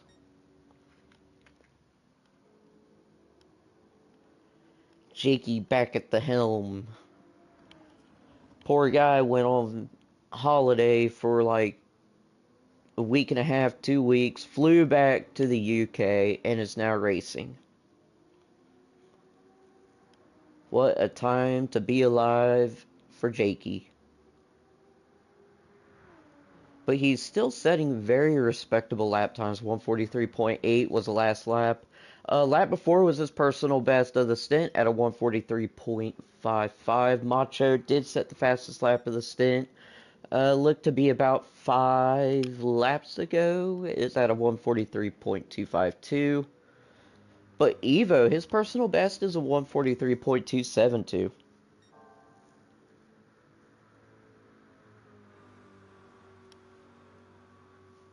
So they're running about the same pace.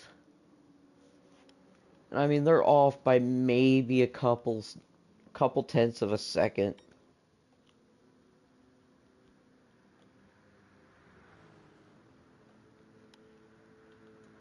So I'm curious, what is P4 running so far?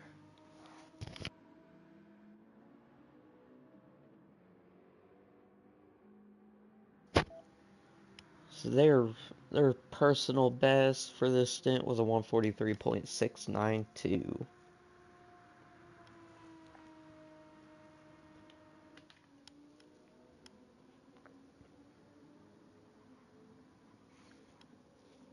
Prima's personal best was a 143.7. Halleck's was a 143.6. Shadow 143.7. Eric's 144.1. And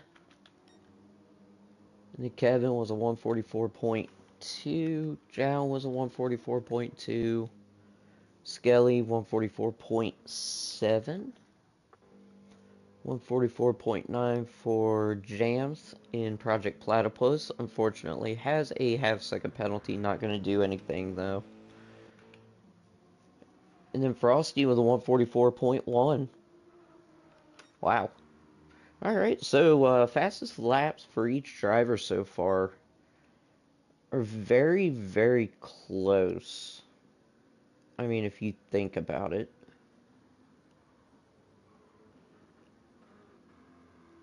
Definitely pretty interesting.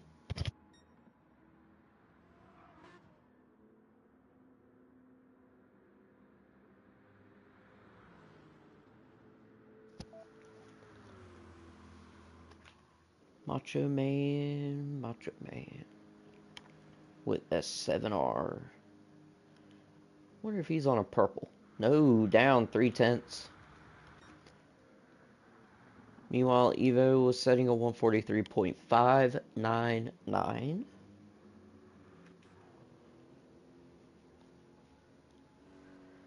And it looks like we got some talks going on in the chat with DG, Digit Gaming, possibly joining IRO.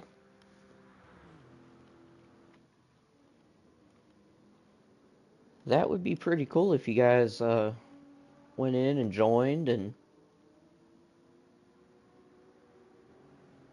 maybe brought Mr. Digit Gaming himself onto here or into the server and possibly participating. Be pretty neat to see.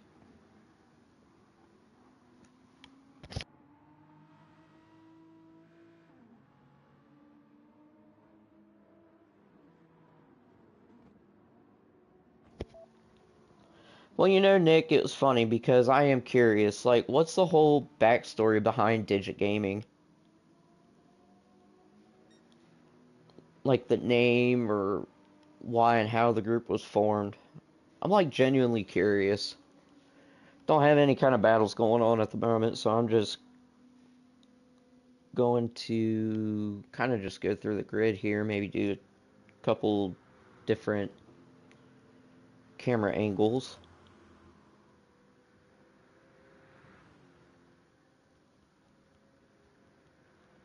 When Digit did the 50 laps at Nords, he hit record viewers. I'll speak to Digit because if he streamed this, it would be huge exposure for both parties. It really would, because I remember a couple years ago, Digit did kind of like a collaboration with GTC. It had like a mini series, and I guess it was a pretty big hit. I think the reception was pretty well. I know I raced in one of the races. If I remember correctly, it was Group 2 at Spa. And it turned out to be a lot of fun, actually.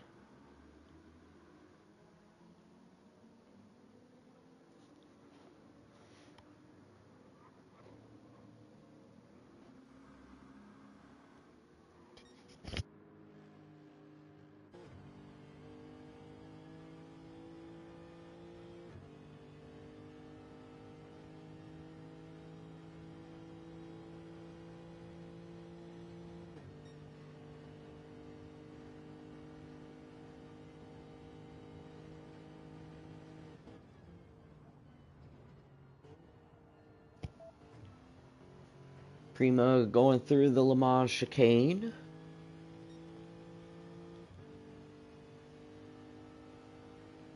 Michael chose. Alright, so we got some backstory here, folks. I'm gonna read it out to y'all. It's story time. Michael chose Digit Gaming as his own image / name. He took me on and formed DG Racing about around October 2023. Not much to the story, just a fast streamer building a team and a community. I guess that's the short story. Oh, that's cool. I mean, there ain't nothing wrong with that. Y'all have a Discord?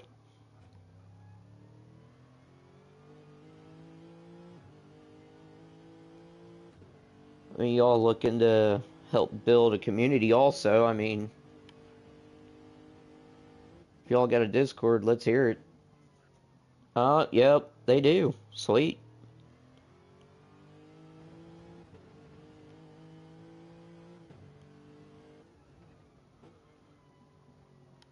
Talking about a possible collaboration. That would be cool.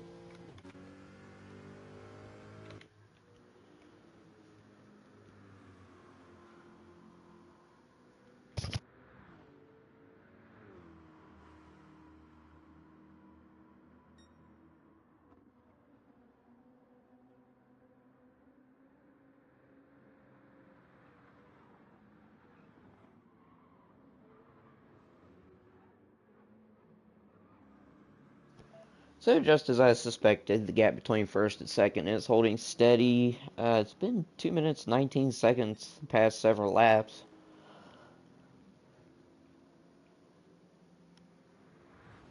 And then Jakey not really gaining any time on Macho, still about 48 seconds back from Macho Monkey with S7R's Lexus.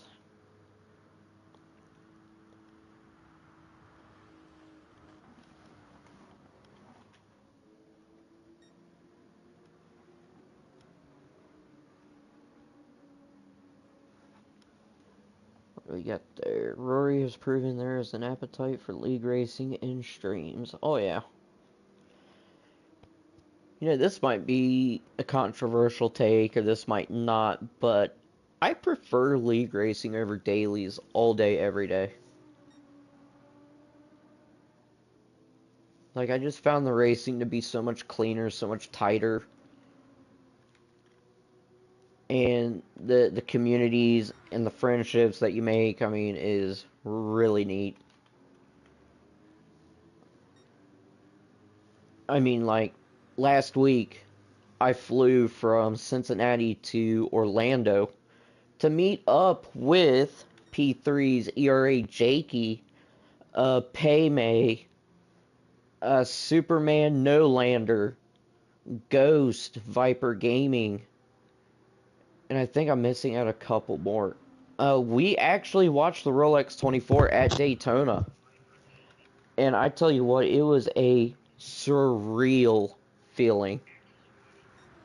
I mean, it was just amazing to watch those GTP cars, GTD, LMP2, just go around this track, and then being able to really walk around this whole area, especially the infield, and then checking out the pit garages before the race, catching the Miata race, catching the Michelin race. I mean, it was just an awesome, awesome thing. So, definitely that is the power of sim racing and the communities. So that's why I always stress in joining communities and building that camaraderie between racers, be it rivals or teammates or whoever. And I see we have Mr. GT45 Gaming himself in the party chat. Hi, buddy. How's it going, Cupcake? How you doing, bud? Tired, but I'm Yeah, doing I feel good. ya. You just can't seem to get enough, so. Yeah. I was just kind of doing my own rambling there for a minute, telling them all about Daytona and stuff and the I was importance of enjoying league it. racing. I was enjoying it. Continue. Yes, so, like I said, league racing communities are just awesome things. I mean, really cool things will come out of it. Ooh, what's for breakfast? The Yeah, commentator's getting a little hungry. yeah, Just what saying. is for breakfast, man? It's like 6:30 over here in the morning. I don't know if the chat can hear me. I think they can hear me. I'm pretty sure I got It should everything be set able correctly. to. I had to tear half my stream apart to get this to work, but we're in here, so. That's all that matters. Can anybody hear Mr. Ghost?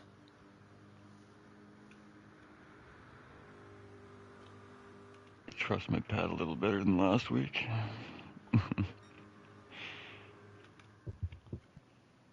Adriana said to beat a corner with feeling nothing can Fantastic. happen and suddenly spin. Ah, that's unfortunate. Alright, cool. So they can hear you as well. Yay! Yay! Streamer power! Double the trouble. Oh yeah, right. So what do we got going on here? I went and took a quick little water break to refresh the old voice. Uh, really not a whole lot. Nothing's changed. I mean, Evo's been holding steady over Matcha. They've been running just about the same exact lap times. So it's still 2 minutes and 19 seconds separate them. Jakey has dropped back about 3 seconds to Macho. So that's about a 51-second gap. Other than that, everything's been pretty much all quiet for the most part.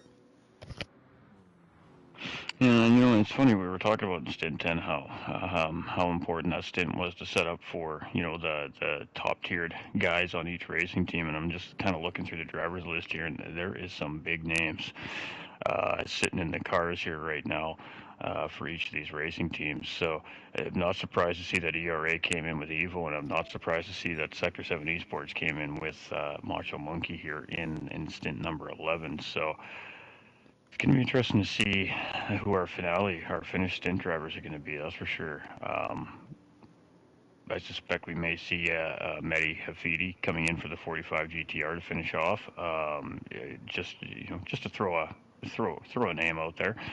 Not guaranteed. I'm not sure who their final stint driver is, but you would assume that you're going to field your best driver for the final stint, regardless of the situation on the racetrack.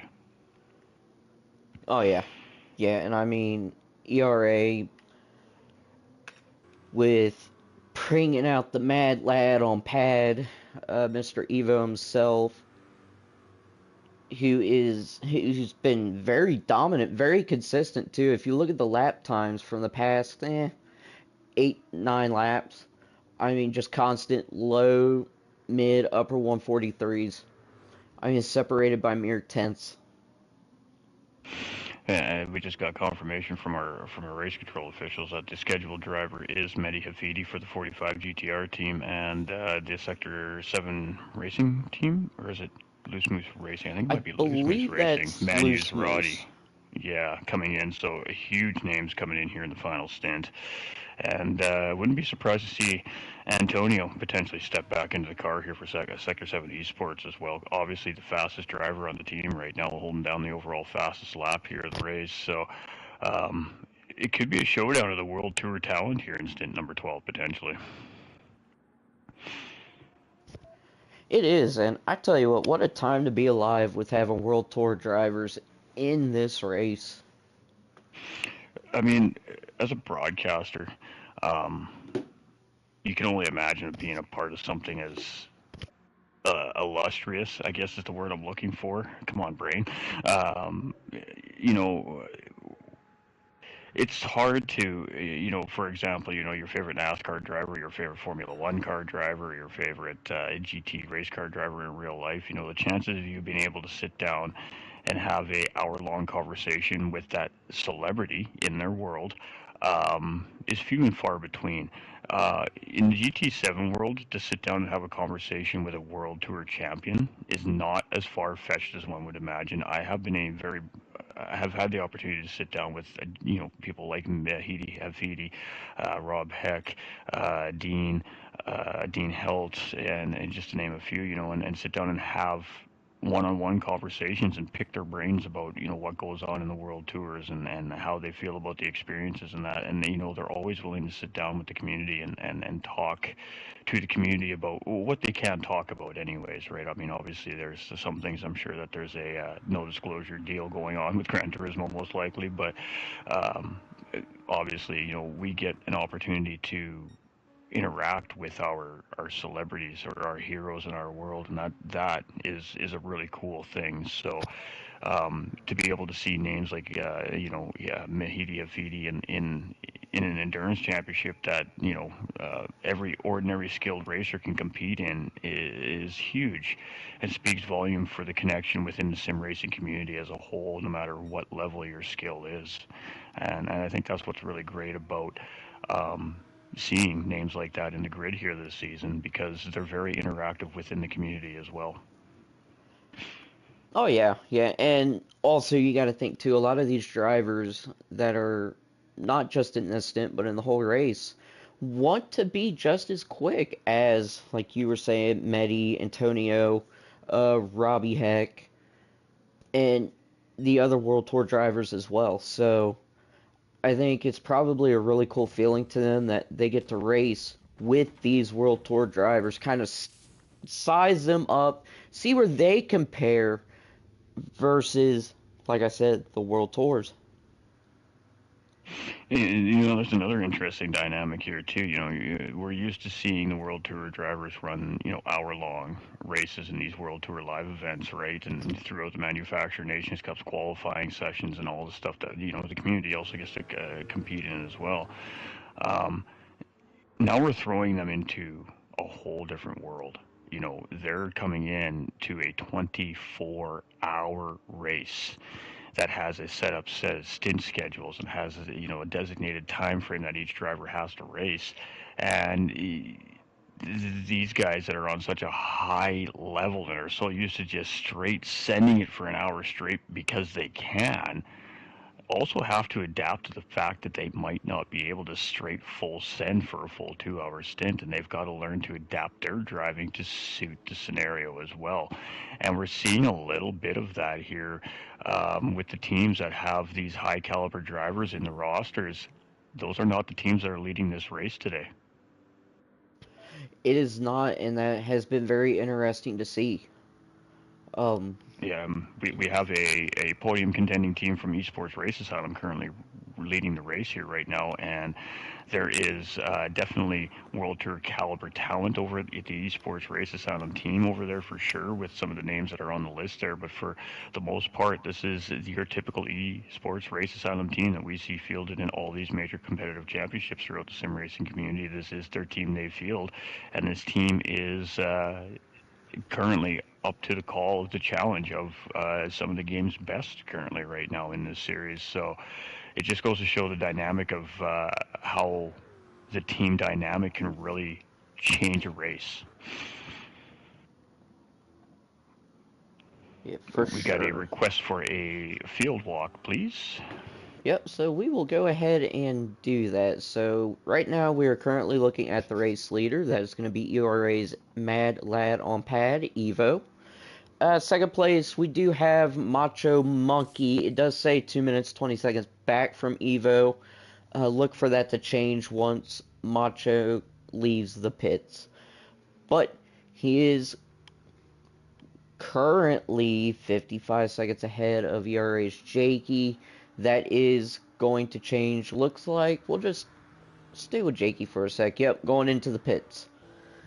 So in fourth, we do have a higher place with S7R, who is currently 57 seconds ahead of P5. That is going to be Prima GTR with S7, and he is going into the pits as well. So we do have the first pit stops happening right now. Prima is 11 seconds ahead of Arc, and Arc is now pitting. Alright, so Arc currently a minute 2 seconds ahead. Like I said, that's going to change because Arc is in the pits. So we'll just have to see what P7 is going to do. But meanwhile, P7 is 25 seconds ahead of P8. That's going to be Eric Slim. Eric Slim is a pretty measurable distance away from P9, who's Kevin Gran Turismo. That's going to be about 4 minutes, 20 seconds. Cue the jokes. But Kevin is 28 seconds ahead of P10. That's going to be ORT's Jown D. Jown D, meanwhile, is holding down 10th position. Pretty good chunk ahead of P11. That's going to be Sparks Fury. Just about 3 minutes ahead. So Sparks is 54 seconds ahead of P12. That's going to be AHR Skelly. Then Skelly is ahead of P13 by about 34 seconds. And P13 is going to be R4M Whack Jamps with Project Platypus with the Perry the Platypus inspired livery, just by the colors. And then in last but not least, we do have RA's Frosty Oz sitting in 14th, little bit over 3 minutes behind P13. So that is going to be your grid so far. And let's take a look at the comments. Jay said, "Hi, buddy. I'm tired. But I'm good." Morning, Jay. Hope you're doing well, my man. Welcome into all our viewers. And again, just a huge thank you to all the support from our viewers, all the men and women and children out there that have stepped in throughout the 21.5-ish hours of great action here on the racetrack at Daytona here this weekend. Can't do it without you. You are the driving force behind the International Racing Organization, and the International Racing Organization would just like to extend an extra large thank you to all the viewers out there showing amazing amounts of support every weekend that we go live. Yeah, just a massive thank you to everybody. And me personally, I do want to thank everybody, and especially Ray and Nick, for giving me the opportunity to commentate in such a really prestigious like organization of international racing organization, um, to be approached, to be asked to help commentate this season was monumental. Because, fun fact, I haven't commentated a race since I was with my previous team back in 2022. So it's been a few hot years since I've properly commentated a race. And after getting a little taste of the action at last season's season finale at Spa, co-commentating with you, Ghost, I really wanted to get back into it. So thank you guys so much. Now you're natural. Some people just fall into the booth naturally. You're one of those people. It just comes to you. It took a lot of screw ups. That's all I'm We all gonna go through the say. bumps. We all go through the bumps.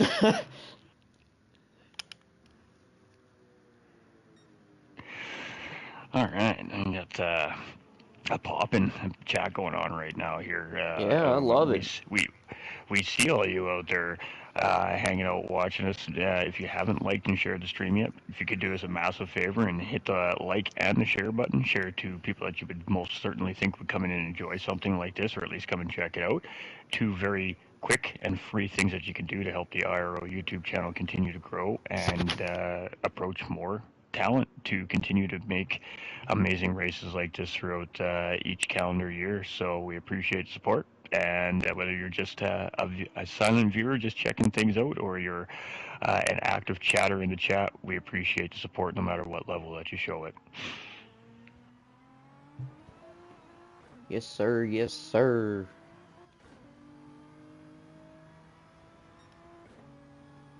So Well, I mean, we have little like blue flag battles going on here at least. we We got do. some passing going on at moments in the racetrack here, which is good.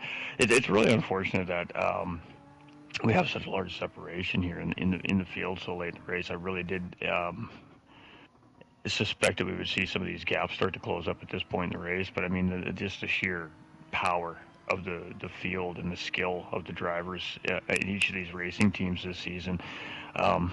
It's extremely hard to gain that time once you lose it on each other right now. So there is a big learning curve here in Split 1 in Round 1 this season, and I touched base on it last stint where, this is an assessment round for a lot of these teams. I think there's a lot of unfamiliar teams with each other. We have teams that come from all necks of the sim racing world here that have all kind of come together on a huge scale for this season international racing organization. So it's going to take a couple rounds for the Split 1 drivers to gain that confidence and trust around each other for just due to the unfamiliarities. So and they're also gauging that the power of the teams and of course the pace of each team. So I suspect by the time we get into I want to say Nürburgring round 4, the next 24-hour event. I think that Split 1 is going to be a much different style of race, and I think that those gaps are going to start to become a lot closer together as these teams start to figure each other out. Oh, for sure. It's pretty much like you said. This is more like kind of gauging other drivers, how they race. And I do agree that later on in the season, it is going to get pretty tight. And I hate to say it, but I honestly think that Split 2 is going to be a much tighter race. I think that the gaps are going to be a lot closer. And I think there's going to be a lot more action on the racetrack in Split 2. I mean, Split 2, with the exception of the few teams that got in without having to pre-qualify, I mean, the separation, I think, between those 8 teams is less than a second as well in the teams that didn't make Split 1. So, I mean, it is, all in all, through first to 21st place in pre-qualifying, I believe it was less than 2 seconds between the top time and the worst time. So, maybe a hair over. So overall, even between 21 entered teams, it was a pretty tight qualifying field. So that already leads us to believe that Split 2 is going to be a tight racing field when the drivers are literally only separated by about a tenth and a half apart from each other in qualifying. And then we've got the wild card factors of the teams that filled up the remaining spots that didn't pre-qualify that we literally have zero pace information on. So Split 2 is going to be an interesting split, I think, this season as well. And I think that is going to be just as great of action. And I think that the pace is going to be not quite where the pace of Split 1 is, but I think that the top end of the Split 2 lobby from week to week is going to be within a second of the overall pace, I think, of Lobby 1. So I think we've got two extremely competitive splits here this season in the organization, and really can't wait to see what Split 2 is going to throw out. I can't wait for it either, because I know you entered your team. They're going to be in Split 2. I'm going to be in Split 2 as well, with Race Asylum 1. And yeah, that lineup is stacked. It is loaded. I mean, I can't wait. There's some names in Lobby 2. I mean, Lobby 1 is just the tip of the iceberg. For sure. Alright, so let's look at the chat here. JP saying hi to chat and us. JP, how you doing, Morning, my man? JP. Good morning. The magician behind the RA liveries here on the racetrack, Mr. JP himself, up in the chat. Absolute livery guru for Team Race Asylum. Just outstanding design work, as always. Yeah, I would love to like really pick his brain and be like, how do you do this, in this, in this? Trade secrets, trade secrets. Pretty much. I think last time I asked him, he told me that a magician does not reveal their secrets. Sounds about right.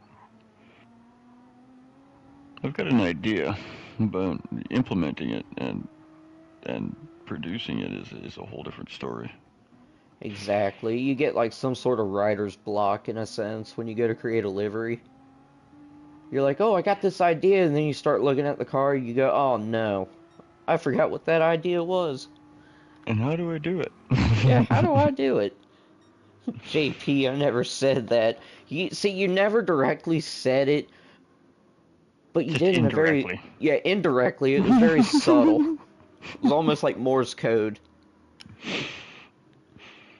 Yeah, I could tell you, but then I'd have to Yeah. blank. Yeah.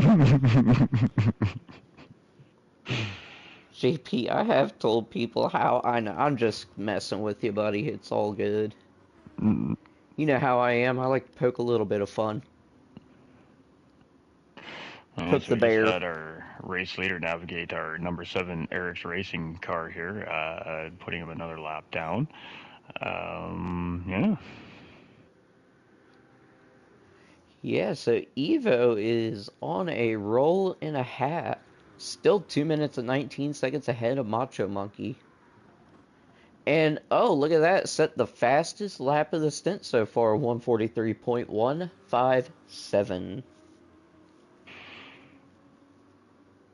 I was quite surprised to see that the fastest lap set in Stint 1 held up until Stint 9 or Stint 10 before it was finally broken. And of course, it was broken by the driver that set the original overall fastest lap. But currently sitting at a 142.736, and if I'm not mistaken, that's like 9/1000ths of a second off his the team's qualifying time in Friday's Super Pole as well. So. I mean, you just cannot state the fact that Sector 7 Esports came prepared to race this weekend. It's just unfortunate that it's unfolded the way it has for them, but the fact that they're still sitting in second place after all of that chaos that happened to them speaks volumes on the caliber of this team this season for sure. And Yes. This is just one of 3 teams in Split 1 here. Yeah, and I mean, especially after those 2 disconnects. I mean, the first one really didn't hurt them, but that second disconnect, man, was a 3-minute difference. I mean, between first and second. Yeah, no, that was the second one was definitely a race breaker, unfortunately, for Sector 7 Esports here. I mean, we still have time on the clock. There's still a little over 3 hours remaining, but the reality of the fact of the pace of the leaders right now and the consistency that they've shown here today, it's a big stretch here, I think, for the number 5 Lexus at this point, and it may. I mean, they're gonna give it everything they got. I don't doubt that for a second, but statistically, right now, I think that it's that one was just a little too big for him for an overall race win here. I mean, anything can happen with 3 hours remaining still, but right now, with the way that the race has gone and how consistent that this field has been here today. It's a tough ask to cut down another 2 minutes here to put themselves in a position to actually battle for a race win here at this point. It's a big hill to climb for sure. It is, and Macho Monkey just set the fastest lap of the stint so far, 143.110. And has opened up an even bigger gap on Jakey. It's now up to a minute 1. Absolutely. And do we have anything starting to close up a little bit here? I mean, Not drivers are definitely really. going to be pushing the limits now. I mean, we're getting down to crunch time here, so every driver behind the wheel of their cars right now are not caring about the condition of their car at the moment. They're caring about that time. What do I need to do here? So it is game on. I mean, the attitude in the paddocks have most certainly changed over the last couple hours for sure. And I mean, I can see it in the attitude of the race cars. You can tell these drivers are starting to push these cars a little harder now as this race is drawing near to an end. So, I mean, anything can definitely happen when drivers start driving on the edge. That's when mistakes start to be made, and that's when things can start to happen. So I guess we'll have to wait and see how each team manages where they are on the grid at this point. Yeah, and I mean, I'm looking at the grid, and the closest thing we have to a battle is between 5th and 6th, and that's separated by 12 seconds. Everyone else is separated by a good anywhere from 50 seconds to a minute plus. So things definitely have settled down, but it's like you said, these drivers are going to start pushing their cars past the limit. So could we see battles in the last stint? Who knows? It's entirely possible. Drivers start pushing the edges, they're pushing the car's limits, they're pushing their limits. The drivers are tired. Eric's Racing Slim is a good example. I believe this is at least his 3rd stint already in the race, potentially his 4th stint for the Eric's Racing team. Fatigue is definitely going to start becoming a factor for some of these drivers that have been in this car for a few hours throughout this race here.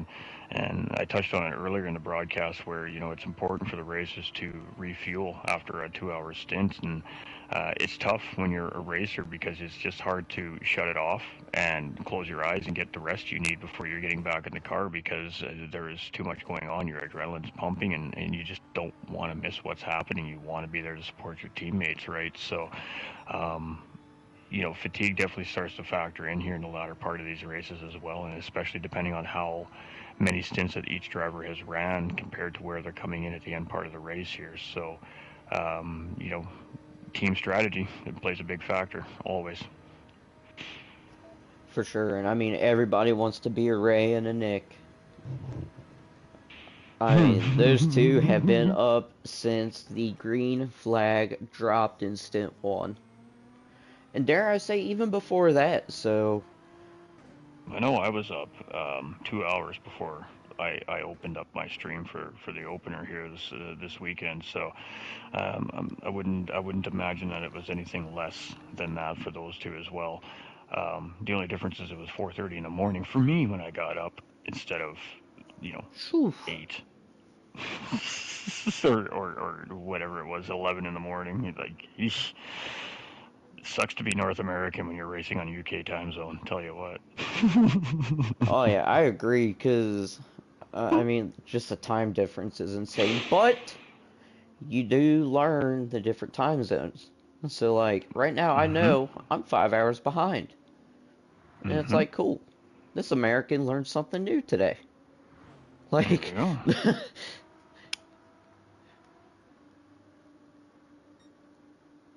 so what do we got here? Nick saying Everyone Ray's wants a wrench by their name. Jason, they're stirring up the chat again. Oh boy. ERA Shadow saying ERA Racing Fuel coming to you soon. think we need to change Jay's name in the Discord to TT Stir the Pot. I thought it was already that. No, definitely not. We can't repeat what his name in the Discord server is currently on this Oh, broadcast. yep. I know what it is. I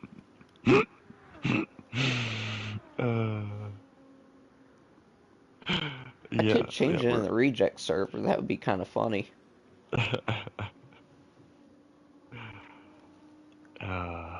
Love this community.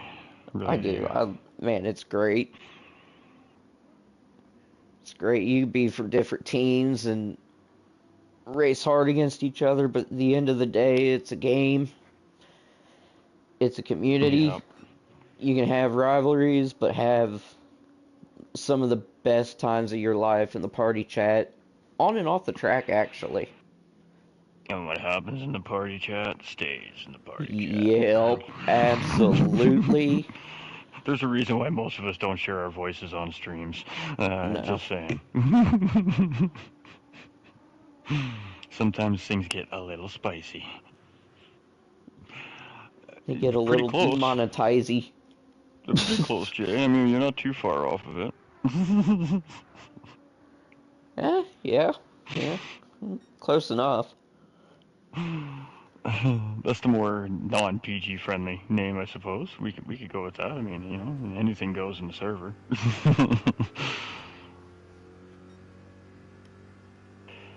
Yeah, it's just another thing, you know, within the team. You know, something fun we do. You know, typically drivers at times earn nicknames from those great moments in the chats, and sometimes those nicknames stick in the server. So.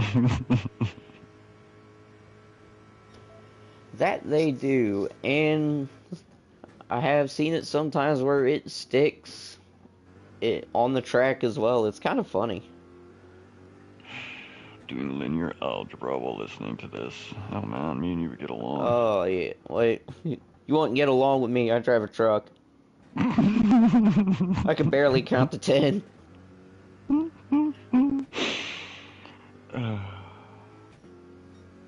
Right now, I can barely count 10. Definitely. I mean, For Andy sure. should have been here about 2 stints ago when Jaeger was singing. It could have been some like lo-fi studying vibes.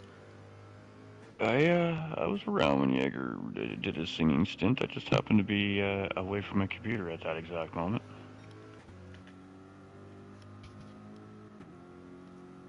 But yeah, he definitely pleases to entertain, and that's what we love. Yep, that's what we love about Jaeger. Such a joy to work with in the comms. And he likes to entertain. That too.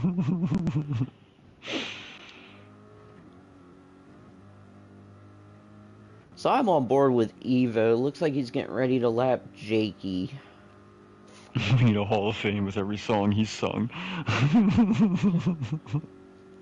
No, what we need is our own music label. Jaeger's Bangers Music Studio. Enduro bangers. I love Yeah, it. Enduro Bangers. Ooh, that sounds Down. even better. Yep. Yeah. Definitely down. A little bit of a solid push there from Evo on the Grid Life car there. Instead of navigating around there, he just gave him a push. That was, but it was a pretty solid push. There from the ERA 44 Corvette, and he's just kind of hanging right in behind Lucas here. I'm assuming that we're going to see a blue flag situation here, but at the same time, Evo doesn't overly seem concerned about the pace of the Grid Life driver, Jakey, pardon me, currently at the wheel. I'm thinking Lucas because I'm fully expecting to see Lucas in stint 12 here in the number 3 Lexus, so my brain's just thinking slightly an hour ahead at the moment.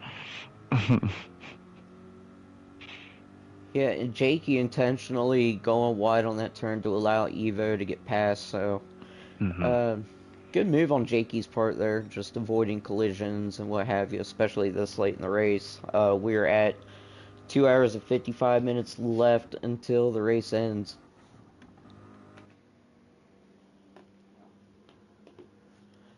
TCR Rapids saying, ooh, GT needs to bring back NASCAR. Back in the days of GT5 and 6, there was a massive NASCAR community. You are tickling my pipe dreams, my man. I've Yes, been saying it for 2 sir. years. Why do we not have the NASCARs in GT7? I mean, for real. Or maybe just have PD do what they do with the Group 3 cars. I mean, make kind of their own version of a NASCAR. Like, that would just be fantastic. Well, I mean, essentially in GT5 they did that, right? I mean, you could go buy the Corolla, essentially, or you know the 2 or 3 different manufactured cars, and you could go modify them and do exactly that, turn them straight up into NASCARs. Um, so yeah, it's not like they don't have the capability to do that for sure. Oh, yeah. But that was also a special DLC in Gran Turismo 5, the Jeff Gordon DLC. I remember that very vividly. It was a great DLC and potentially the best extra content drop in Gran Turismo's history, in my opinion. I think it was better than Lewis Hamilton event that they dropped. It was just a couple of years ago myself, but I'm not much of an F1 fan personally, so that's more along the lines of it. I'm definitely a NASCAR oval track racer over Formula One. If I have to pick between the two, it's stock cars all day long.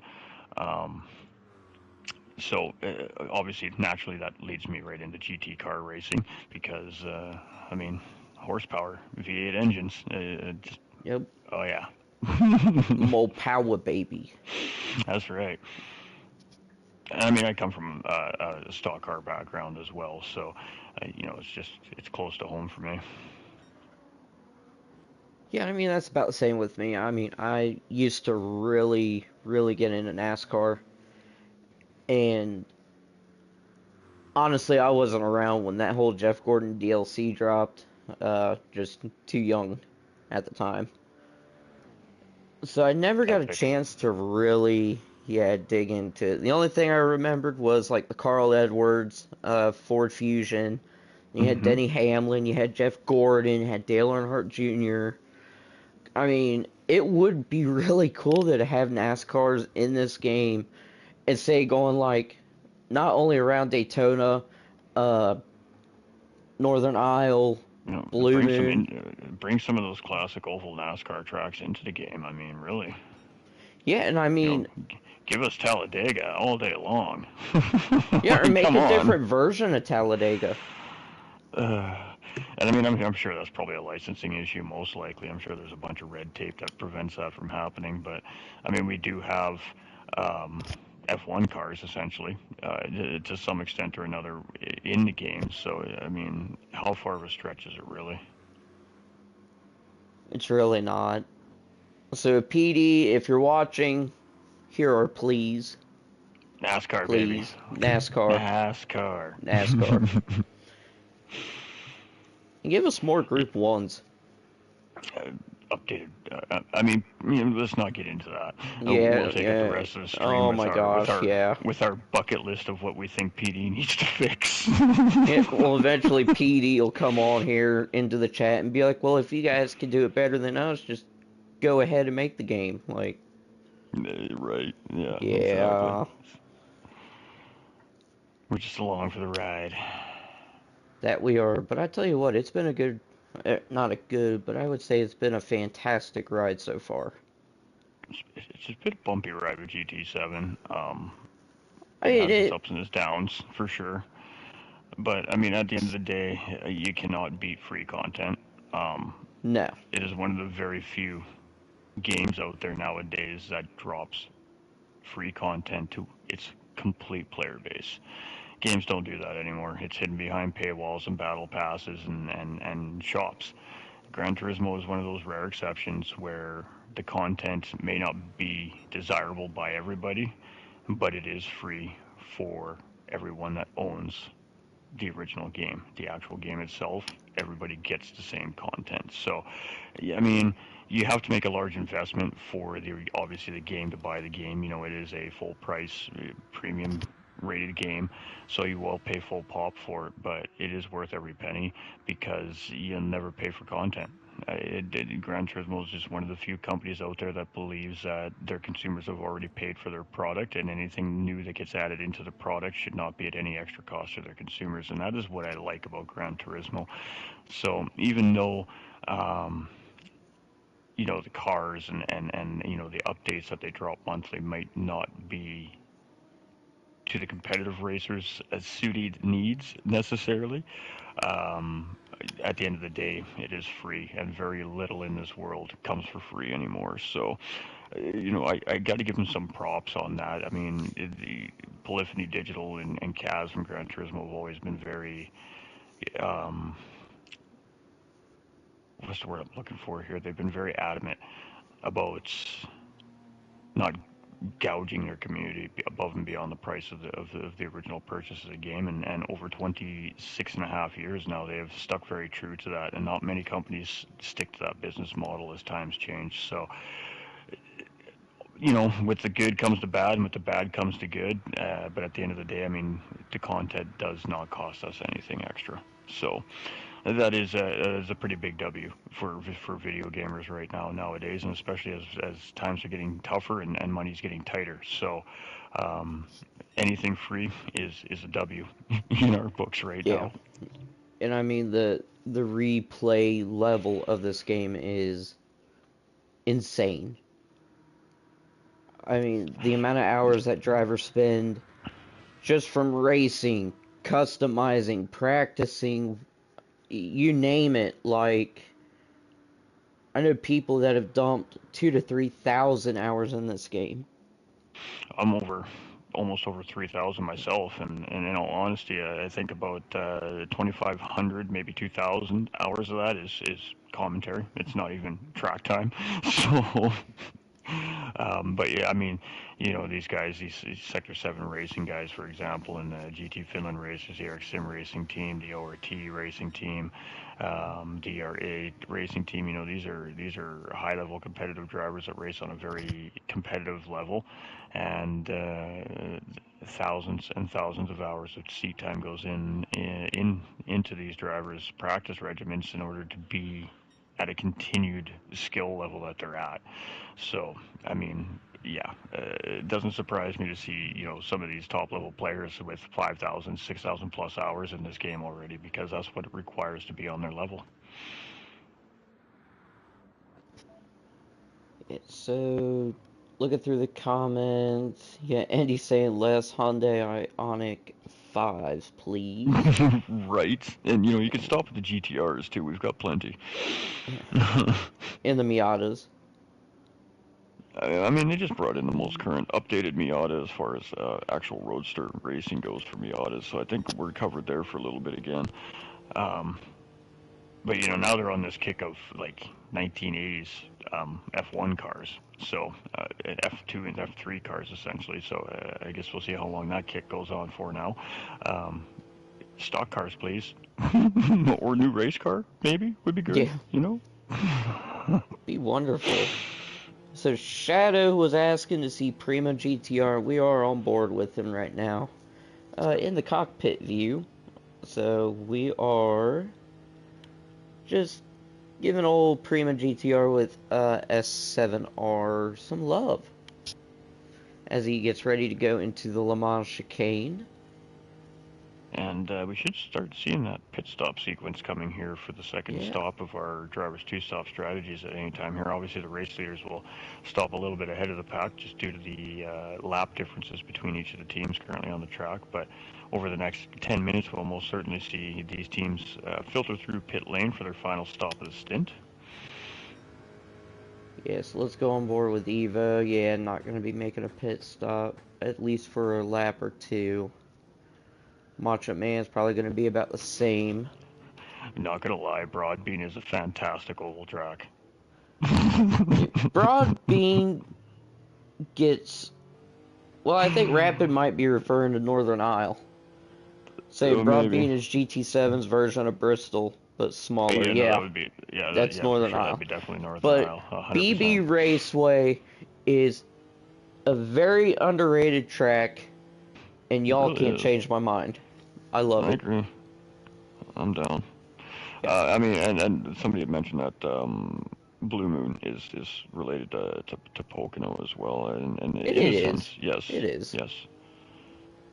You know, GT7 probably tried to get a licensing agreement to that racetrack most likely, and they probably couldn't get it, so they came up with a fictional version of it essentially. Um, but you can't, you know, copy it, so you have to change it, right? I mean, you got to give kudos. I mean, Gran Turismo has come up with some amazing fictional tracks over the years too, as well. Um, over the years for the platform, so you can't take away from what they've done with this game and where the game has come over the last 26 years. I mean, it looks spectacular. The one thing they got right was visually, this game looks amazing. Amazing. And the higher quality you take it, the more P's, 1080p, 1440p, you know, the higher you get into that quality, just the more that this game looks incredible. So they've definitely got a few things right with the game, without a question of a doubt. You know, it's a work in progress, and nowadays with video games being able to be live updated via internet connection, um, you know, companies are more willing to throw at a unrefined product and let the community essentially be the live testing for that product. It's just And whether or not the game developers listen to that hold said on here. community, I guess. Ray was asking if anybody got damage. Yeah, a higher place with S7. He got front splitter damage. Everybody else, I didn't see any damage on them. Well, what's for lunch, Rapid? The egg and sausage bagels are definitely winning right now. I mean, what you got? What you got?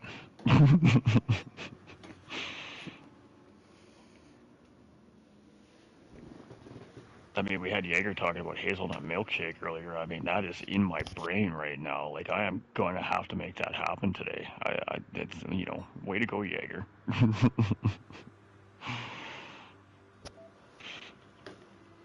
I could so go for one of those. Yeah, I know. That sounds incredible. My word. Gap's still holding 2 minutes 19 seconds between first and second.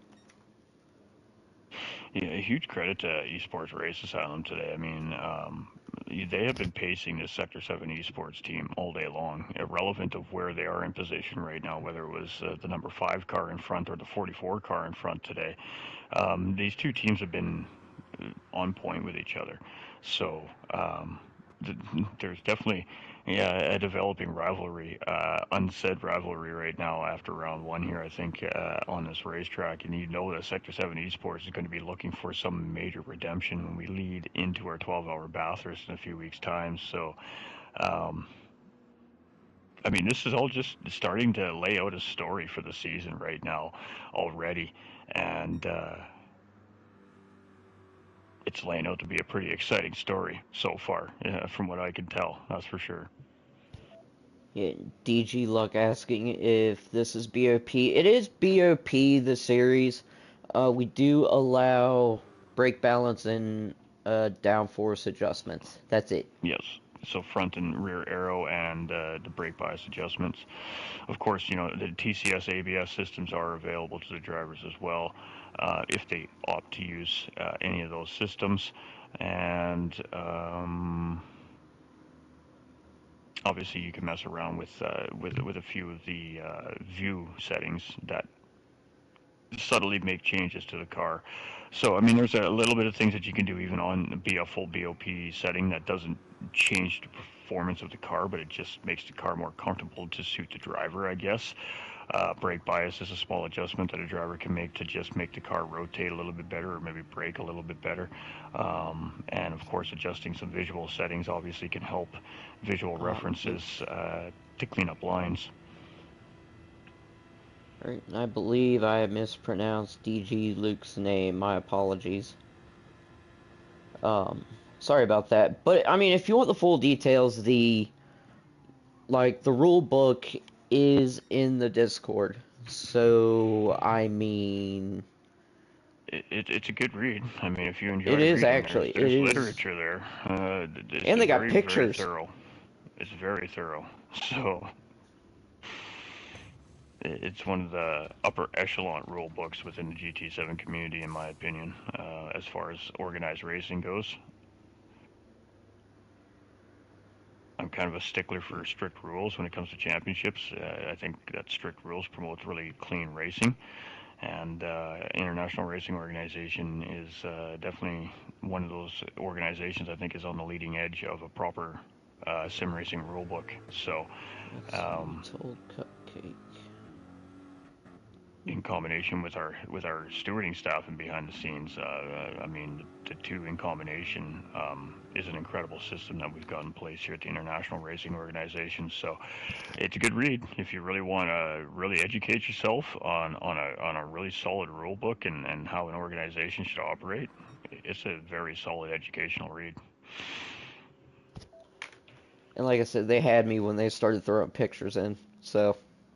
Visually appealing as well. Yes, exactly. That helps It keep the is. attention of the reader for sure. For sure. TCR Rapid asking, is this a 24 series or a one-off? So, there's, let's see, you got 24 hours of Daytona, 24 hours of Nürburgring, 24 hours of Le Mans, and 24 hours of Spa. So, Jaeger. out of the... Yeah. There we go. Right on Jaeger cue, to my the man. rescue. So there is these schedules. So after the Rolex 24 at Daytona, we are going to Bathurst for a 12-hour race. That looks to be at the end of February into March. And then after that, you're going to have the 8 hours of Red Bull, which will be at the end of April.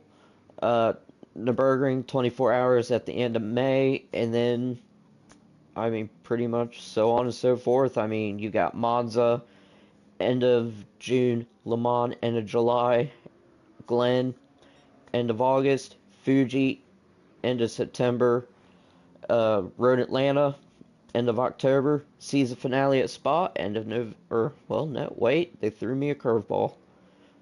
Middle of November. Middle, wait, no, and I was wrong. Okay, so I say from Monza down looks to be in the beginning of the month to the middle of the month, so. Mm-hmm. And of course, the Split 2 lobbies run at that first half of the season. They run a couple weeks in behind Split 1, and then after the mid-season race at round 5, Split 2 will actually run the weekend ahead of Split 1. So lots of endurance racing coming from the International Racing Organization here this season as well. Yeah, so all different kinds of racing that we have, especially planned for this year. Mm-hmm.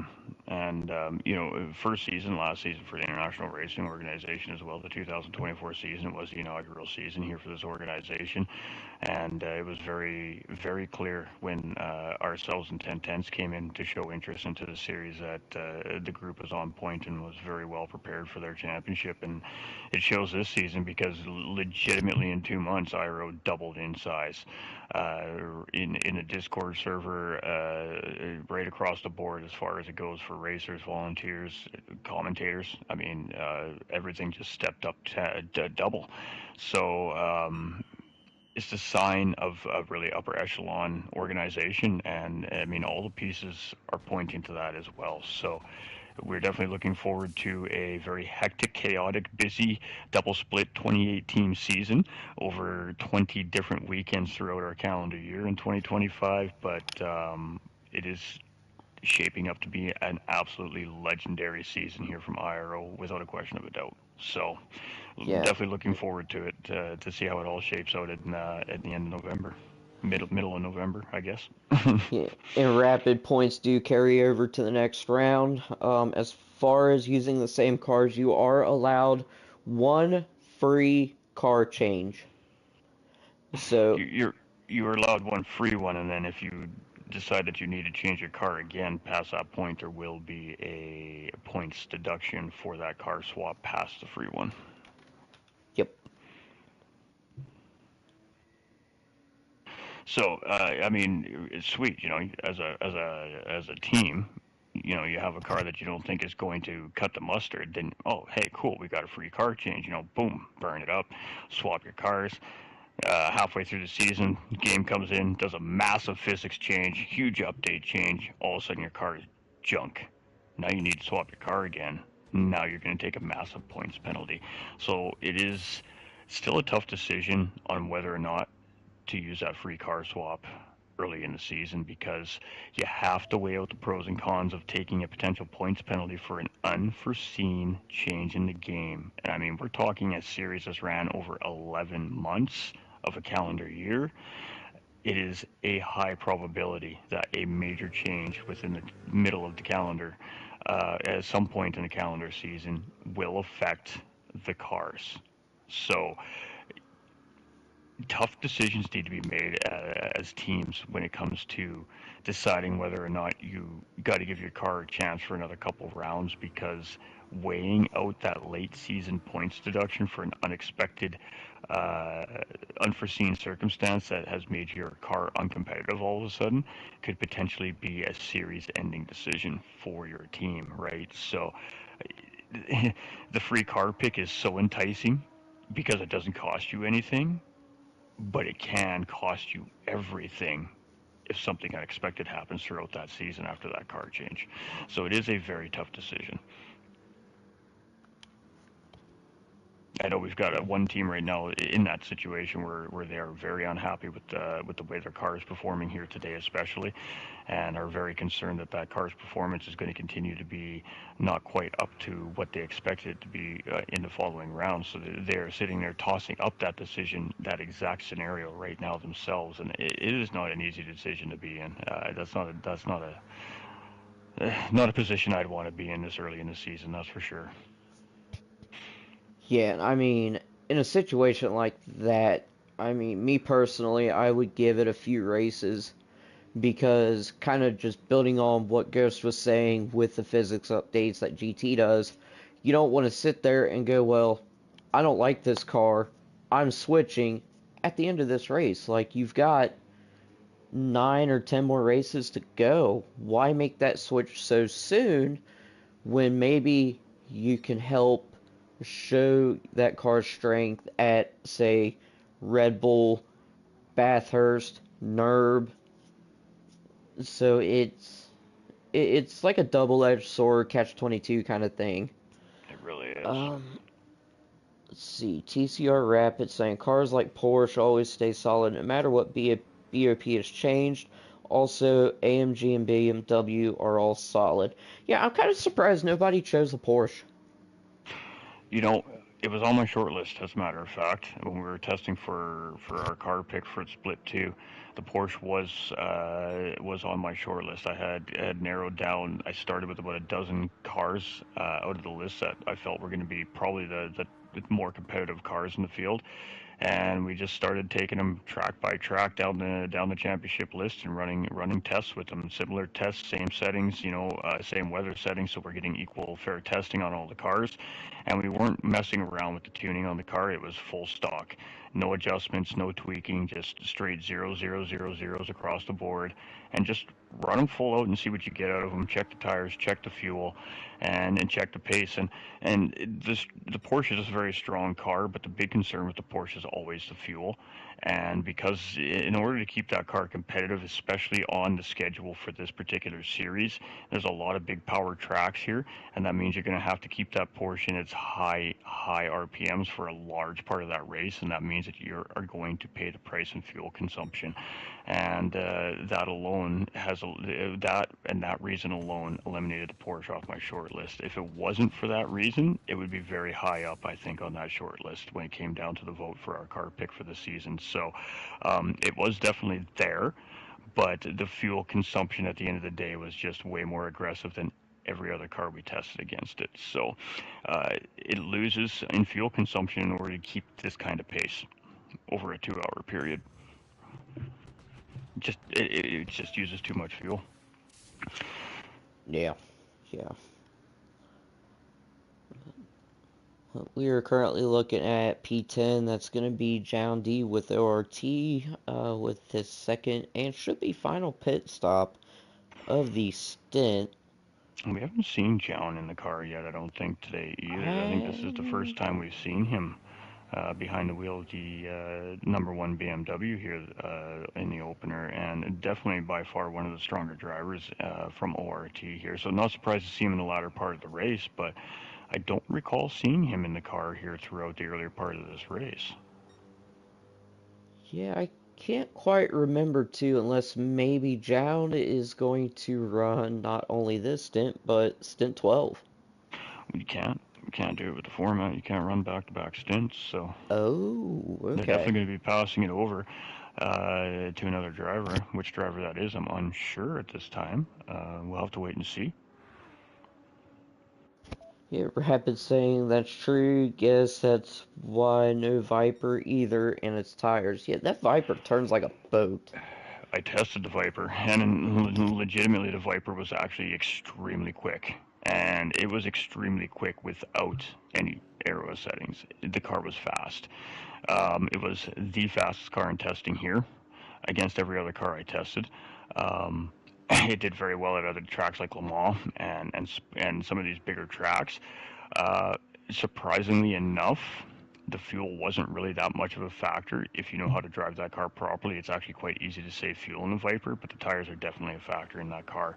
And it is a car that requires a lot of skill to drive. It needs to be driven quite differently than you would expect to drive a heavy front rear engine car. It does have that big heavy V10 motor in it, keeping in mind as well. So um, it requires a very different driving style to really make that car effective. And I mean, ultimately, at the end of the day, again, that's what eliminated it off the short list. The car we are choosing to take in the IRO season for Split 2 is going to be a car that our team is going to have to take a little bit of a learning curve to wrap our head around to continue to keep fairly quick. But it should be a car that should hopefully keep our team in a competitive state in Split 2, ideally.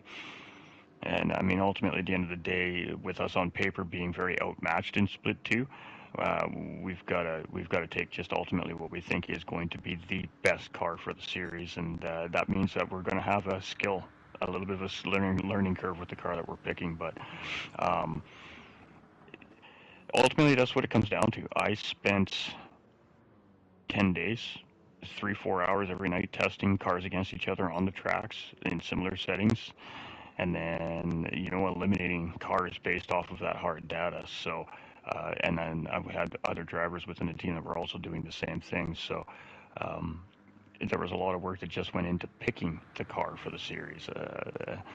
And that process has yet to happen, obviously, as the car form goes live this coming week here. So you still have to worry So, about making sure that you get that pick right. But breaking news. Jakey with Grid Life has had to make a pit stop for damage. Looks like he's got rear bumper damage as well as damage to the driver's rear wheel. oof, so that was a good knock. The benefit here is for the Grid Life team is they did have that 1 minute cushion over fourth place there. The pit stop is most certainly going to cost them some time, and it's going to be interesting to see if we take a fresh set of tires here. And it looks And like we he are. is, yeah. But that's gonna allow P4 of S7Rs a higher place to really close that gap to Jakey. Absolutely, and I think And the call comes from a simple fact is they have that minute gap. I think that pit's going to cost 35 to 40 seconds. That should keep them about 20 seconds in the good here still, and it did seem like that Jakey was pacing ahead of the fourth place driver there until that moment on the racetrack, obviously. So I think that this was just a really a tactical call by from the number 3 Grid Life team here, and realizing that they have the time that they can give away it's one time to that Aston Martin chasing in fourth place, but you definitely don't want to give any more up at this point. You definitely need to have a nice, tight, clean 2.5 hours here remaining in the race now for sure. You definitely don't want to give them any more grasp of, hey, I'm closing in, because that can be a dangerous situation when you give that driver that confidence that, ooh, I'm reeling in third place here, let's go get it. yeah, and I mean, I thought a higher place was gonna close the gap even more, but he's still a good 22 seconds back from Jakey. Now, Shadow was wanting us to take a look at P5 and P6, so that's gonna involve Prima with S7R. And then Yeah, Arc sister Halix. cars here. So Yeah. about an 8 second gap. I mean, nothing too terrible, nothing too close at the moment. As far as strats, I mean, they're about the same as far as tires and fuel. So nothing really to worry about or keep an eye on at the moment. I can definitely understand them wanting to keep an eye on Arx Helix there in behind. The driver is a very formidable opponent on the racetrack. He is one of the top drivers currently in his country, so um, I can understand why you're definitely wanting to take a look at that timing gap because it is definitely a high caliber driver trying to chase down that 64 Lexus right now for sure.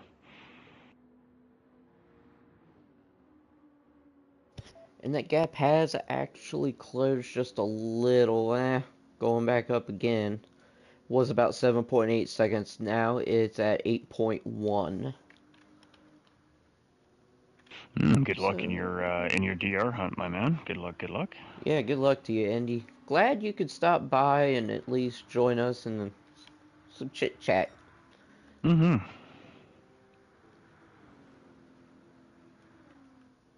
All right, what do we got left? We got about 24 minutes on the clock before the stint is over, but we're looking at lap 56 for the race leader right now. 57 at the moment, actually. Oh, 57, pardon me. So that leaves us another 12, 13. Yep, yeah, we're about on point here. Right about on point.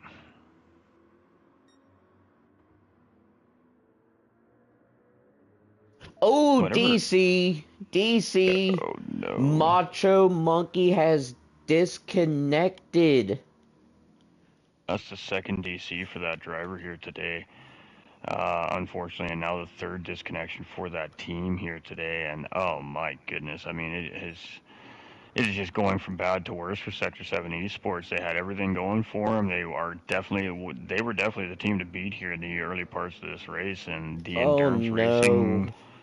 The endurance racing gods have something different planned for that team here apparently today, and it has just been heartbreak after heartbreak for the Esports Sector 7 number 5 Lexus, and just gutted for that team right now. It's just absolutely great performance out of those drivers, and I mean, it's a salvage at this point now for them. It is just get into Stint 12 and salvage what you can, get the points you can get, and start to prepare for the 12 hours of Bathurst. I mean, that's just the way they're going to have to approach this at this point now. It is what it is. It sucks, and hopefully that we can get. Hopefully that Macho and they can, and the esports drivers can over at Sector 7 there can work with the organization here and we can get to the bottom of why the DCs are happening here. I mean, it is such a guessing game when it comes to DCing and why drivers are DCing. There's really no rhyme or reason for it to be happening except for the fact that it's just an internet issue. It is a very tough situation to have to deal with in this style of racing. Unfortunately, it's something the drivers sign up for when we register for the series, and we're aware that can happen. It just sucks when one team seems to be really heavily paying the price on that part of the scale, and unfortunately today it's been Sector 7 Esports, and my heart goes out to them today, man. They have been absolutely solid all day long, and it just doesn't seem to be on their side today. It really doesn't. Yeah, but I think they might be able to keep second place because they were about 2 minutes 17, 2 minutes 19 seconds back from Evo, but they had already lapped Grid Life's Jakey. So this is going to be very interesting to see how this pans out when that next and final stint starts. It's a good point. I mean, it is pretty late in the stint, so the formula is going to factor in, and the penalty is not going to be quite as heavy as it was last time. However, though, that is still going to put them that much further behind the race leader. So, I mean, all that work, all that time over the last 4.5 hours has just been negated by that DC, basically, and they're back to square one with 2 hours remaining by the time they get back on track. So, you know, it's just tough to to just lock in and keep doing what you're doing after that has happened now for a third time. I mean, you want to talk about facing adversity? Sector 7 Esports Racing Team is definitely facing some adversity here today themselves. Yeah, I mean, I'm reading the comments here. It is salt in the wound. with it being their third DC. Nick's saying we're going to have a battle for P2. Yeah, the gap's about 21 seconds between Jakey and a higher place. I don't think it's going to happen though in this stint. I really don't. No. Unless we see a similar situation that we've seen a little bit earlier, I don't really think that in what, a dozen laps we're going to see 21 seconds come down when the gap really hasn't come down since the pit. That doesn't mean that it's not going to change come the final stint. Obviously, the drivers are going to be the best drivers probably from each team and behind the wheel. So that could factor in. But right now, I don't foresee it happening in this stint within the next 20 minutes. Educated guess. Yeah. That's it. Nothing more. Just a hypothesis. Yeah. I shouldn't be saying them kinds of words when I'm this tired, but here we are. They're still, yeah, I mean, they're still, like Cupcake said, they should still come back into that second place position, but what that's going to cost them is that time, plus the original time that they were already behind the ERA team. So, I mean, they're just that much further behind the race leaders at this point. Oh. Okay, I see what Nick was saying. We got that all sorts of wrong. What's that? So I think S7 is going to be placed in second, but there's going to be a heck of a battle between S7 and ERA's grid life. Oh, because of yeah. Oh, okay. Yeah. We just didn't read enough into what Nick said. We did not. Okay. My bad, y'all. We're washed. Yeah, we're washed. We're washed commentators. I commentate laundromats for a living. Popped into the stream earlier to say hi, but you're in full concentration mode. This is McNaughty. He was having a pretty good run there, so could definitely see him being in try-hard mode there for sure. Oh, Shadow Chef, ERA's grid. Yeah, that was my bad. We listened, we heard. No. This grid life team was there well before. You're absolutely right, Kennels. That is 100% on point. When you DC, it hurts. It hurts you more thinking you've disappointed your teammates. 100%. 100%. I couldn't agree with that statement anymore. That's the first thing every driver goes to is feeling like they just let their team down, right? But it is a team effort at the end of the day, and that's not what the team is looking at it like at all. And no, that's facts. I mean, the Sector 7 Esports is a highly competitive team, but they are a team. They're family. They're brothers.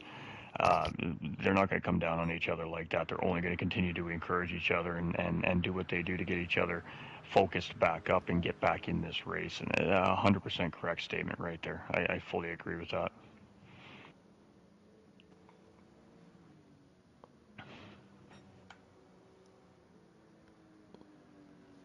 But half the roster is ERA. Well, I'm pretty sure half of Split 1 is also Sector 7. So, just saying, you guys got what, like 28 drivers in the series in total. So, This Justin Ghosted Cupcake has started World War III in the chat. Washed commentators. That's what you get. Yep. Remember, I'm just a laundromat commentator. Sacked, I think, is the word of the day. Yeah. What did you do? Yeah, we already sacked one streamer during that event. Grant has got sacked by Evo, so Cupcake, sorry. Oh, I haven't gotten sacked yet. But I'll tell you about someone who did get sacked. S7R's Macho Monkey. Oh yeah, no, he got disconnected. Burn. Yeah, I can feel the pain. It happened to me when I was driving for a team in Indonesia twice, and I was like, I'm not doing my third scheduled stint because the internet was so unreliable. And yeah, as you said earlier, you're feeling like you're letting the entire team down with your connection issues. Is not really helping. But then again, you put more load on the team, unscheduled stints and whatsoever. It was a bit of a, I don't know, weird situation, but still, I was not in that mood to say I don't want to disconnect a third time. So who deals with the hate mail after the commentators say something silly and upset a team?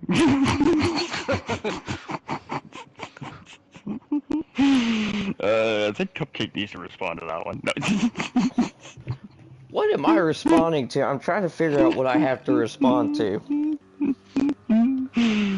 Saying too soon. I don't know what's too soon.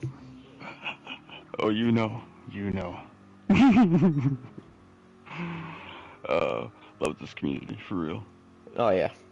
That's what I mean. I mean that's a soft spot for sure right now, without a question of a doubt. Probably shouldn't be poking at the soft spot right now, without a question of a doubt. But everybody has a good sense of humor, so. There's no thankfully. ill intent towards it. Like, none whatsoever. When Ghost and Cupcake get together, sometimes things get a little bit rowdy. It just happens. I tried not to make it rowdy. Yeah, well. What do you get when you put a Canadian and American in a commentator booth in a sim race? Chaos. I mean, what else do you say? Yeah. We come from two different worlds and we touch the same land. I mean, it's funny actually, but.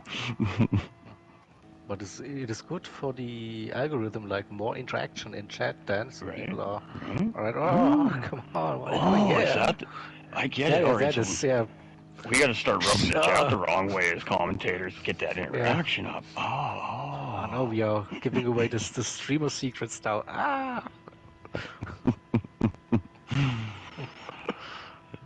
Yeah, it's great to see a couple Aston Martins in the grid. Before not this last update, but the last major physics update, this was a sleeper car in the GT3 class, and I knew it. And then that physics update hit, and they give it a little bit of a nerf, and absolutely just destroyed the poor thing. But now with that allowance of that downforce adjustment, it has put the car back into a competitive state with the rest of the class here. So love to see the Aston Martins on track, and they are doing very well here in today's race as well. So it's going to be interesting to see what they do on the smaller, more tighter, nimble racetracks that require a lot of finesse. The car is not exactly a finessey car, but it has many advantages for sure. Yeah, we tested that car too in testing, and it was a little rocket ship when you started adding some adjustments to it for sure. Yeah, and I'm just kind of going through the list. Luke, or DG Luke, was asking about doing like a livery cycle. So I've just been kind of going down the grid, showing off these gorgeous liveries. Yeah, it is tough to pick my favorite one out of the group. I mean, there's a lot of really great designs on the racetrack. It's really hard to pick out one specific one that really stands out to me, but the number 7 GTR definitely is on what I would like to call my short list. It's just a little bit different, but it's got a very modern, sleek design. It just falls right into my wheelhouse of, ooh, that looks so good. Yeah, that's how I feel about the GTR. It's definitely right up there, like, towards the top of, say, my favorites. I mean, we don't see any fun dip cars on the racetrack. If it was a fun dip car, hands down the fun dip car wins, but we don't have any fun dip liveries today, so no fun dip cars.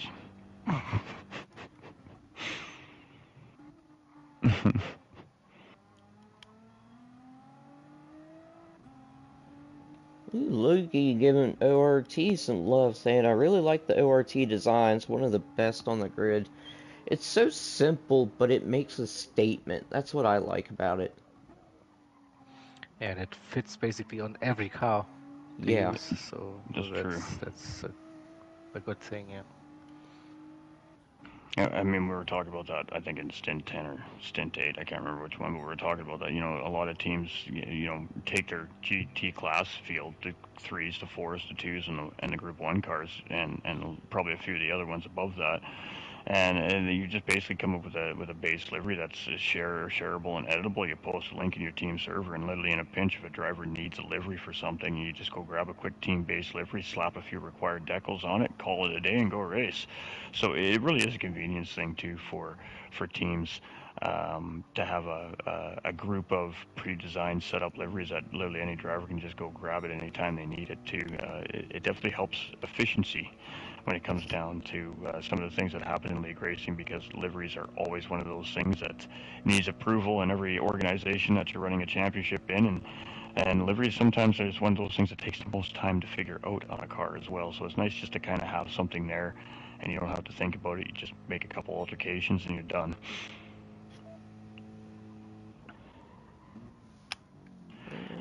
Well, it is a full house here now. Yeah, It is. crowded. It's a party up in here. Let's go. It's like we are celebrating it. Well, I mean, it is the inaugural Yeah. opener of the 2025 season. I mean, we're heading into the final 2 hours of the race. I mean, we got to set it up big for our man Webbo here to bring it home.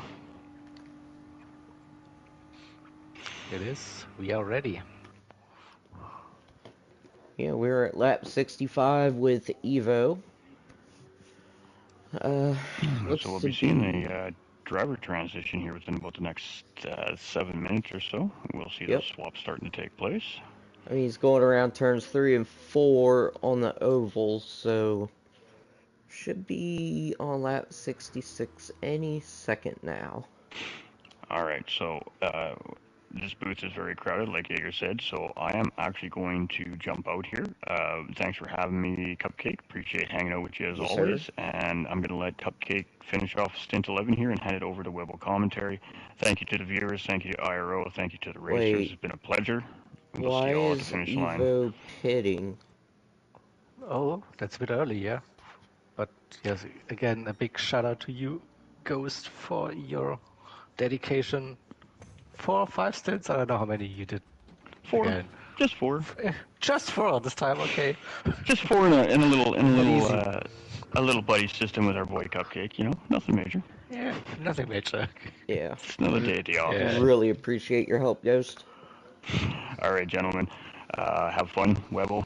Yep. Bring it home for us. We know you're going to absolutely knock it out of the park, my man. And thank you to the broadcast team for an absolutely smashing job in the booth today.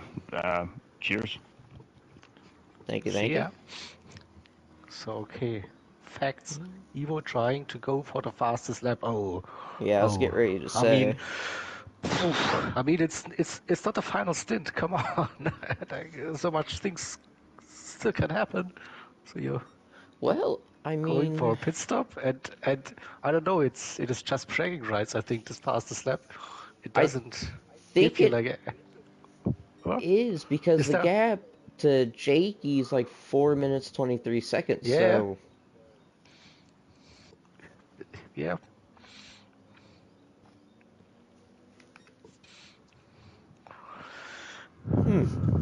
very It is worth interesting. 3 points. Or here we go. So I didn't know that you have 3 points for the fastest overall lap time. Okay, Yeah. you got Okay, me yeah. convinced then here. All right.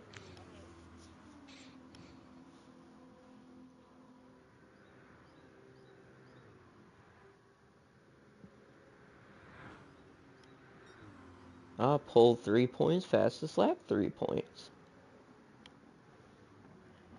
Well, let's stay with Evo here. Let's see if he's gonna get the fastest lap. I mean, low fuel, fresh tires. I mean, what more could you ask for?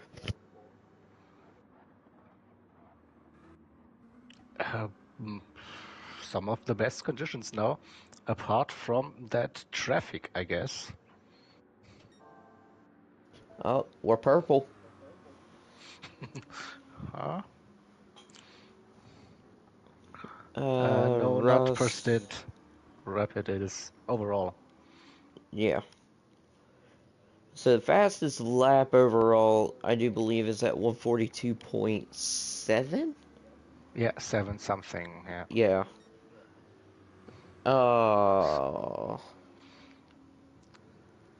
That was basically Super Pole time.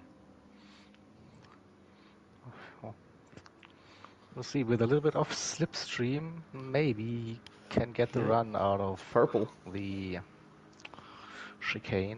Yeah, I see purple. Yeah.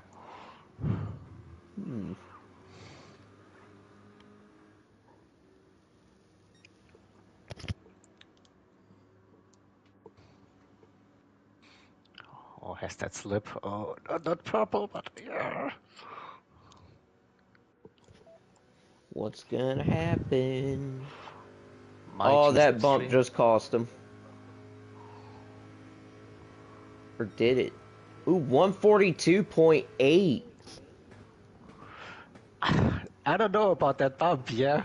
I mean, he lost like a little bit of speed with that bump. He did, but still managed to set a 142.8. But now without slipstream.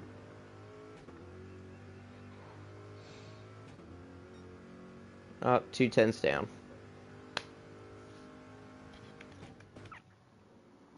Darn it.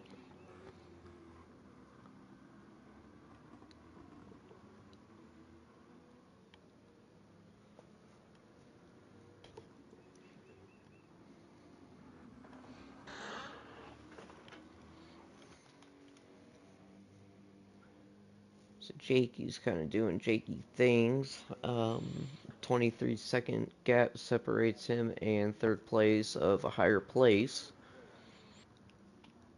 And then pretty much nothing's changed. I mean, Prima's still running in fourth. RK looks fifth. Shadow sixth. Eric's in seventh. Kevin Gran Turismo in eighth. John D in ninth. Sparks in 10th. AHR Skelly in 11th. Ram Jamps in 12th. And Frosty in 13th. So pretty much nothing has changed.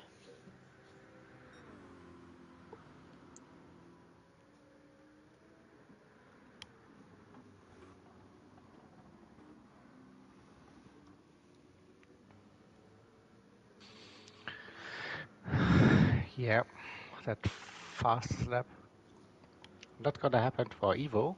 Nope, unfortunately.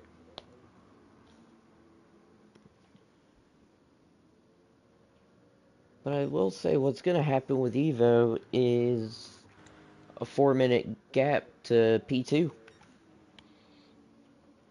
So ERA looking pretty good going into the last stint.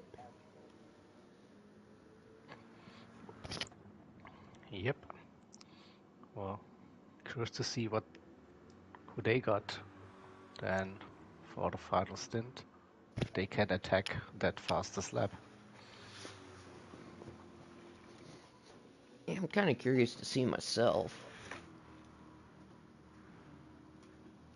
Andy, wait a second, what happened to Macho? He disconnected. That was the third disconnection by the folks at that S7R.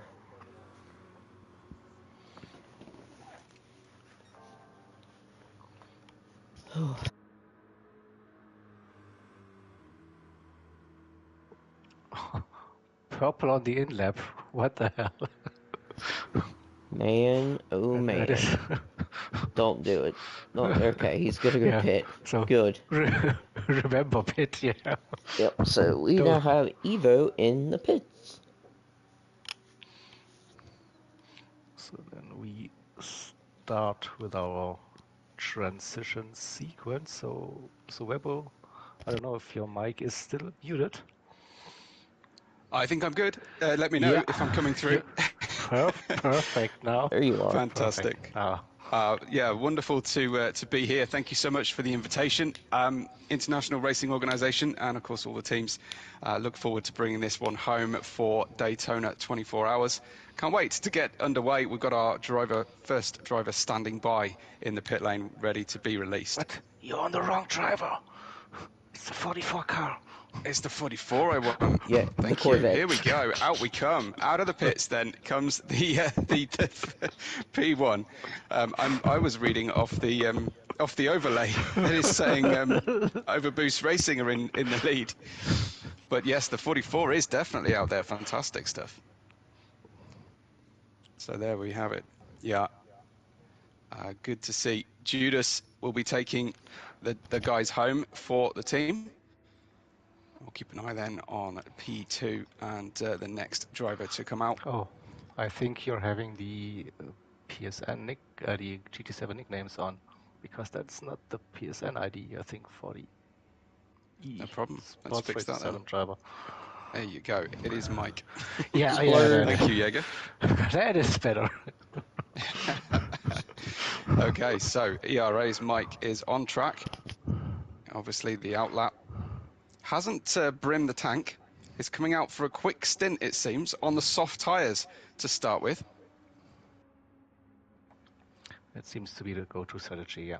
2 stops So on softs. probably around 60% fuel as well. And the Chevrolet out there on its own in the sunshine. Looks like we're going to have some fantastic Floridian weather for you. Just a mild breeze to the south, 3.7 meters per second. So Lovely. out and ready to go. So the question is, where will the number 5 car be released? When will it be released? It was promised to be a battle for P2 after the disconnect. So we will see that probably in what's that, 1 minute 40-ish, Okay. when we see the next car going. We'll look for forward the to driver's seeing side. the next car out. Yeah, they Okay, were 3 about Plenty of screen time to our ERA card, the number 44 here. Yep. So Jakey with Grid Life is on the last lap. So he was about 4 minutes 6 back from P1, who is Evo. Oh, okay then.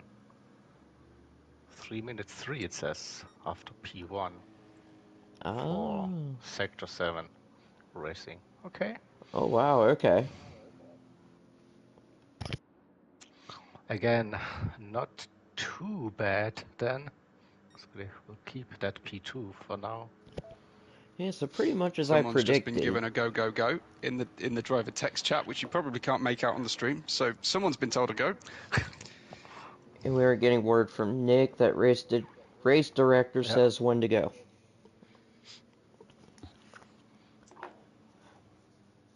Oh, he's That's right. I think that's Indy's possibly question. an answer to Andy on the chat. Yep. Yeah, exactly. We're saying the same thing. It's been a long day and night, buddy. Gonzalo. Yeah, I can well imagine. Yeah. I've got a different kind of stream to do for you guys. I'm coming at this fresh, so hopefully a little bit of a change of energy, perhaps. But I'm sure you've been working incredibly hard today. It's certainly been entertaining tuning in when I have been able to. The S7R number 5 is out on track. Gonçalo, the Portuguese driver, out and ready to challenge. 3 minutes and 8 roughly is the gap to P1. So we have Grid Live's ERA Jakey is in the pit, as well as S7R's a higher place in that Aston Martin. Oh wait, okay, that was my screen. Oh my lord. Info from Ray to say that we are back in the race with S7R. Yep. Alright, so a higher place in the Aston Martin. Keep it together now in. for the final minutes. I'm working on it, Jaeger. I know, you're tired. We all are. Luke is out then in the number 3. Luke is out in the number 3 car for Grid Life. S7R's Prima GTR has just entered the pit. Looks like they're going to be in 5th. And then Arc Helix has entered the pit as well. They're going to be coming out in 6th position. I believe Arc is with Loose Moose Racing.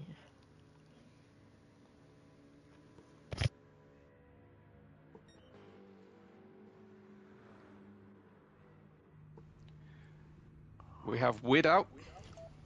Wood out for Sector 7 Racing here in the 764. Aston Martin V12 Vantage. Soft tyres. And it looks like Banana as well is out for S7R in the 64.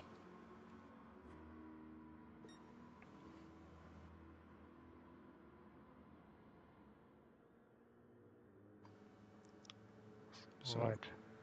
some 39 seconds between P4 and P5, some 17.6 to show P6, which is Manu Rodri, our Spaniard driver, currently having just come out of the pits, going through the first of our horseshoes hairpins here.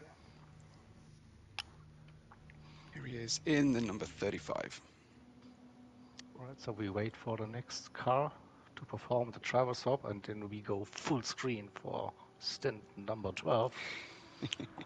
So, Fabulous. yeah, we release Cupcake from his duties,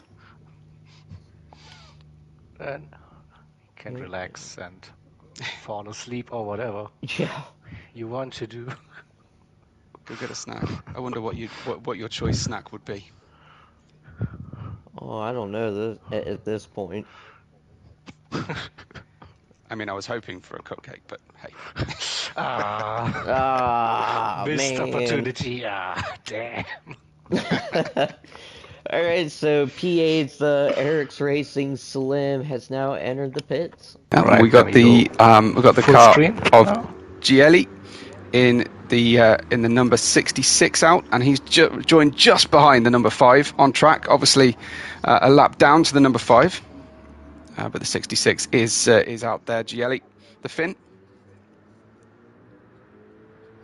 comes out 1 minute 5 behind P6. And our thanks to Cupcake, thanks to Ghost as well, and for setting this up beautifully for the end. Hi to Nick, hi to everybody in chat as well. I'll try and keep my eye on it, and give you a shout out if you have something to say. Please take part, ask questions, and tell us what you're seeing, what you're thinking for Eric's Racing number 7 car in P8. It's Javi. I'll keep you company for that final stint, if you don't mind. So if you have any questions, feel free to ask. Absolutely, that's terrific. And of course, any drivers who have just got out of their seats or team managers who want to take part, as long as they can keep it clean and not insult anybody, we'll be very, very happy to have you join us and come chat with us. It'd be great to catch up with everybody. Yeah, we do have the fastest lap time. I think GT45 Gaming posted that a couple of messages earlier, so I don't want to give you a false time, but it was a 1 minute 42.736 in stint 10 by Antonio. Excellent. Okay, I've written that down as well, so I'll keep an eye. As Mike has got the current fastest lap right now at 43.4. We're not far away, and of course, conditions out there are close to ideal. Early afternoon, kind of set up here in Daytona in Florida. Track temperatures will be high. Drivers will be nearing the empty point on their soft tyres, especially those at the very front of the grid. Let's take a quick look at the fuel load currently for Mike. This is obviously only I can see this, but just under 50% Mike has. So we'll try and get towards the end of this first soft stint, and then we'll see what happens in terms of those fastest lap. But already he's going pretty quickly as we just check out the latest to exit the pits. We've got Mehdi ready to go, Frenchman, and unfamiliar to see Overboost Racing Team so far down, Jaeger, in the standings. Is this to do with a disconnection we've had, or some issue? No, this is just reality. This is pace. For Wow. the start of the season. This is pace. So they, don't think they had maybe one disconnect. Yeah, I think one disconnect. But they were constantly running like P10 to P7, something like that. They weren't higher up the order. Very interesting. Number 1, so competition stepped up. Brilliant. This season. I know that from what I've been able to track of the IRO, it's been a record level of entries and pace, and it's a great place to start this 2025 season. Waiting on Mehdi then, who has yet to Another- fill with fuel. I see Chapper's currently refueling. I don't know if he's hit the button a little early, perhaps, but ready to go. He's just fueling up.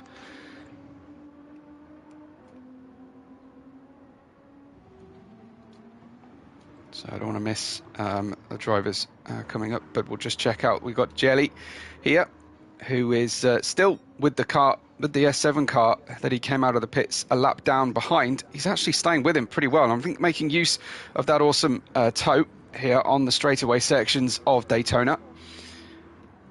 And it looks like, yeah, Chappers has exited the pits in the number 20 car.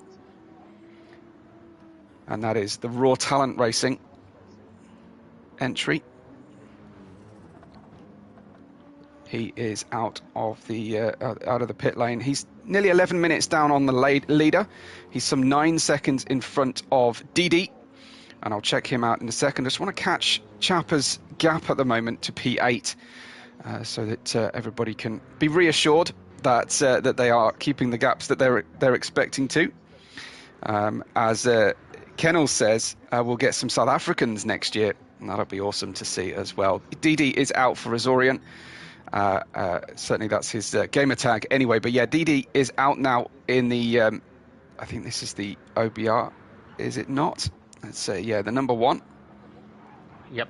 So the champion's number here for ORT, and he is 9.7 away. Tends to be the superstars or the good finishers, the reliable pairs of hands that come out at this stage, as Chappers is clearly a lap down on Javi or further, and we shall see. That looks to be the battle for the best BMW. So BMW not like the best pick for Daytona. Probably also like the recent BOP update got a bit of a nerf. So, but I'm pretty sure this will be a solid car for the rest of the season. And yeah, so the Raw Talent Racing team are also new to IRO for 2025, and I think they finished P3 in the pre-qualifyings, where you had like 4 drivers, combined times then on average, and so they were up there with the top teams. And I know them from the Community Team Cup from 2024, where they were such a strong team. They lost in the final against ORT, so a really talented crew of drivers, and so yeah, it shows maybe also that car wasn't the best pick for Daytona. Let's put it that way. Yeah, and that's in contrast to the Daytona 24 Hours, where of course we saw the Chevy and the BMWs having their moments together. Let me know what your take on that is in the chat, if you will. The sort of summarized clips I saw, I did think perhaps that that one finger thing. The one finger salute. Yeah, that's how what we call it. But I did feel like the Chevy being squeezed did actually drive into the BMW going around the outside that triggered the whole thing off. But hey, obviously felt like he was being hampered deliberately. But it's part of racing, especially endurance multi-car team racing. Didi in P10 then for ORT. Already closing the gap down. No, excuse me. In fact, it is extended by just 0.3 of a second, and that's all for him. Still haven't got Chapper's gap to P8 right now. I'm still waiting on that one to come through. But Mehdi has exited the pits in the 45, and he is out now for last-minute racing. I don't think you will get the gap because they are more than a lap down, so you need to do the quick math yourself. Oh dear! Don't ask me to do maths and commentate at the same time. Good grief! So just say they're lap down. It looks like nearly 4 minutes. Let's go with that. I see. That'll do. Yeah, we'll try and keep that one together. And a similar situation going on with Didi and Mehdi here. Mehdi out. We've got just a couple of drivers left to come out. We'll see them shortly. But here is Mehdi. He's currently reading as 5.2 in front of Tank Bro. but Tank Bro has yet to leave the pit, so getting the tower's getting a little bit confused, but he's ready to go in the 45 here. Nice looking car, nice looking livery. It's great to see these fantastic liveries, and props to you, Jaeger, for solving the livery issue. It seems to have worked so far anyway. 12 of 14 drivers we have liveries so far. I did go through and check, but who knows. In the 69, that is, Tank Bro has now exited in the stylish, aggressive-looking BMW here for the Apex Hunter. Yeah. So there's a request gap between P5 and P6. Let's have a look at that one then. So that's Banana, and he is 14 seconds ahead of Manu Rodri. Again, we're going to be looking at those targets coming across as we continue through this this race. BX Royal has exited the pits, and he is out there in the Dubby number 11 Project Platypus, but with Dubby written across the side. And he has come out of the pits 41 seconds away from P12. One car to go, then it's just Slugsy. Slugsy, who will be heading out in the 77, I do believe. And that is the Platypus car. Just getting very close to the wall, Mercedes AMG. It's a bit of a beast, this one. 41 seconds away from 12th position. Looks to be, as you were saying before, Jaeger, perfect strategy. Everybody trying to run these soft tyres early and to bring those times down. So far, fastest lap 43.430 for Mike. And this is him on screen right now, and he's going purple. Let's have a look at how this feels on board, shall we? Mike's Esports Race Asylum, the number 44. Say again, Jaeger. A car goes vroom vroom. Making funny noises. Nah, lovely sound, that Corvette, definitely. Also, shut up. Absolutely. And you can see just the degrees of banking here on the Daytona circuit as we head out of the first full throttle section and head towards tricky braking zone for the bus stop. Big apex cuts. Those apexes get bigger and bigger every year as the drivers learn to get away with it. But he's lost his purple sector, so it's going to have to be the next lap or after to see if he can get through and complete there. So just to let you know, Slugsy has exited our pit lane and he is in the 77, and we have 14 drivers on track, and we appear at this current time at least, and hopefully for the duration of the stream, we have 14 special liveries out as well. So all looking fantastic in the sunshine. I don't know if you've already had a best livery vote from our audience yet, Jaeger, but we can also talk about that in the chat. Yeah, we tried it, and I think there are, as usual, many opinions, but that 69 BMW AHR got a lot of love in chat. We'll have another look at that shortly. So some 18 and a half minutes down from the race lead, but we'll not talk about that or dwell on that too much. The 77. Obviously, target number one is get the race finished, although Slugsy pushing pretty hard right from the off and getting sideways, going through the bus stop. So out here to push a great deal. So how far is Luke behind P2? I've just been asked. That was some 3 minutes and 8. It hasn't changed to Mike.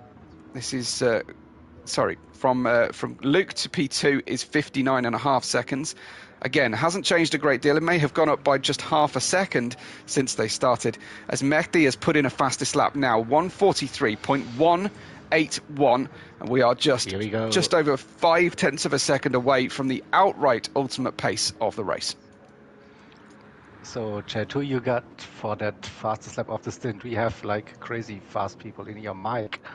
We have Maddie, we have Manu Rodri in there. So and it's tough to say. We had those quick drivers earlier on in the stints as well. They were battling for those fastest laps every time. So yeah, with a little bit of slipstream, I would probably go with Maddie. That's who your money's on for the outright fastest lap at this stint, at least. At least for this stint, yeah. If it's good enough for the overall, we shall see. But I'm pretty sure we will see 42s. Absolutely. This is Mike just doing his best here in the Corvette to try and extract as much performance as possible. Should be getting into the really quick laps within the next 2 or 3, I would imagine.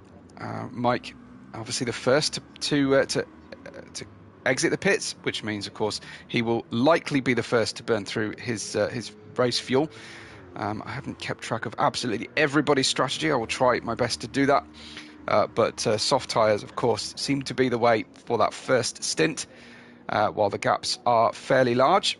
Though we do have some close racing throughout the field. I will do my best to try and cover that as much as we can. This is the number 3 of Luke, still 59.7 seconds away from P2, 4 minutes and 8 from the lead.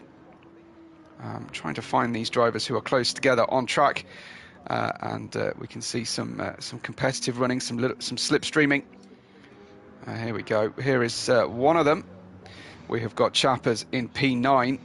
Now, this is not for the outright position, but certainly close enough, Jäger, to get himself a little bit of slipstream and a little bit of action and a little speed boost. Definitely. And oh, that car behind. Oh, that's Maddie. That's like the quick guy. So he probably will have a hard time to keep up with them. Definitely. Well, he's going to do his best, and of course the slipstream will help that. And I'm sure wearing the helmet of the 7-time Formula 1 world champion won't hurt either. Remembering Michael Schumacher here with his helmet. So he'll do his best. Drivers do whatever they can to channel their heroes or motivate themselves. So I don't know if we'll get a view of that from inside the cockpit, but he's gone full early 2000s Ferrari in the suit and helmet here, as well as Chappers. You spotted that, right? From that camera shot? Shout out. Wow. But yeah, I see that. I have a fairly large monitor. So okay, that's probably my excuse. Certainly, I wouldn't be winning any eyesight awards around here. So, yeah, we can't quite get a good view because of the head protection on the main seat. But yes, on the trackside camera, could just see the 7 white stars on top of the red helmet there. You could go to the chase cam and look from. I could try that. Behind. I could certainly try that. Yeah, let's see if you can get a glimpse. I don't know if you can get a better view, but yeah, affirm that. I don't want to advertise tobacco either if we can help it. So here we go. Mad controller skills here. Look at that. So Chappers, 9.8 seconds from P10's Didi. That really hasn't changed a great deal at this stage. And the gap just opening a little bit to the car in front. And as Jäger was saying, that car is, in fact, the P11 Mehdi, who has the fastest lap at this current time. Burning off the fuel. Now, he has been given a blue flag, but he's going to be sitting there with a blue flag, Jäger, for a very long time, given his pace. And I don't imagine, under these endurance racing rules, he's actually required to allow the car through if he is indeed faster. Is that correct? Exactly, yeah. Yeah, so we're going to rely on Polyphony Digital to not enforce any time penalties on Mehdi here for essentially abusing or ignoring the blue flag because he has that underlying speed. Of course, his main target here is to close that gap to the lead, which is currently 14.22 seconds, 14 minutes 22 seconds, and he will be closing the gap to Didi if that's possible. Check in with our race leader Mike, who has a decent gap across the field here. Just fighting really any network niggles that might steal the win from him. But a lead at the moment of 3 minutes and 8, and currently just circulating in the high 43s, low 44s. He needs to, of course, get himself a 42.736, his target time for the outright fastest lap for our entire 24-hour broadcast here. So Shadow Chef saying, want to see my teammate for more than 1 second. Can we go to P5? Well, I tell you what, say please and we will. So leave passive-aggressive comments in the chat, and I'm less inclined to do what you ask. How about that one? But yeah, we will get there. Don't you worry. We will get there.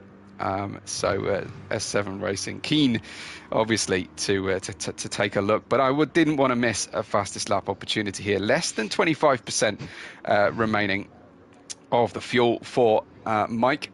And as I said before, he'll be first into the pits, but of course have the honour of presumably being first across the line with the checkered flag, although that's not always true in Gran Turismo. Obviously, the first after the elapsed lap tends to get there, but we have 70 laps, of course, to fulfill, which is the starting laps minus the first 2 out laps and run here, of course. So we'll get the lap count is the finish time, I believe, but you can correct me if I'm wrong there. Jaeger, are we going to the clock?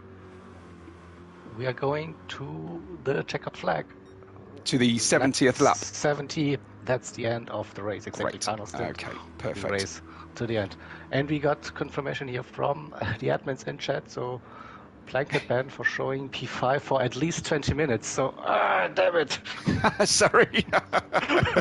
I was too far away from that one. 10 seconds, his gap to Manu Rodri. Tell you what, let's watch his rival, shall we, who is chasing him down. That's the intention here, of course, of Manu Rodri, another driver whose speed was picked out there by Jaeger. The Aston Martin Vantage probably not going to win any awards for fuel efficiency, as that has certainly lit the chat up somewhat here, as Nick is now sticking the boot in, I think, in the chat. Ray reminding him to be polite, Nick saying sucks to be you. So yeah, good stuff. This is, of course, the car number 35.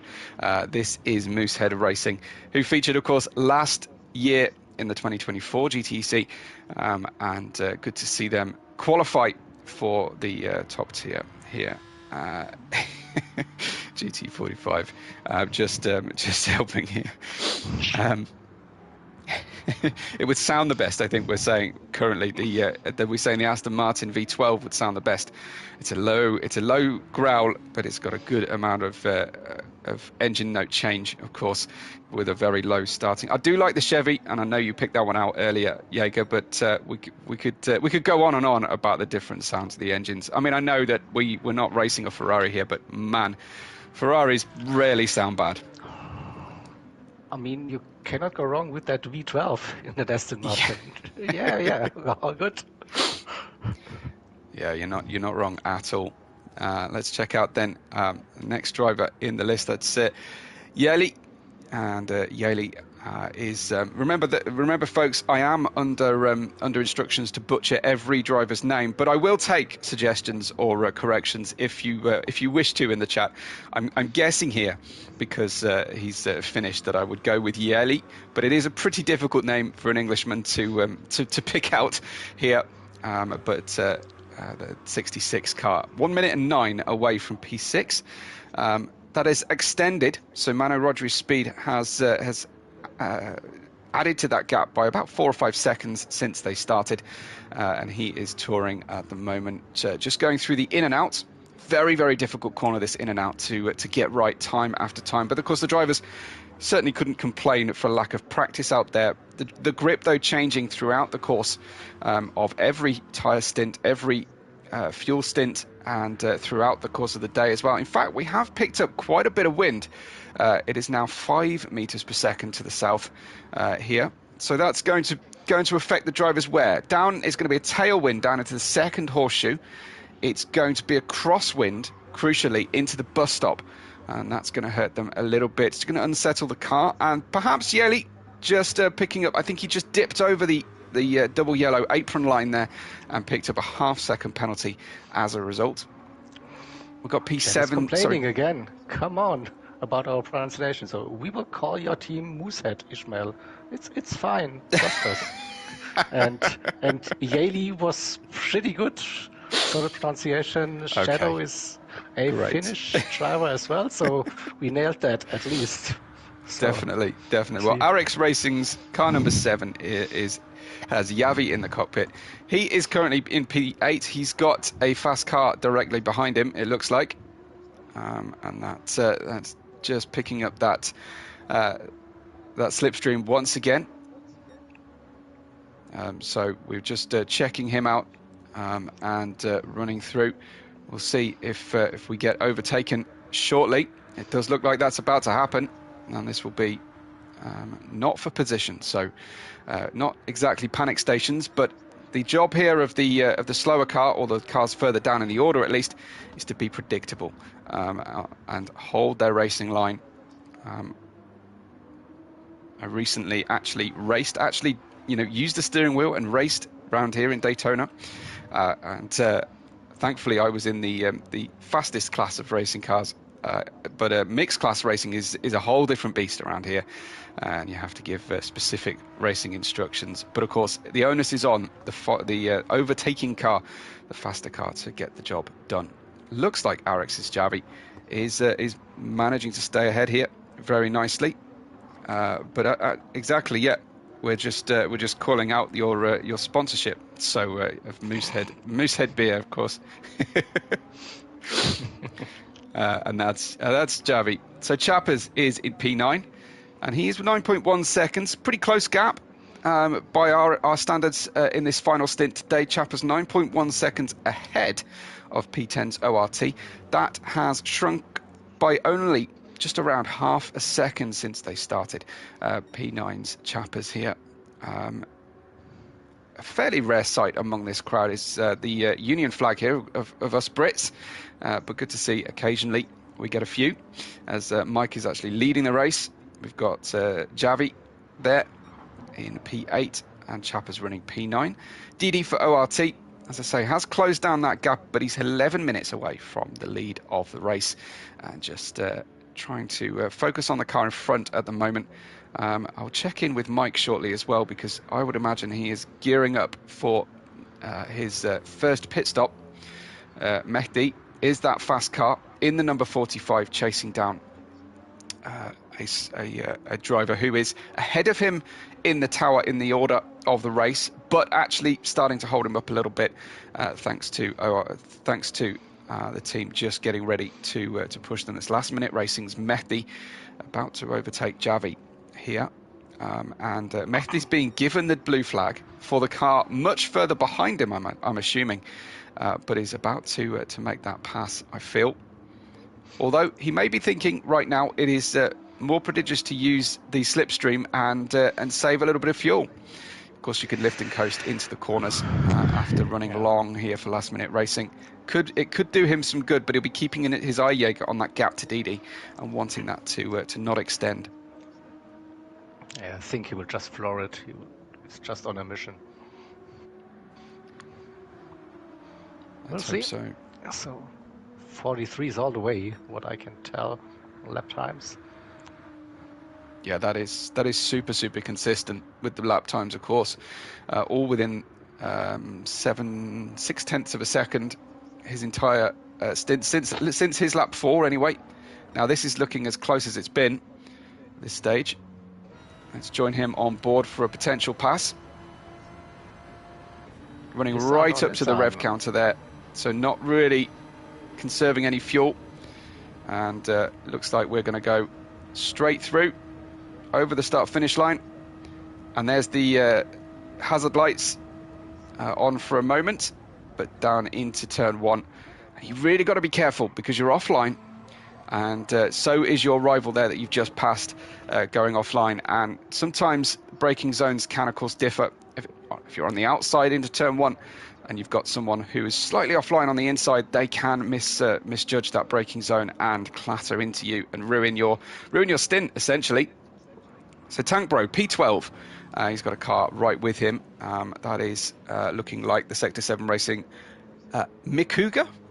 Is that, am I saying that correctly? The Lexus? But, We think so.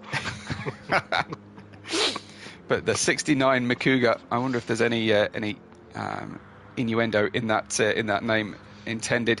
But Tank Bro running in P12. We've got BX Royal in the Dubby sponsored.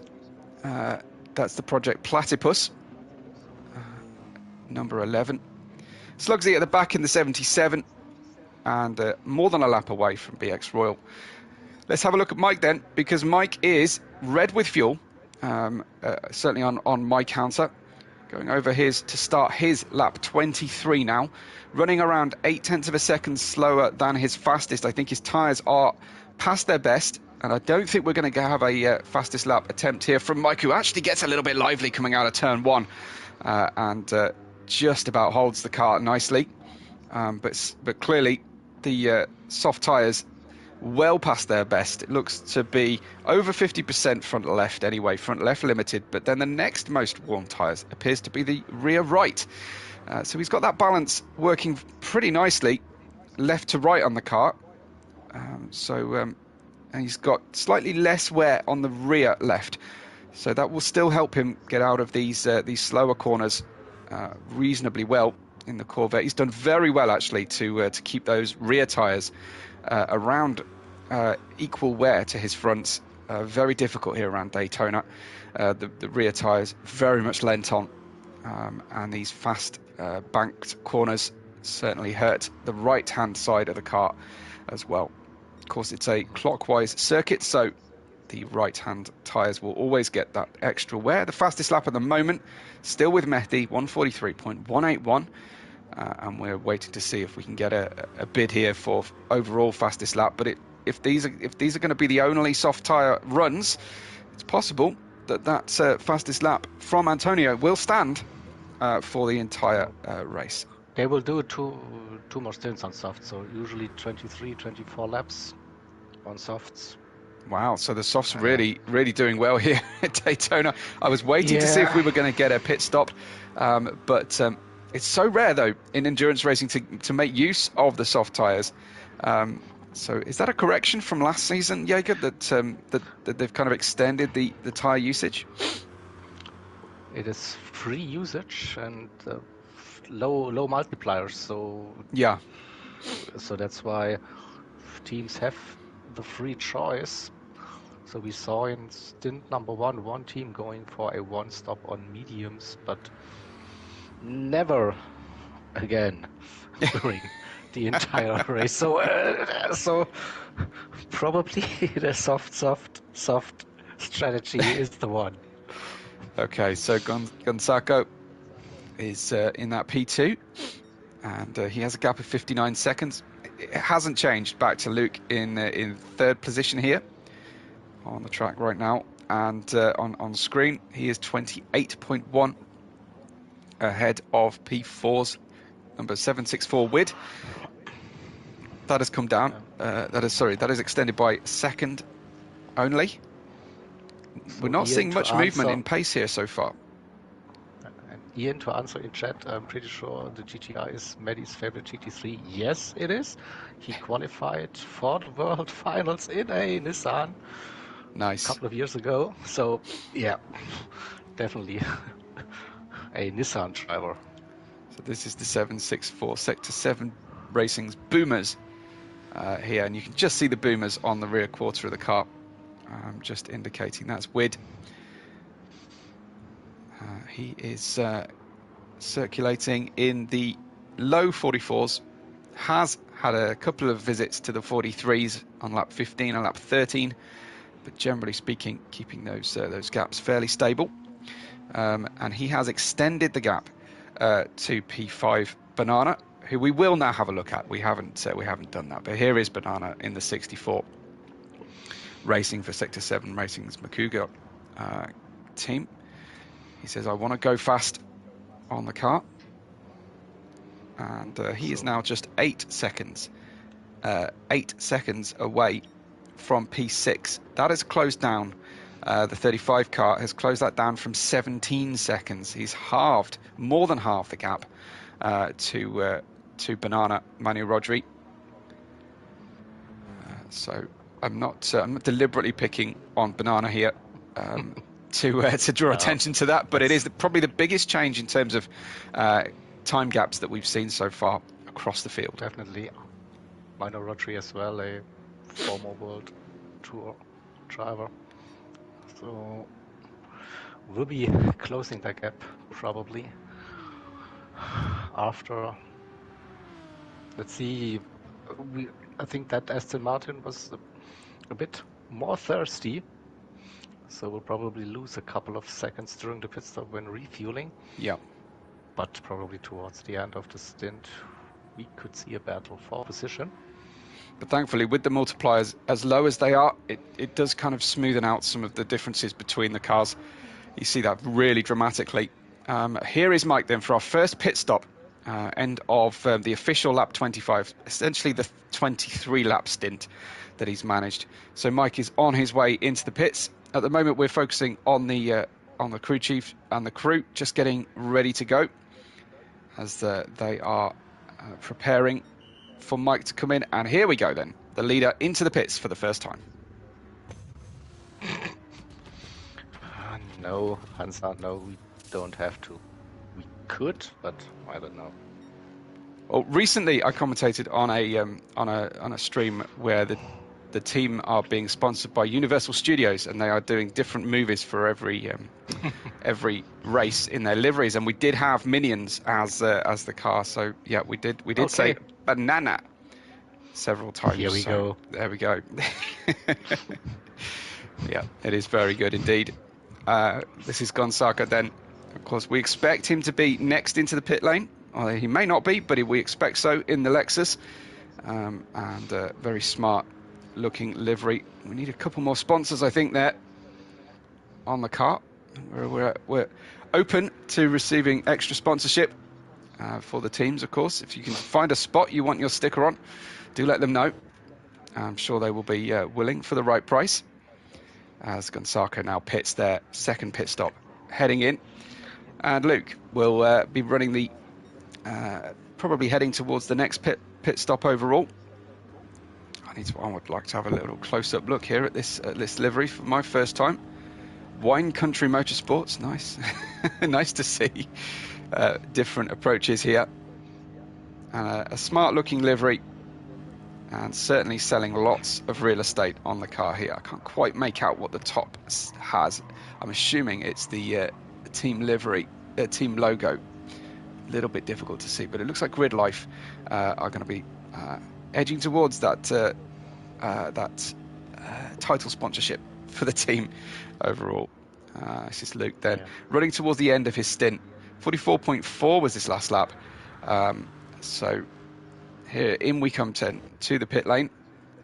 He's running this is his 24th lap, so one lap fewer than certainly our race leader Mike. He's managed to extract from this particular stint.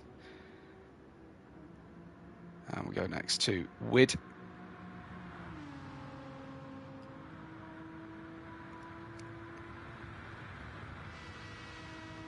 Into the pits comes Wid, and he's like 28 seconds away from P4. He's also done 24 race laps. We'll see if Banana has managed to avoid any slip-ups. Under 8 seconds, all right. There's our Dutchman here. Chris Reeves saying Dale Earnhardt Jr. 2004 Daytona 500 win-inspired livery for Luke. Gotcha, okay. Nice to see. I cannot claim to have a great deal of Daytona 500 history in my brain box, unfortunately. I have to pick a handful of motorsport series to obsess over. Otherwise, I wouldn't get anything else done in life. Banana in the pits then into P5, end of his 24th lap, as Manu Rodri is hunting him down now. 7.7 seconds to him, with just a few percent, 1% fuel remaining, both on Banana and Manu Rodri's car. That is terrific work there on the research before we go in. Yeli is in as well in the 66. Looks to be, this is the time then for everybody's laps. In fact, even Javi is in, and it's his 23rd lap, so 2 fewer than our race leader, Javi, running at the moment into the pits, but he's got 4% of fuel remaining, perhaps just feeling though his time's dropping off on the soft tyres. Chappers next we expect to be in, and I just want to see what Manu Rodri is doing at the moment. This is for Loose Moose. Loose Moose head. I'll just cover all opportunities here. But Moose head beer there, heading out. And it is P6 for him. And he's lost time in the pits. New set of soft tyres. And a good 65% fuel in the car. Let's go back to Chappers and see if he is getting closer. He's only on his 22nd lap here at the moment, so we wait to see.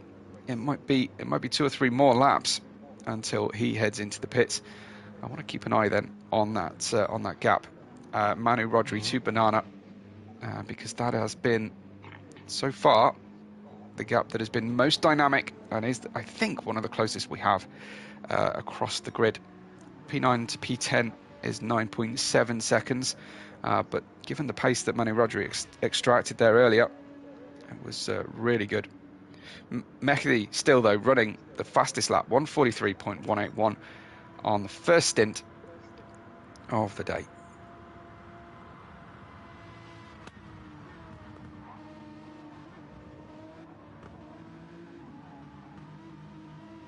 Getting a little bit out of shape through the second set of apexes of the bus stop there. Hopefully avoiding a penalty. And we saw, like, after the pit stop, yeah, that gap went up. So the Aston Martin took more fuel, probably. A lot more fuel by the look of things. From my perspective, I'm seeing Banana having short fueled in comparison that stint.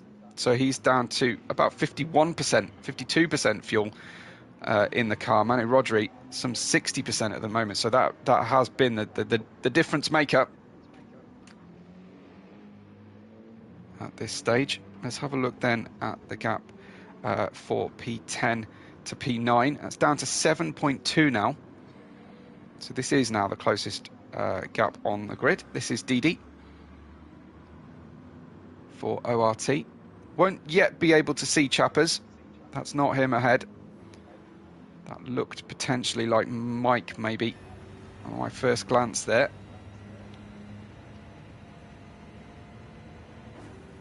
Very limited visibility out of these cars out the rear.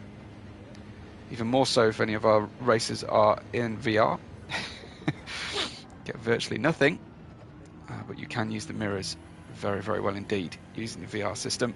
This is Didi then, Portuguese driver in that P10 and still yet to pit. Will we see Chappers turn left here? Chappers has stayed out as well. Let's just have a look behind Chappers, shall we? I think that second car that you can just see on the periphery is indeed Didi for ORT. Didi having brought that gap down by 2 seconds, and he comes into the pits ahead, a lap ahead of Chappers. So Chappers will see that and think, well, he's doing a pretty good job out there, I think, to extend the stint out to at least the end of lap 24, his lap 24, which is a 22 lap run on the fuel. Rapid just confirming the amount of litres of fuel going in to the two cars, both between Manu and between Banana. Yeah, 3 liters per second, the refueling speed. So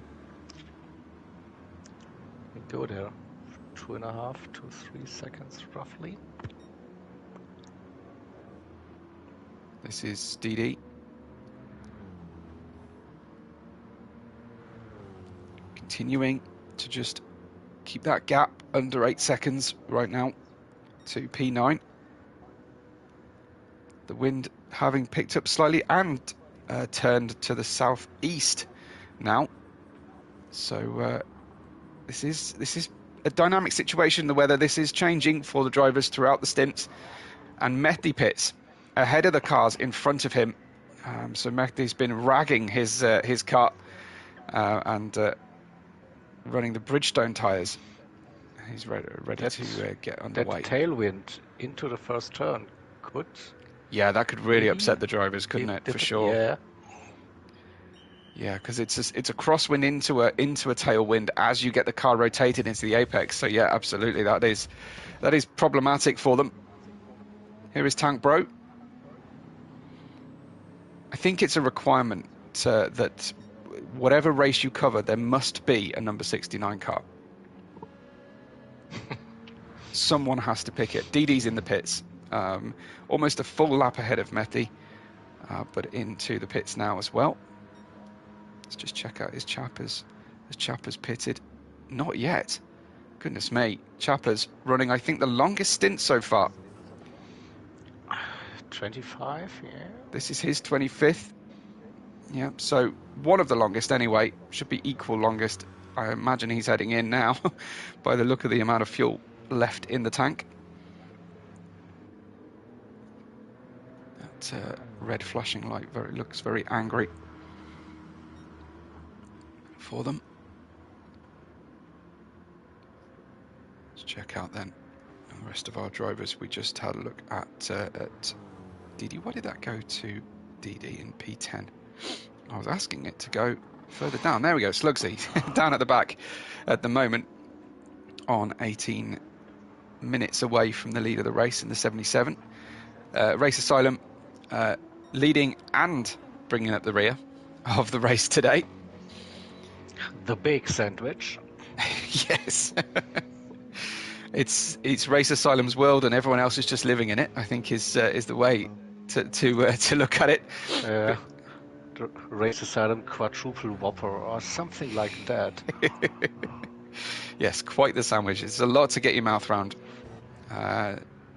So make your own, that's what she said. Jokes in the chat as BX Royal is in. Back to the lead of the race then, and we'll have a look at BX Royal's teammate in the 44. Shades of Lewis Hamilton and Valtteri Bottas in the Mercedes with the number pairings here for Race Asylum. This is Mike running his own race right now. Just put in a 43.5. So just building the speed on this stint. And seems the Chevrolet looking pretty happy out there at the moment. Just 12 thousandths of a second away from his fastest through the second sector. And actually a personal best in the third sector. So just really the bus stop as a difference maker on this lap for him. Getting a nice tight line through the bus stop. Always difficult, balancing the entry speed with the exit speed of that bus stop. And now he's a clear 10th into his personal best for the final sector of his 32nd lap. So soft tyres in a good place for him. Asking when does the season really start? I don't know. Probably next round for you guys. Yeah. Jaeger going in with that one. There's Mike just setting a personal best, 43.388. And Nick joining the party as well. Yeah. Ray says when ORT get a podium is when the season starts. Yes, indeed. So some work to do for ORT to defend this championship title. They've got the number 1 on the car. That normally means that they've got a target on their back. But they've got a target on their front at the moment as well, it seems. But yeah, next round will be Bathurst, 12 hours. Would guess that BMW should be good. But what do I know? I'm not driving it. Have you ever been tempted, Jaeger? To drive, yeah, of course. But I'm not quick enough to compete with those drivers. So it's all good.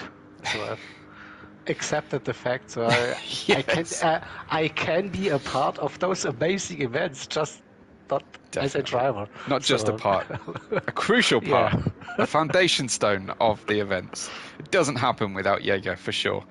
As Oh. Jack is saying, the BM should definitely be better in Bathurst.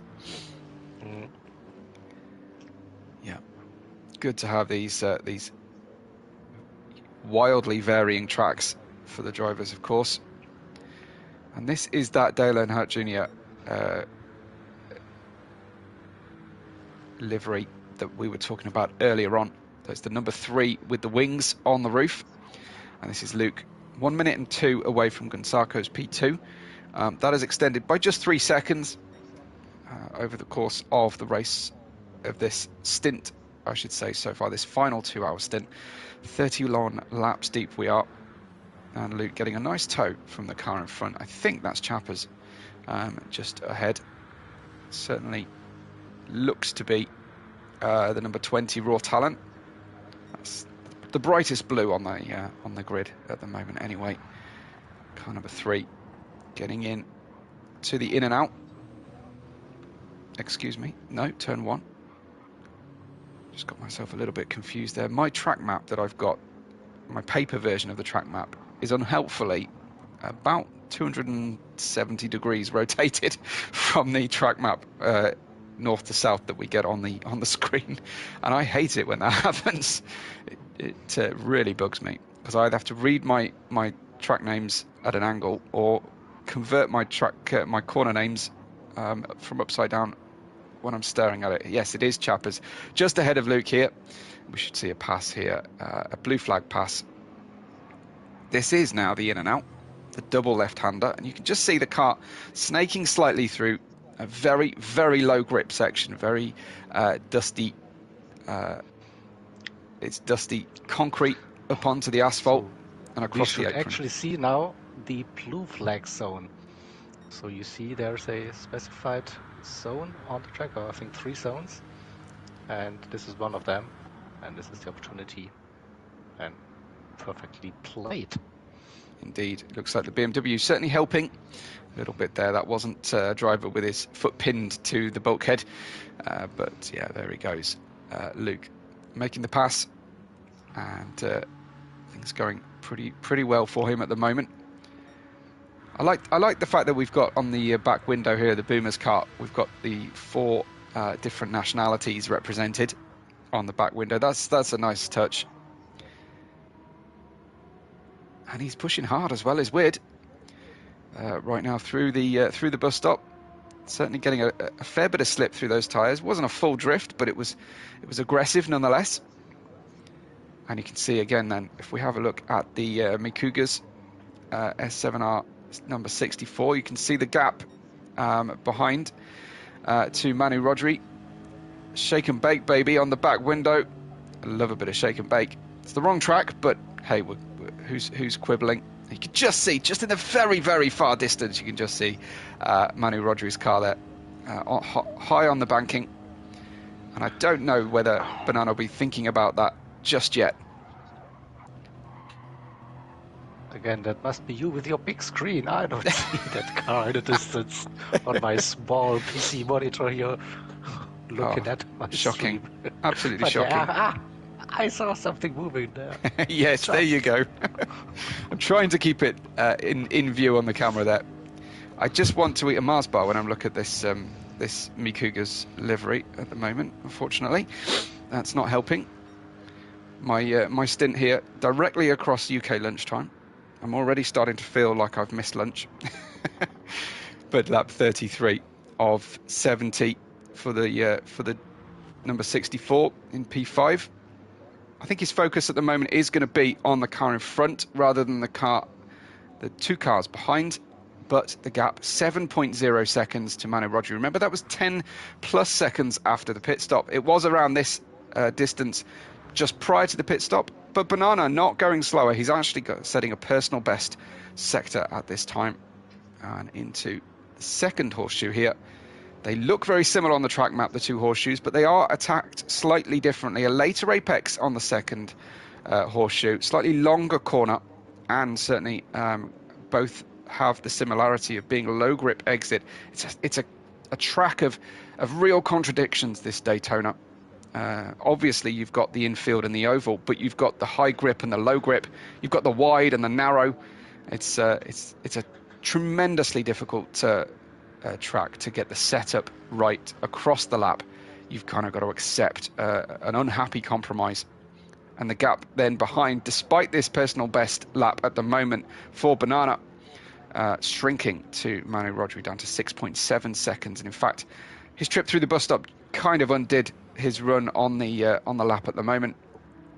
Here is Manu Rodri in the white and red of Loose Moose and Canada, of course. And it's the final hour of the 24 at Daytona. There was a little bit of jubilation in your voice there, Jaeger. Yeah, maybe.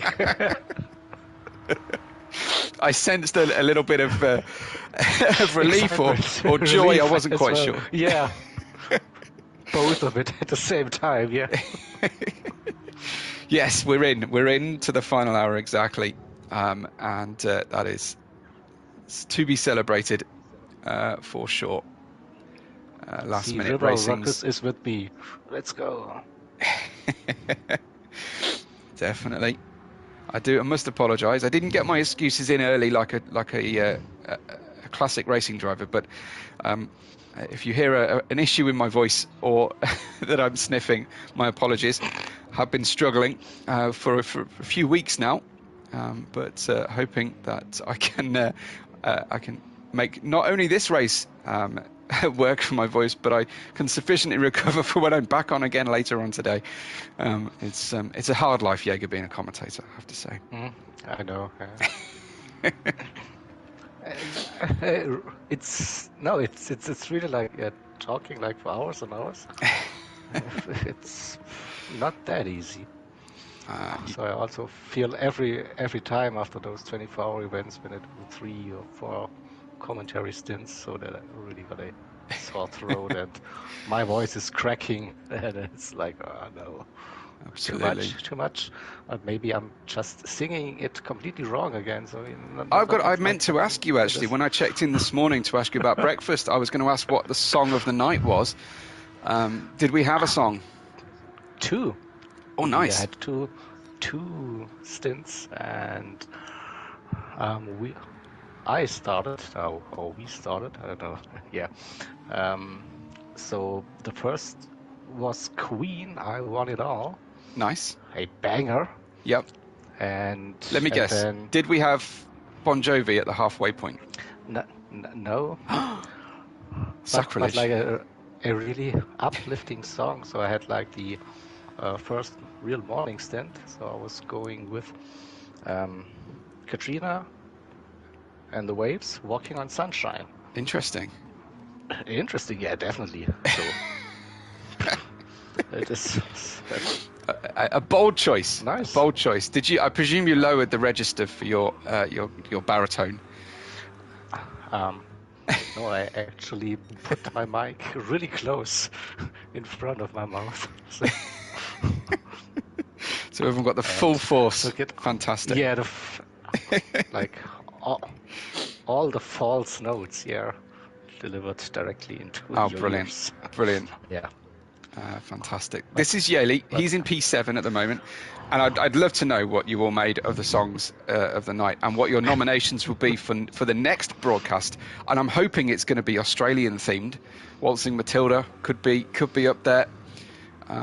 Something by Kylie, perhaps. I have to disappoint you. Singing only during 24-hour events. Only the 24 hours, of course. Yeah, only the the 24 hours. Yeah. No, that's fair. That's fair. Hansa wants a run of Always Look on the Bright Side of Life from. Do you want the Life of Brian version of that, Hansa?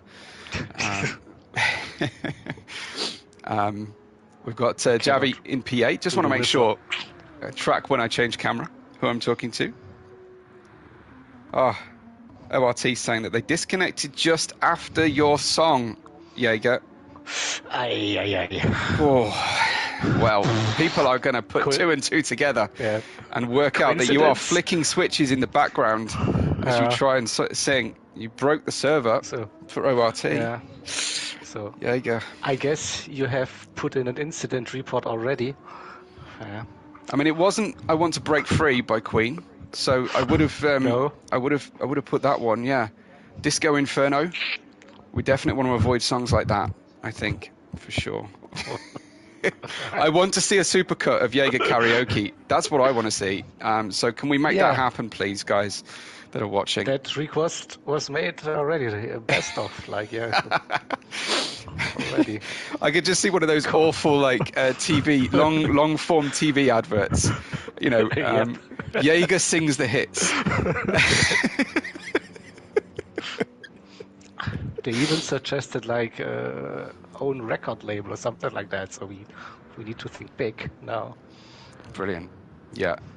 If you don't shoot for the moon, Jaeger, what are you doing? I have to say, Chapper's on a personal best right now in P9. We've gone into that silly point on the comms. We've passed the halfway point of this stint and we've gone silly. So my apologies, folks. I'm sorry, not sorry. We do it. Yogoroki says Shadow. That's a good one. Oh, that is nice. ORT saying the game can't cope with your voice. That's a bit rough. That's a bit rough. Yeah. Let's see if Chappers can link this lap together and get a good one. Oh, just shading slower than his personal best.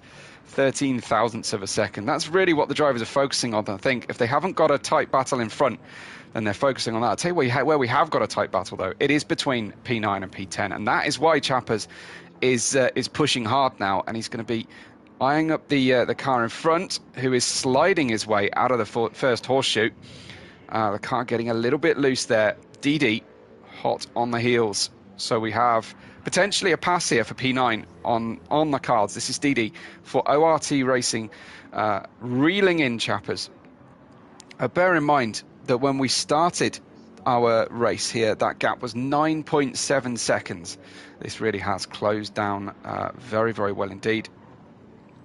So ORT doing their best. Just 1/10 of a second away from his fastest is DD, and I think getting close enough for a tow for sure. 1.1 seconds for DD now, as we'll see how the car is behaving on this chase cam. It's RTR versus ORT again. Oh, flashbacks from Community Team Cup Final 2024. Yes, sorry, it's my league as well, so might be a bit excited here, but yeah, nice to see those two teams running close in this event. It is awkward because the banking and the full throttle turns will eliminate the tow to some extent. Then you get these little straightaway sections, and then we'll be hoping to try and capture the car going into turn one. How are the two cars running? Well, not the surest way into turn one. I think DD getting a little bit excited. The car getting slightly loose. Chappers, I wasn't sure 100% if that was lag or just slightly rough entry into turn one there.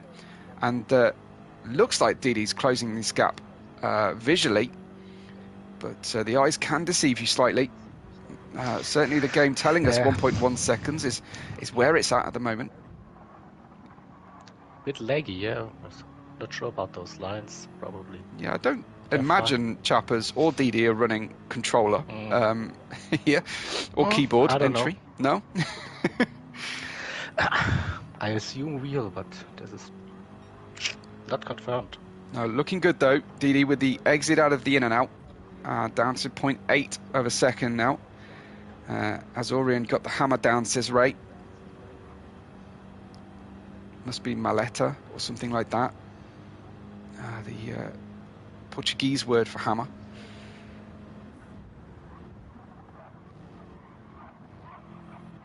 I'm guessing esta aurora de maleta would be the its hammer time version.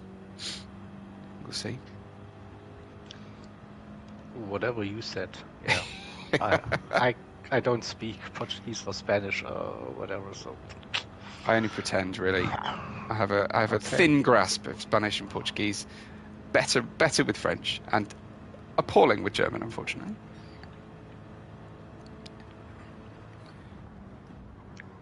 Looking good then from Didi. You've got to avoid then, though there is an invisible barrier, and drivers can get caught out, not least of whom me, when I try and turn into turn one and get the car down onto the apron slightly early. If you just get onto that apron ever so slightly early, where the double yellow lines stop, there is an invisible barrier, and you can actually destroy the car for the stint by hitting and clipping that invisible wall. Ask James from AHR about that invisible wall, stint 1. Oh dear, really? Oh dear, yeah. It hurts. It really hurts, especially when it's lap 1, turn 1 on a grid start. That is absolutely appalling. But down to 0.7 of a second now. I think Didi suffering a little bit. The fact that Chappers is going to be getting a tow from the car in front of him on the circuit here. So Didi not able to get a double tow. It's almost like a DRS train happening here in Formula Racing, but of course no such gimmicks for our endurance GT3s. Didi though closing in. You've got to avoid getting too close, but at the moment the one thing you can say about Daytona, pretty good visibility into the corners. You don't tend to end up covering off your braking point angles. Hans are saying, will we now sing the life of Brian? No? I can try in a little while. Remind me in a few laps' time. Ooh. I'll do it in the full Eric Idle impression as well. So I'll have to just be a few more requests, I think.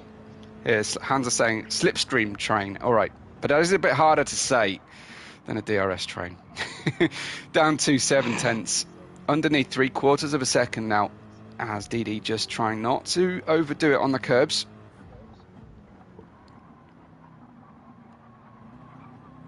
Is ORT saying Martello? Is that in reference to what I was saying earlier? I was guessing Maletta for... are you confirming that Martello is the correct word? You need to give me more than just a word in inverted commas. It's the hammer. The hammer. Fantastic. Thank you. Didi again. Rear axle getting a little bit light. Just suffering a tiny bit of dirty air coming off the corner. Now the in and out. And this should be his best opportunity yet. Half a second as they come out of that in and out corner. Double left. It is not as quick as he's been, but it is quicker. Dan Chappers in front. We wait to see if he will get up there. Martello, yes. ORT confirming for me. Thank you so much. Esta hora llamada to Martello is what we want.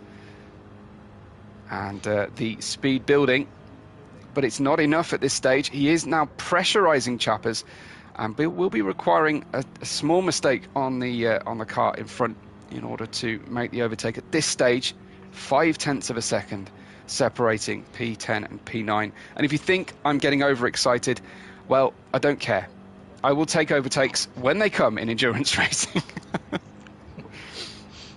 And here we see just getting a little bit low on the straightaway, just minimizing the distance covered, and that is helping. 0.3 of a second now. Now it's a personal best. Now the tow is as powerful as it has been for Didi. Both drivers a little distant from the apex and possibly into the first of the horseshoes. Will Chappers decide to go defensive here? He does go slightly defensive, but not too much, keeping two wheels on the racing line. That is smart play from Chappers. It will hurt him, but it won't hurt him as much as if he put in a full defense on the ORT car. And this then is Didi trying to find a way through. And again, not fully on the racing line from either car. Didi placing his bets on the outside run here, but not putting himself in a position to either do an undercut or go fully well on the outside. And then we go into the in and out. Is there a hint of a little touch between the two cars? Not quite. It is going to be very close. Didi maximizing the run out of the previous corner. And now a little bit of movement happening here on board Chappers' car. Left to right, left to right. I don't think it quite qualifies as weaving, but it's getting there, isn't it, Jaeger? That's a bit too much, in my opinion. Yeah. Left, right, left. So Oh, it's getting very, very close between the two rivals here. We'll change camera angle slightly then, and you can see the kind of pressure perhaps that Chappers is feeling. Let's go inboard, shall we, and really feel it close up between the pillar box view of the rear wing here, and I think Didi actually being gapped slightly through that run. I think perhaps got slightly too close into the bus stop, but not close enough. So waiting for the next opportunity to come. Chappers much better. Wow, that was tight to the tyre wall on turn one that time. And there's the rear axle on Didi's ORT. Again, lighting up slightly. Fascinating between these two. It's now or never, I guess. Not much time left. No, indeed. 44 minutes. So it's now or in the next 43 minutes. We could. Sorry, Jacob. You don't have another stint, so. True. And yes. In terms of a 24-hour race, this is like. This is now. Yeah. This is now. 40 minutes, a mere blink of an eye in a 24-hour endurance race. Absolutely. That is completely fair. 11 minutes from the lead of the race, Chappers, but these guys very keen to finish in 9th position, no doubt. And we'll just see them through the bus stop, and I want to check out the rest of the gaps here because I'm sure we're going to get questions in a minute. Where is everybody else? But through the bus stop, kicking up that fantastic debris marbles there from Chappers. You have to maximise the run out of the corners. And there you can see the gap just dropping numerically, if not visually, to the car behind. Under Pressure, says Shadow, is the song of the moment. Definitely.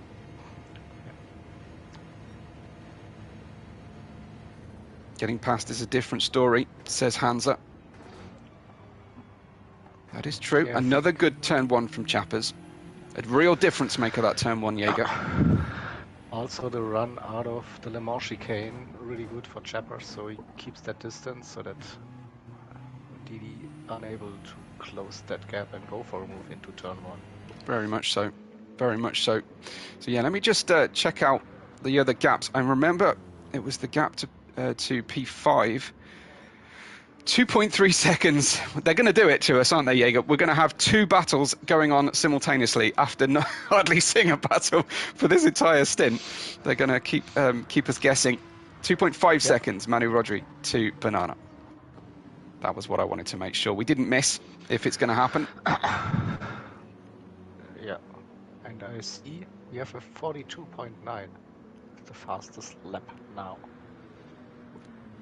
Confirm that, yes. So 0.2 away from the ultimate pace of the 24 hours.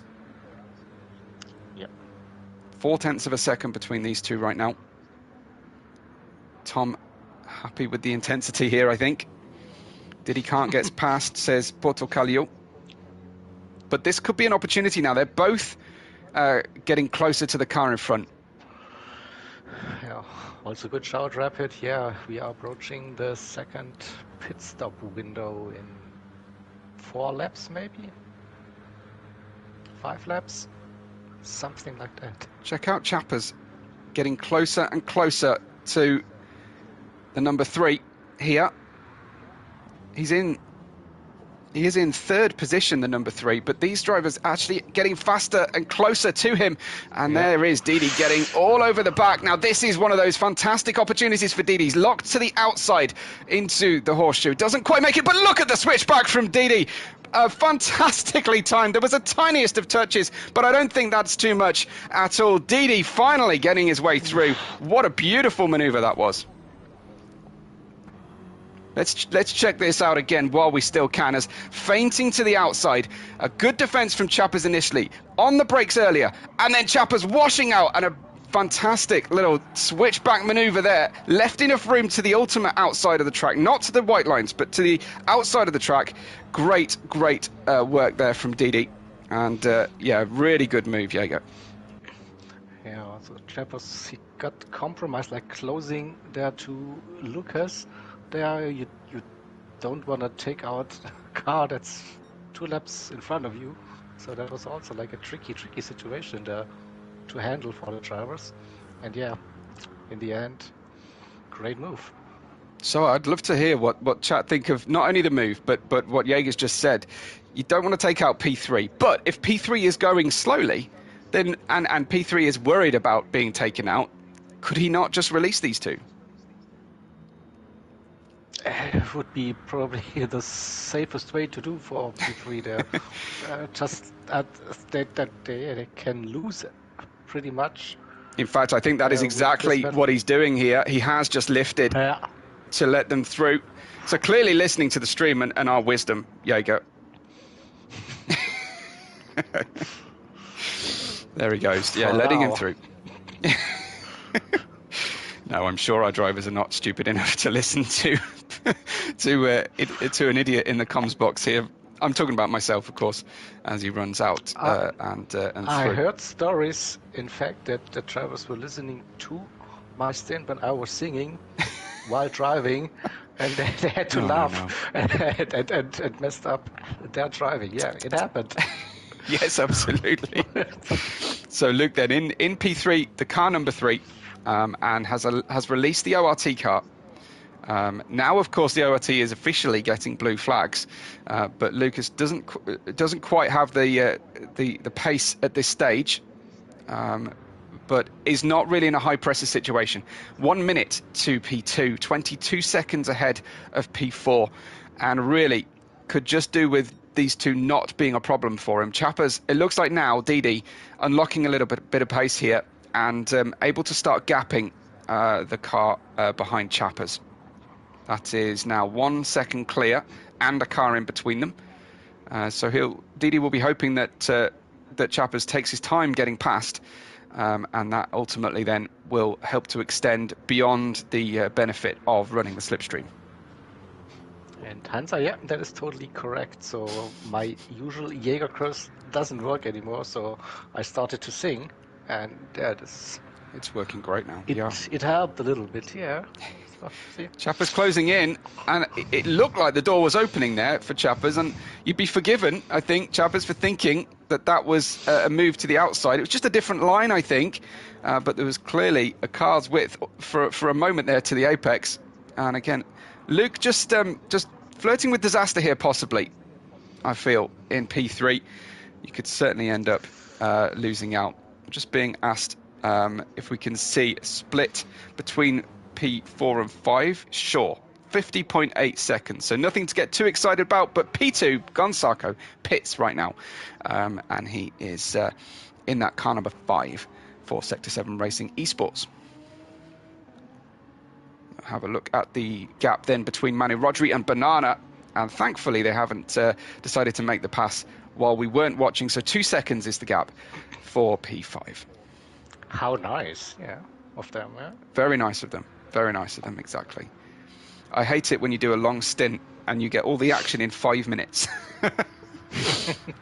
We want plenty of time for a pass to build. Chappers and Didi did a great job for us there.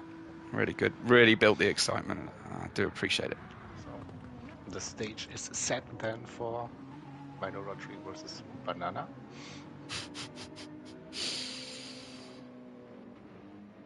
Now, what we also need is a driver called Bappel as well, and we could do the full minion run.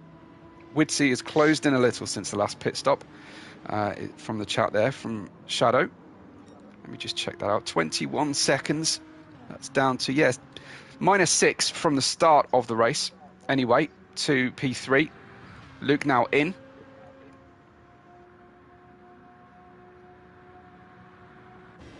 That is Wid we were just looking at. Luke into the pits here in car number 3. Wid coming in behind him. That is quite a tasty looking gap as well between the two. And what choices are being made then at the moment? Still on the soft tyres and running towards the end then. We're expecting one more pit stop Are we? No, we're not. These are the final stops, I believe. Should be, yeah. So Banana, 51.2 seconds away from that P4. Presumably headed towards pit lane any moment. I never quite know whether to use the terms pit lane, pit road, and straight away and straight when we're actually on the United States racetracks. I feel like I should honour it, honour their terminologies. And we've got the pit crew as well, of course, heading in. And Banana just behind Manu Rodri. That gap down to 1.6 seconds, so we'll keep an eye on when they exit, because that extended quite considerably before. Just checking out the fuel load differences. Basically 0 on Manu Rodri's car that time round. That was very well done. Banana registering as 0 as well before the fuel starts heading in. Yeli in P7 right now, waiting for his pit stop. Sorry, Jaeger. I reckon, again, for Manu Rodri, they have to put in a couple of liters more, so we'll lose 2 to 3 seconds again during that pit stop. But then they should still be within 5 seconds-ish, maybe. Question being asked here by Paymate. I hope Luke got enough fuel. Well, I'm seeing him at 50%, 50% right now. That does feel a little short. But you have to remember they are a couple of laps down, so they won't be racing to the 70. Yeah, to the 17. So maybe they're fine. Yeah. Hans are just appreciating the Corvette from Finland, Team Finland. This is Rodri. Then you can see 1.6 seconds was the gap, plus 3 to 4.6 seconds. That has got to be absolutely heartbreaking for Manu Rodri. The amount of work he has had to do to get to inch his way closer and closer to Banana between both the last stint and the previous stint, only to see Banana disappear away with that better that better fuel usage. But also encouraging, he gained like 6 seconds between the pit stops and just roughly 5. True. So I still Very true. think it's on. possible. It's on. Yeah. Jaeger still believes. Yeah. Well, it looks like Chappers has made an earlier pit stop than Didi. Otherwise, he's been off circuit. 35 seconds now between the two of them. That seems quite a short amount, but that will be the power of the undercut here at Daytona, closing that gap out on the fresh, soft tyres. Again, 50% fuel, as far as I can see on Chappers. I probably shouldn't read this out, because I know team engineers and managers are watching live, and they could give that information immediately out to their rivals. But no secrets really now. Everybody's stopping to the end, and there's enough time in that final stint of 20 plus laps to play around with your fuel mix and make up for maybe a slight misjudgment, perhaps. Having a look then, Mehdi is still a lap down on Chappers. Still has the fastest lap, a 1:42.948 of this 2-hour stint alone, not counting the outright fastest lap. I feel like Mehdi has to go for it by the end of this race. With the gaps in front and behind, surely he's really going to push to get that extra 0.2. Yeah, and hopefully they also know that it's worth 3 points for the championship. I just overheard you guys talking about that before I started. Yeah, absolutely. Yeah. 3 points is 3 points. So, yeah, looking good out there, Mehdi. It's not necessarily been the kind of speed he was hoping from the overall 24 hours. But, yeah, when you're finishing down in P11, 3 points looks very good. An extra 3 points looks very good to you, I think. Tank Bro in the pits now.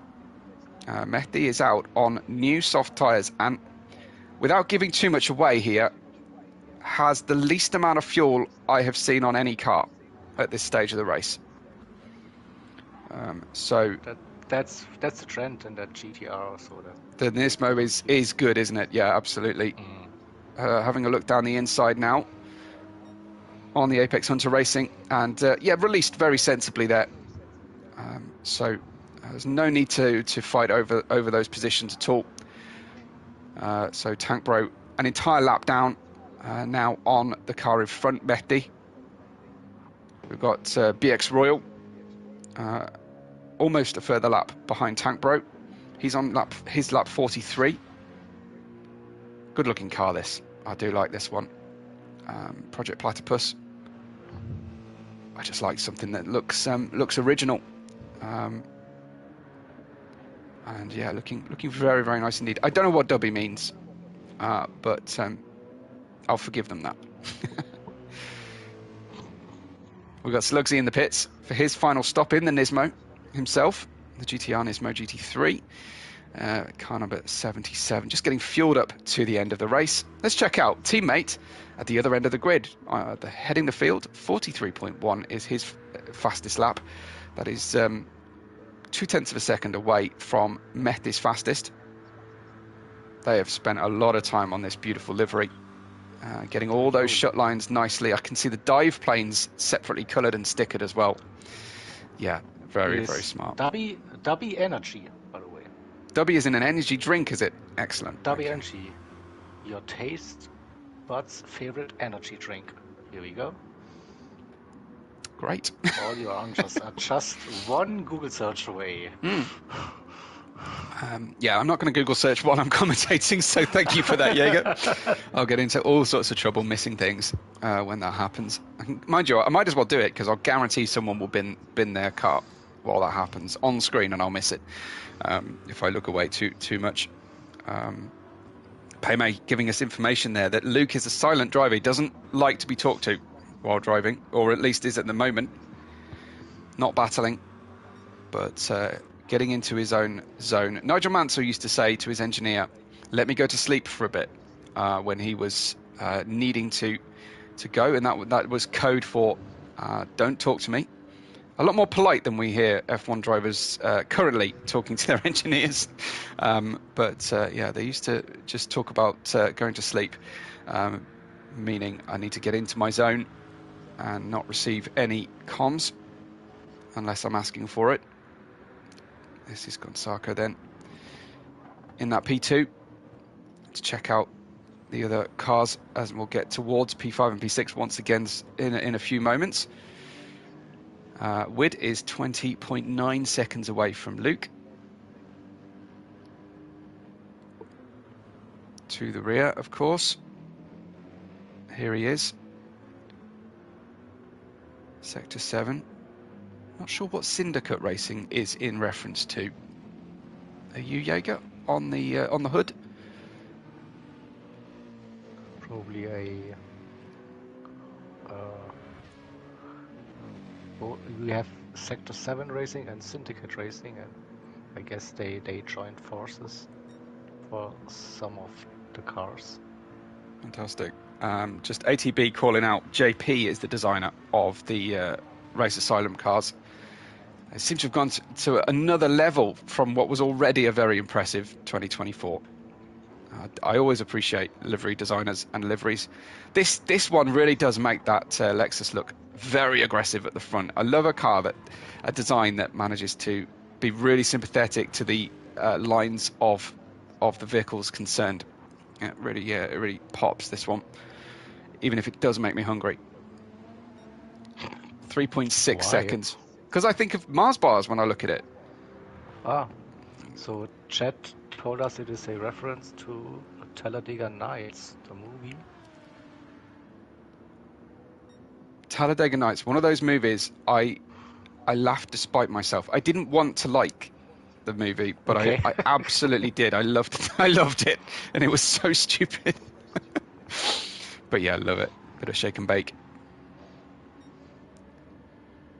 Pretty sure that Ricky Bobby was not driving a Lexus though, but it is looking good out there. 3.4 seconds his gap to Manu Rodri. Yeah, that gap already 1.5 seconds roughly since the pit stop. That's 25 minutes to go. Oh yeah. The hopium is there definitely to have a close battle for position on those final couple of laps. Yeah, definitely agree. Number 35 has definitely had the pace over Banana this race, but unfortunately the thirstier, and I mean that in fuel terms, Aston Martin is doing a solid job, but unfortunately definitely racing with one hand tied behind their back with the fuel usage here at Daytona, mostly due to the amount of time on the full throttle. I think if we get to a smaller track, it may be that difference may be eliminated a little bit, but on these incredibly long straights here, Bathurst, Le Mans, it's going to hurt, and they may consider taking that Joker car change before the end of the season.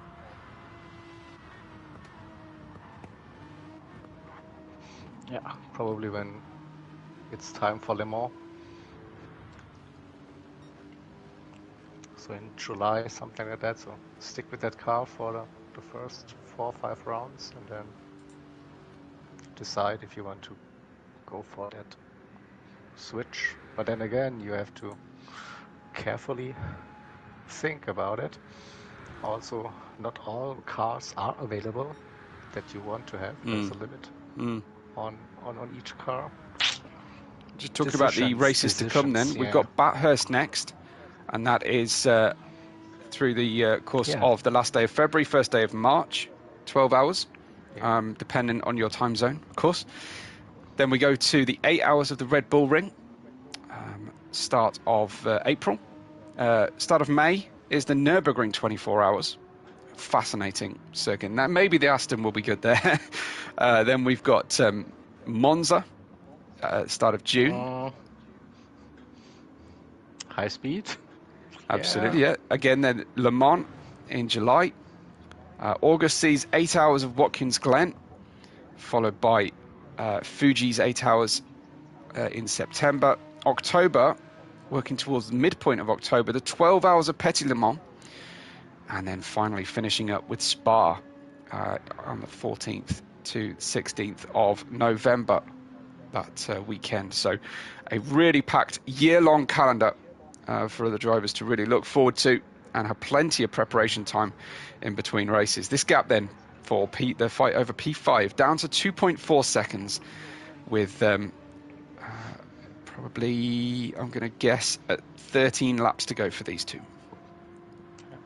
And you saw 3 more 24-hour races, and I'm probably around for all of them. You know what's going to happen then, yeah. So at least 3 more singing opportunities. At least, yeah. At least.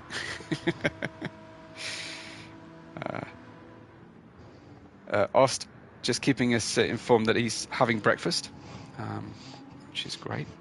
Love to hear what our live chat are eating today. And this is looking good then. 2.2 seconds. The beer, yeah. The German breakfast for Ost.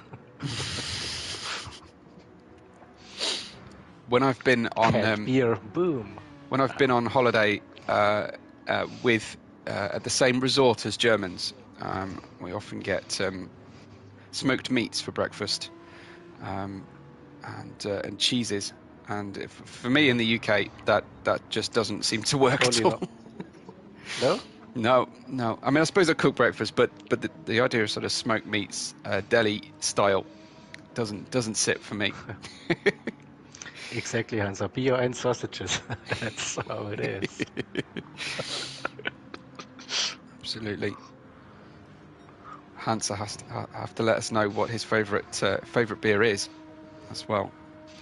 I wonder. So Ost saying I had a cheeseburger with chili and roasted onions, and now Guinness. Wow. That is. No one claiming to have breakfast German of champions today either, which if you know, you know situation. Breakfast of champions. 2.1 seconds the gap between 5th and 6th now. Manu Rodri getting in to that gap and getting close, but not close enough just yet. have a look at this beautiful. Let's have a look at the beautiful finish livery then, up close. Hopefully, I'm not going to curse anybody. But yeah, looking good. These metallic colours look fantastic in this Daytona sunshine, for sure. I wonder if the drivers will be, teams will be changing their liveries throughout the course of the season for special events. Definitely, they also want to annoy Evo, who's creating the spot off guides and does the livery checks. So that's gonna happen. Definitely. Love it, yeah. So if only to annoy Evo, that is the aim, absolutely. Something alien-faced about the bonnet of this RX Racing as well. Those big eyes on the front, looking good out there. Chappers, his gap to Didi, 7 seconds now. He's actually overtaken Didi once again. So something that we've missed on track. Didi has dropped back, and that is, well, there's quite a bit more fuel on the car for Didi, so he can probably run rich to the end. But again, seems to have lost out in the pit stop sequence. We could have another version of this race on between Chappers and Didi before the end, but time is starting to run out. Didi's target is going to have to be 0.6, 0.7 of a second per lap here to try and close in. Yeah, look at that. Lap 44, 1:58 for Chappers and 2:05 for Didi with a pit stop. Yeah, that is a big difference. Yeah, absolutely. Didi racing through then and having dropped down a position.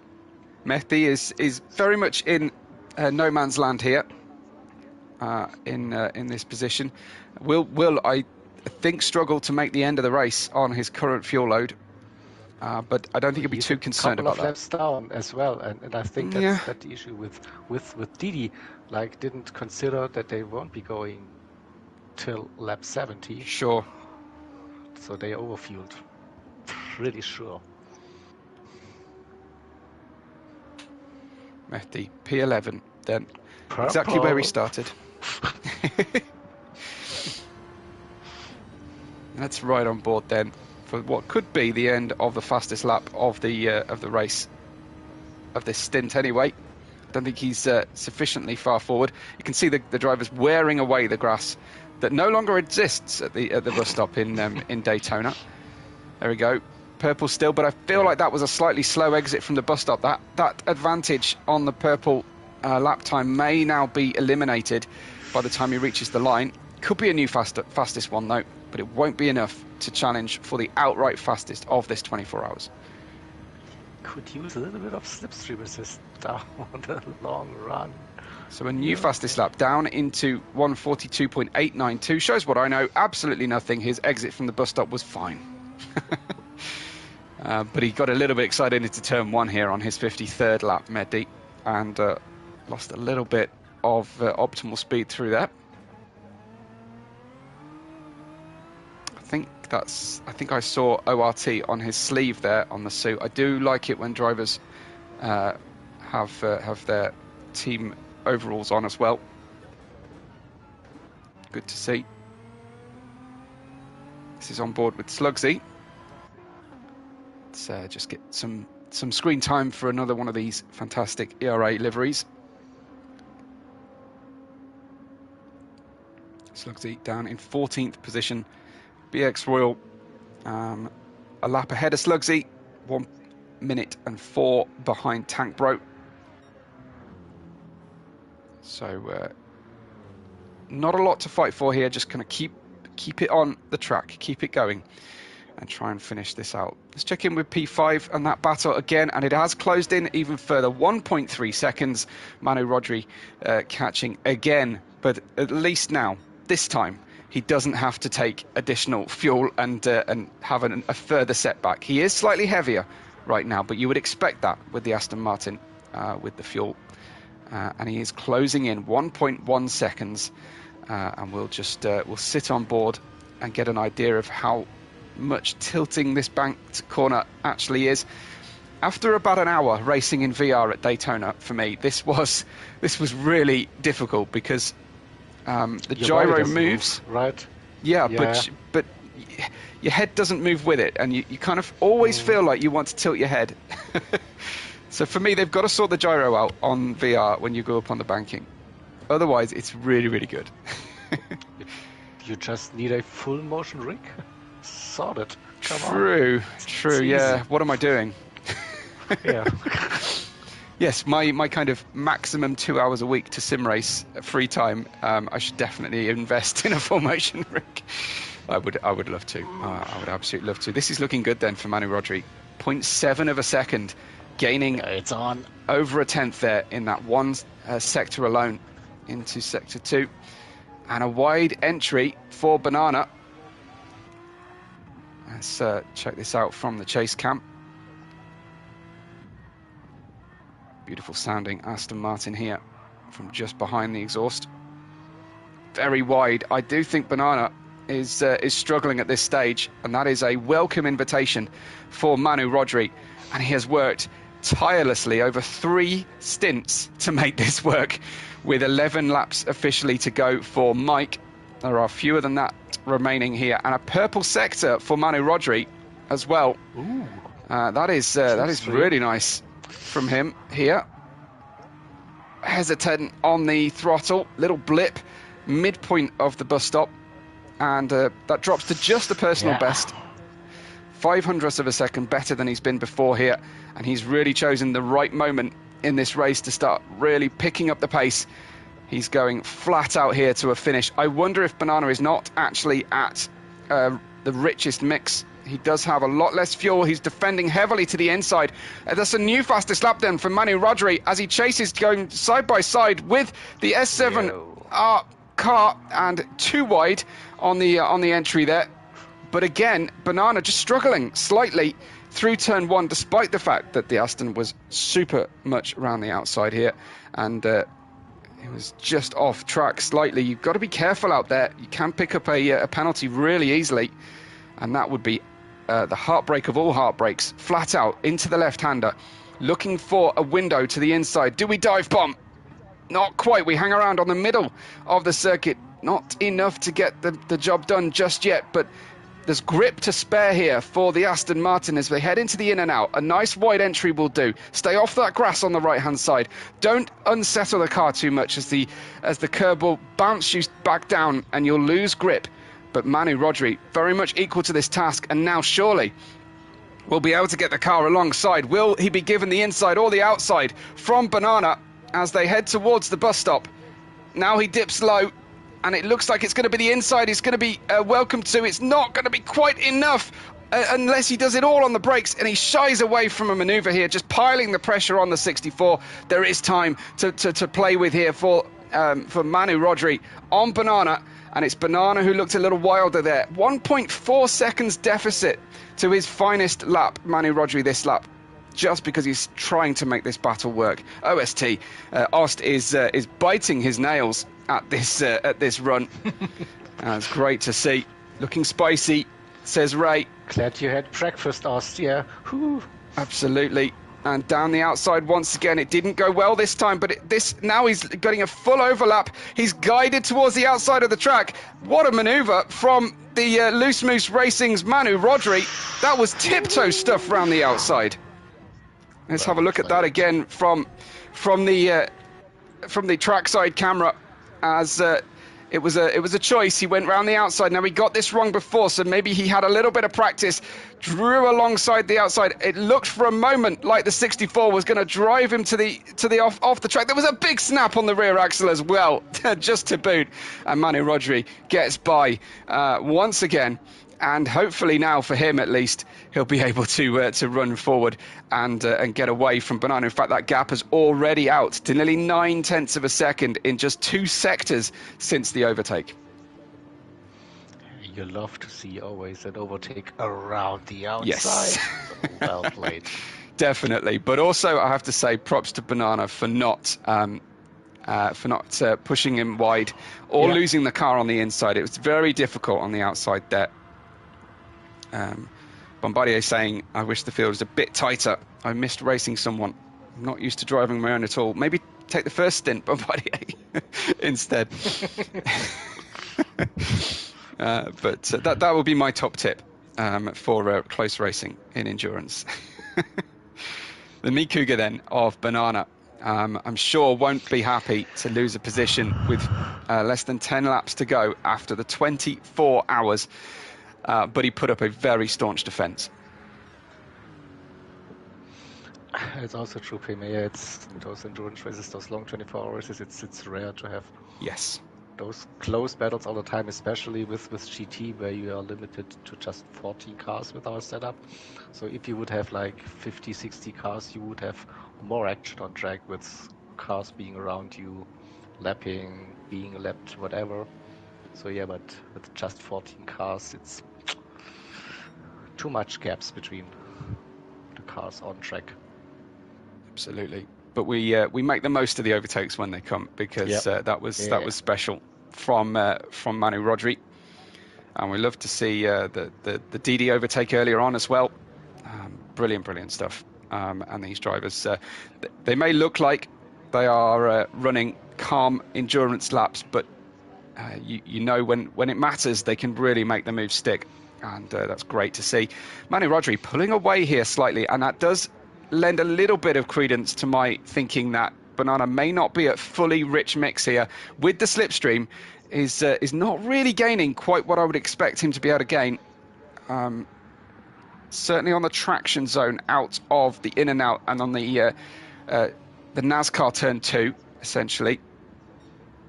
Felt like to me that was a little bit slower away from the in and out. Maybe that's just his line, but very even on tyre wear, these two drivers. The Aston Martin has a fair bit more fuel on board. May have decided to fuel up to where the game tells you to fuel to for the 70 laps, not discounting the laps he won't run being down on the leader.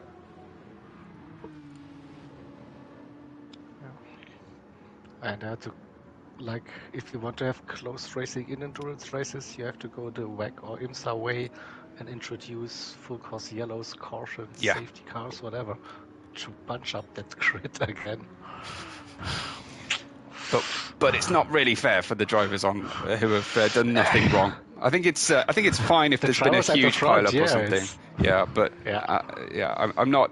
I don't like full course cautions for the sake of it. It always feels a little bit cheap to me. But definitely agree. So these guys still playing it pretty close here. Let's check out where Chappers and Didi sit. The gap only dropping to about 6.8 seconds between Chappers and Didi. I'd have expected that to get a little bit closer between these two. So I'm not quite sure Didi's got the underlying pace here, but Chappers will be concerned about fuel, I have to say, in comparison to Didi. So something to watch out for further on into our race, I think. I like the Code 60 approach here at the Nürburgring, but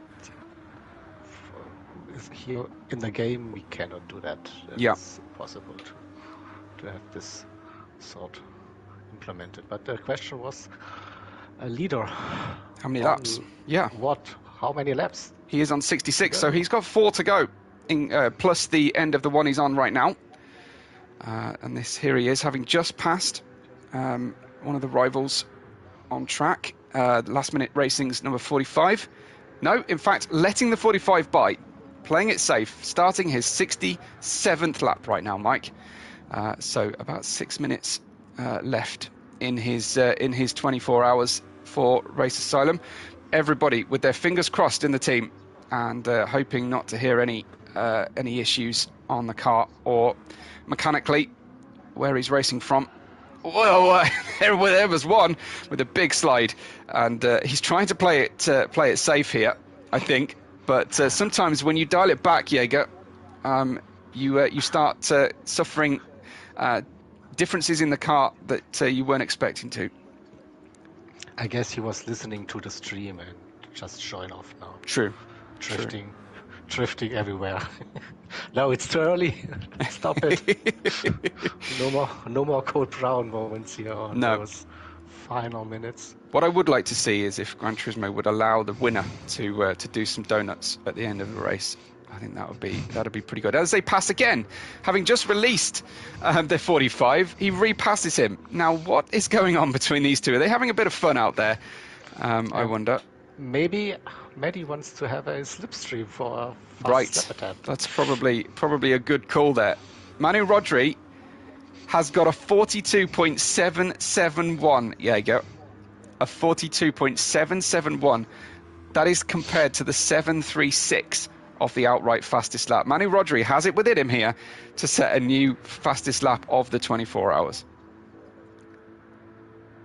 And Mehdi is not going to be beaten without a fair attempt here either.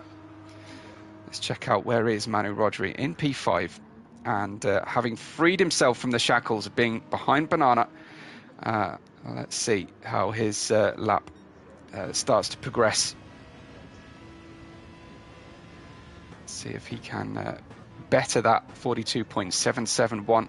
He only needs 0.04 of a second to claim the outright fastest lap of the 24 hours and 3 bonus World Championship points here. This is just round 1 of the championship.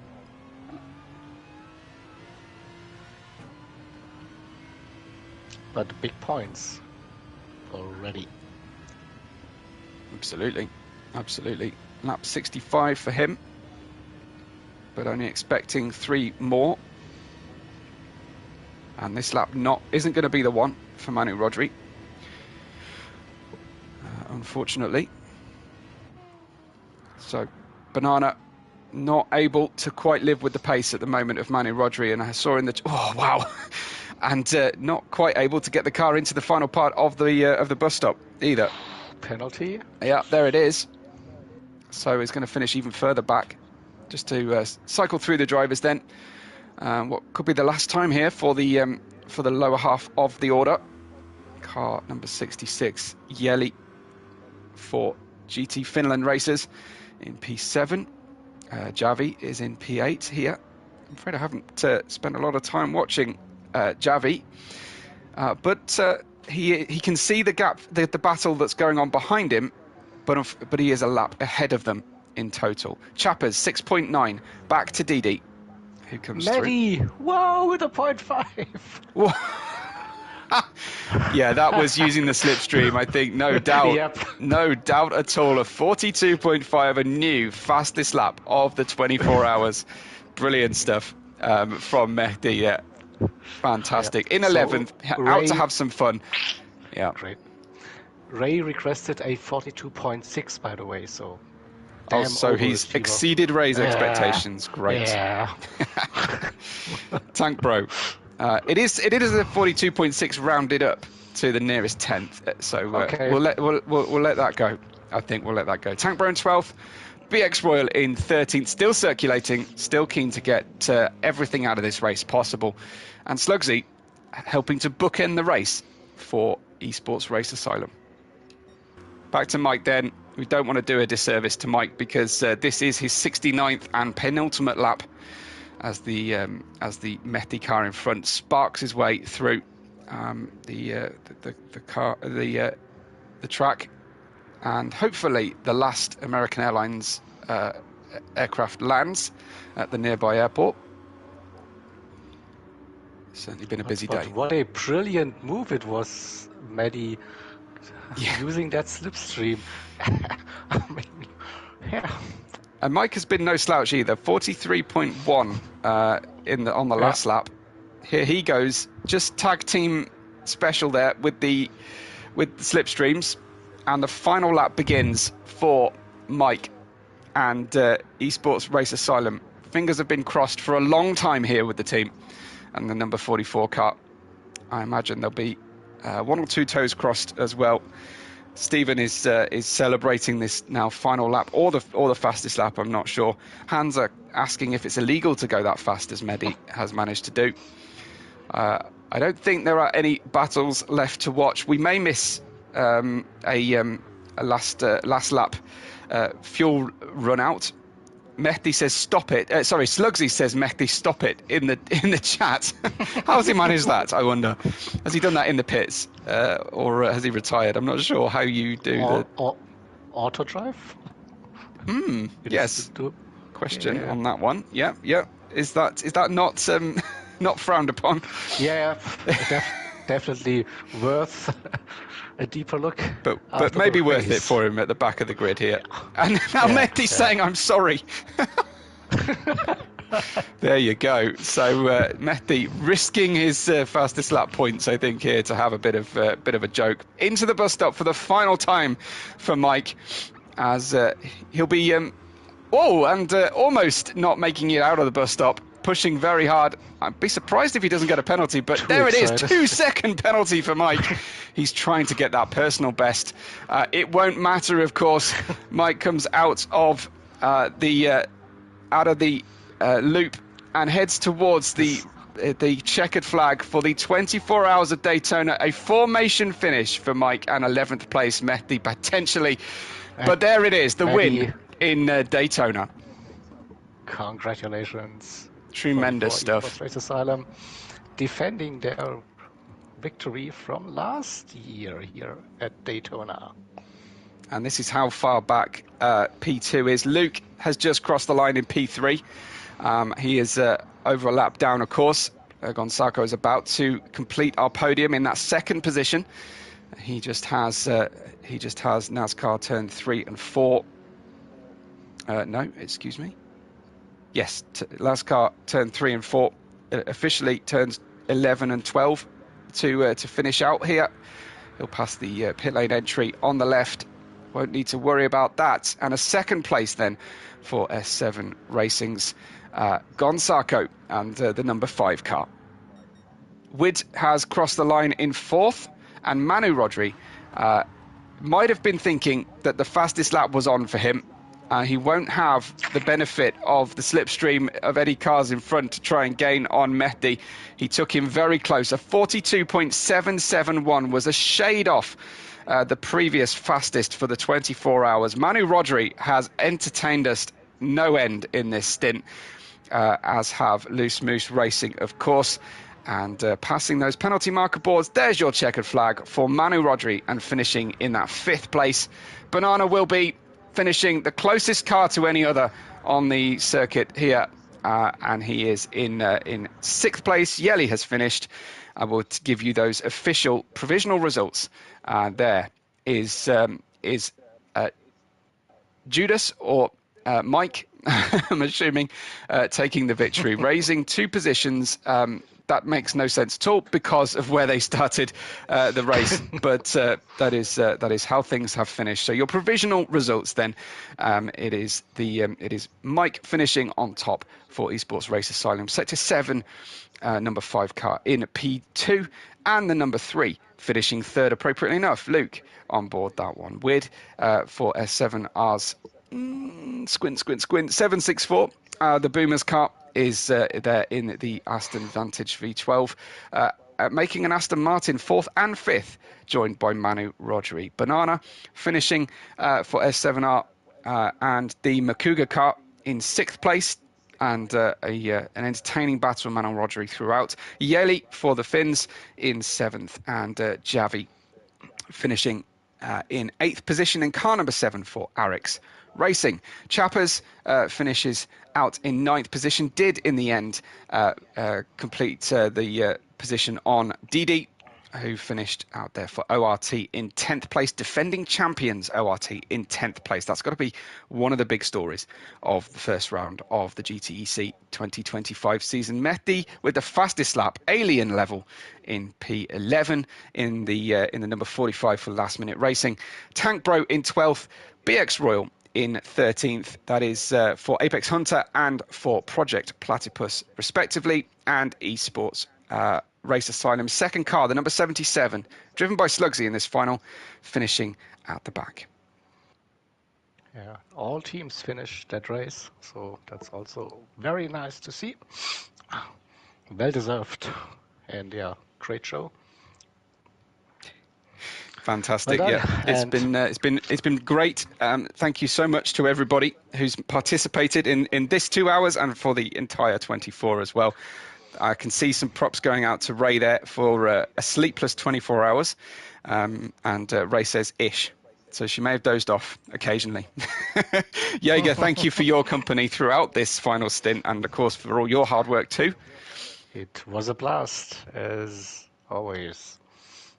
Well, fantastic. Well, thank you, everybody. This has been the first race of the new 2025 GTEC Championship, brought to you by the International Racing Organisation. My name is Webbo. You can find me at Webbo Red 5 on YouTube and elsewhere.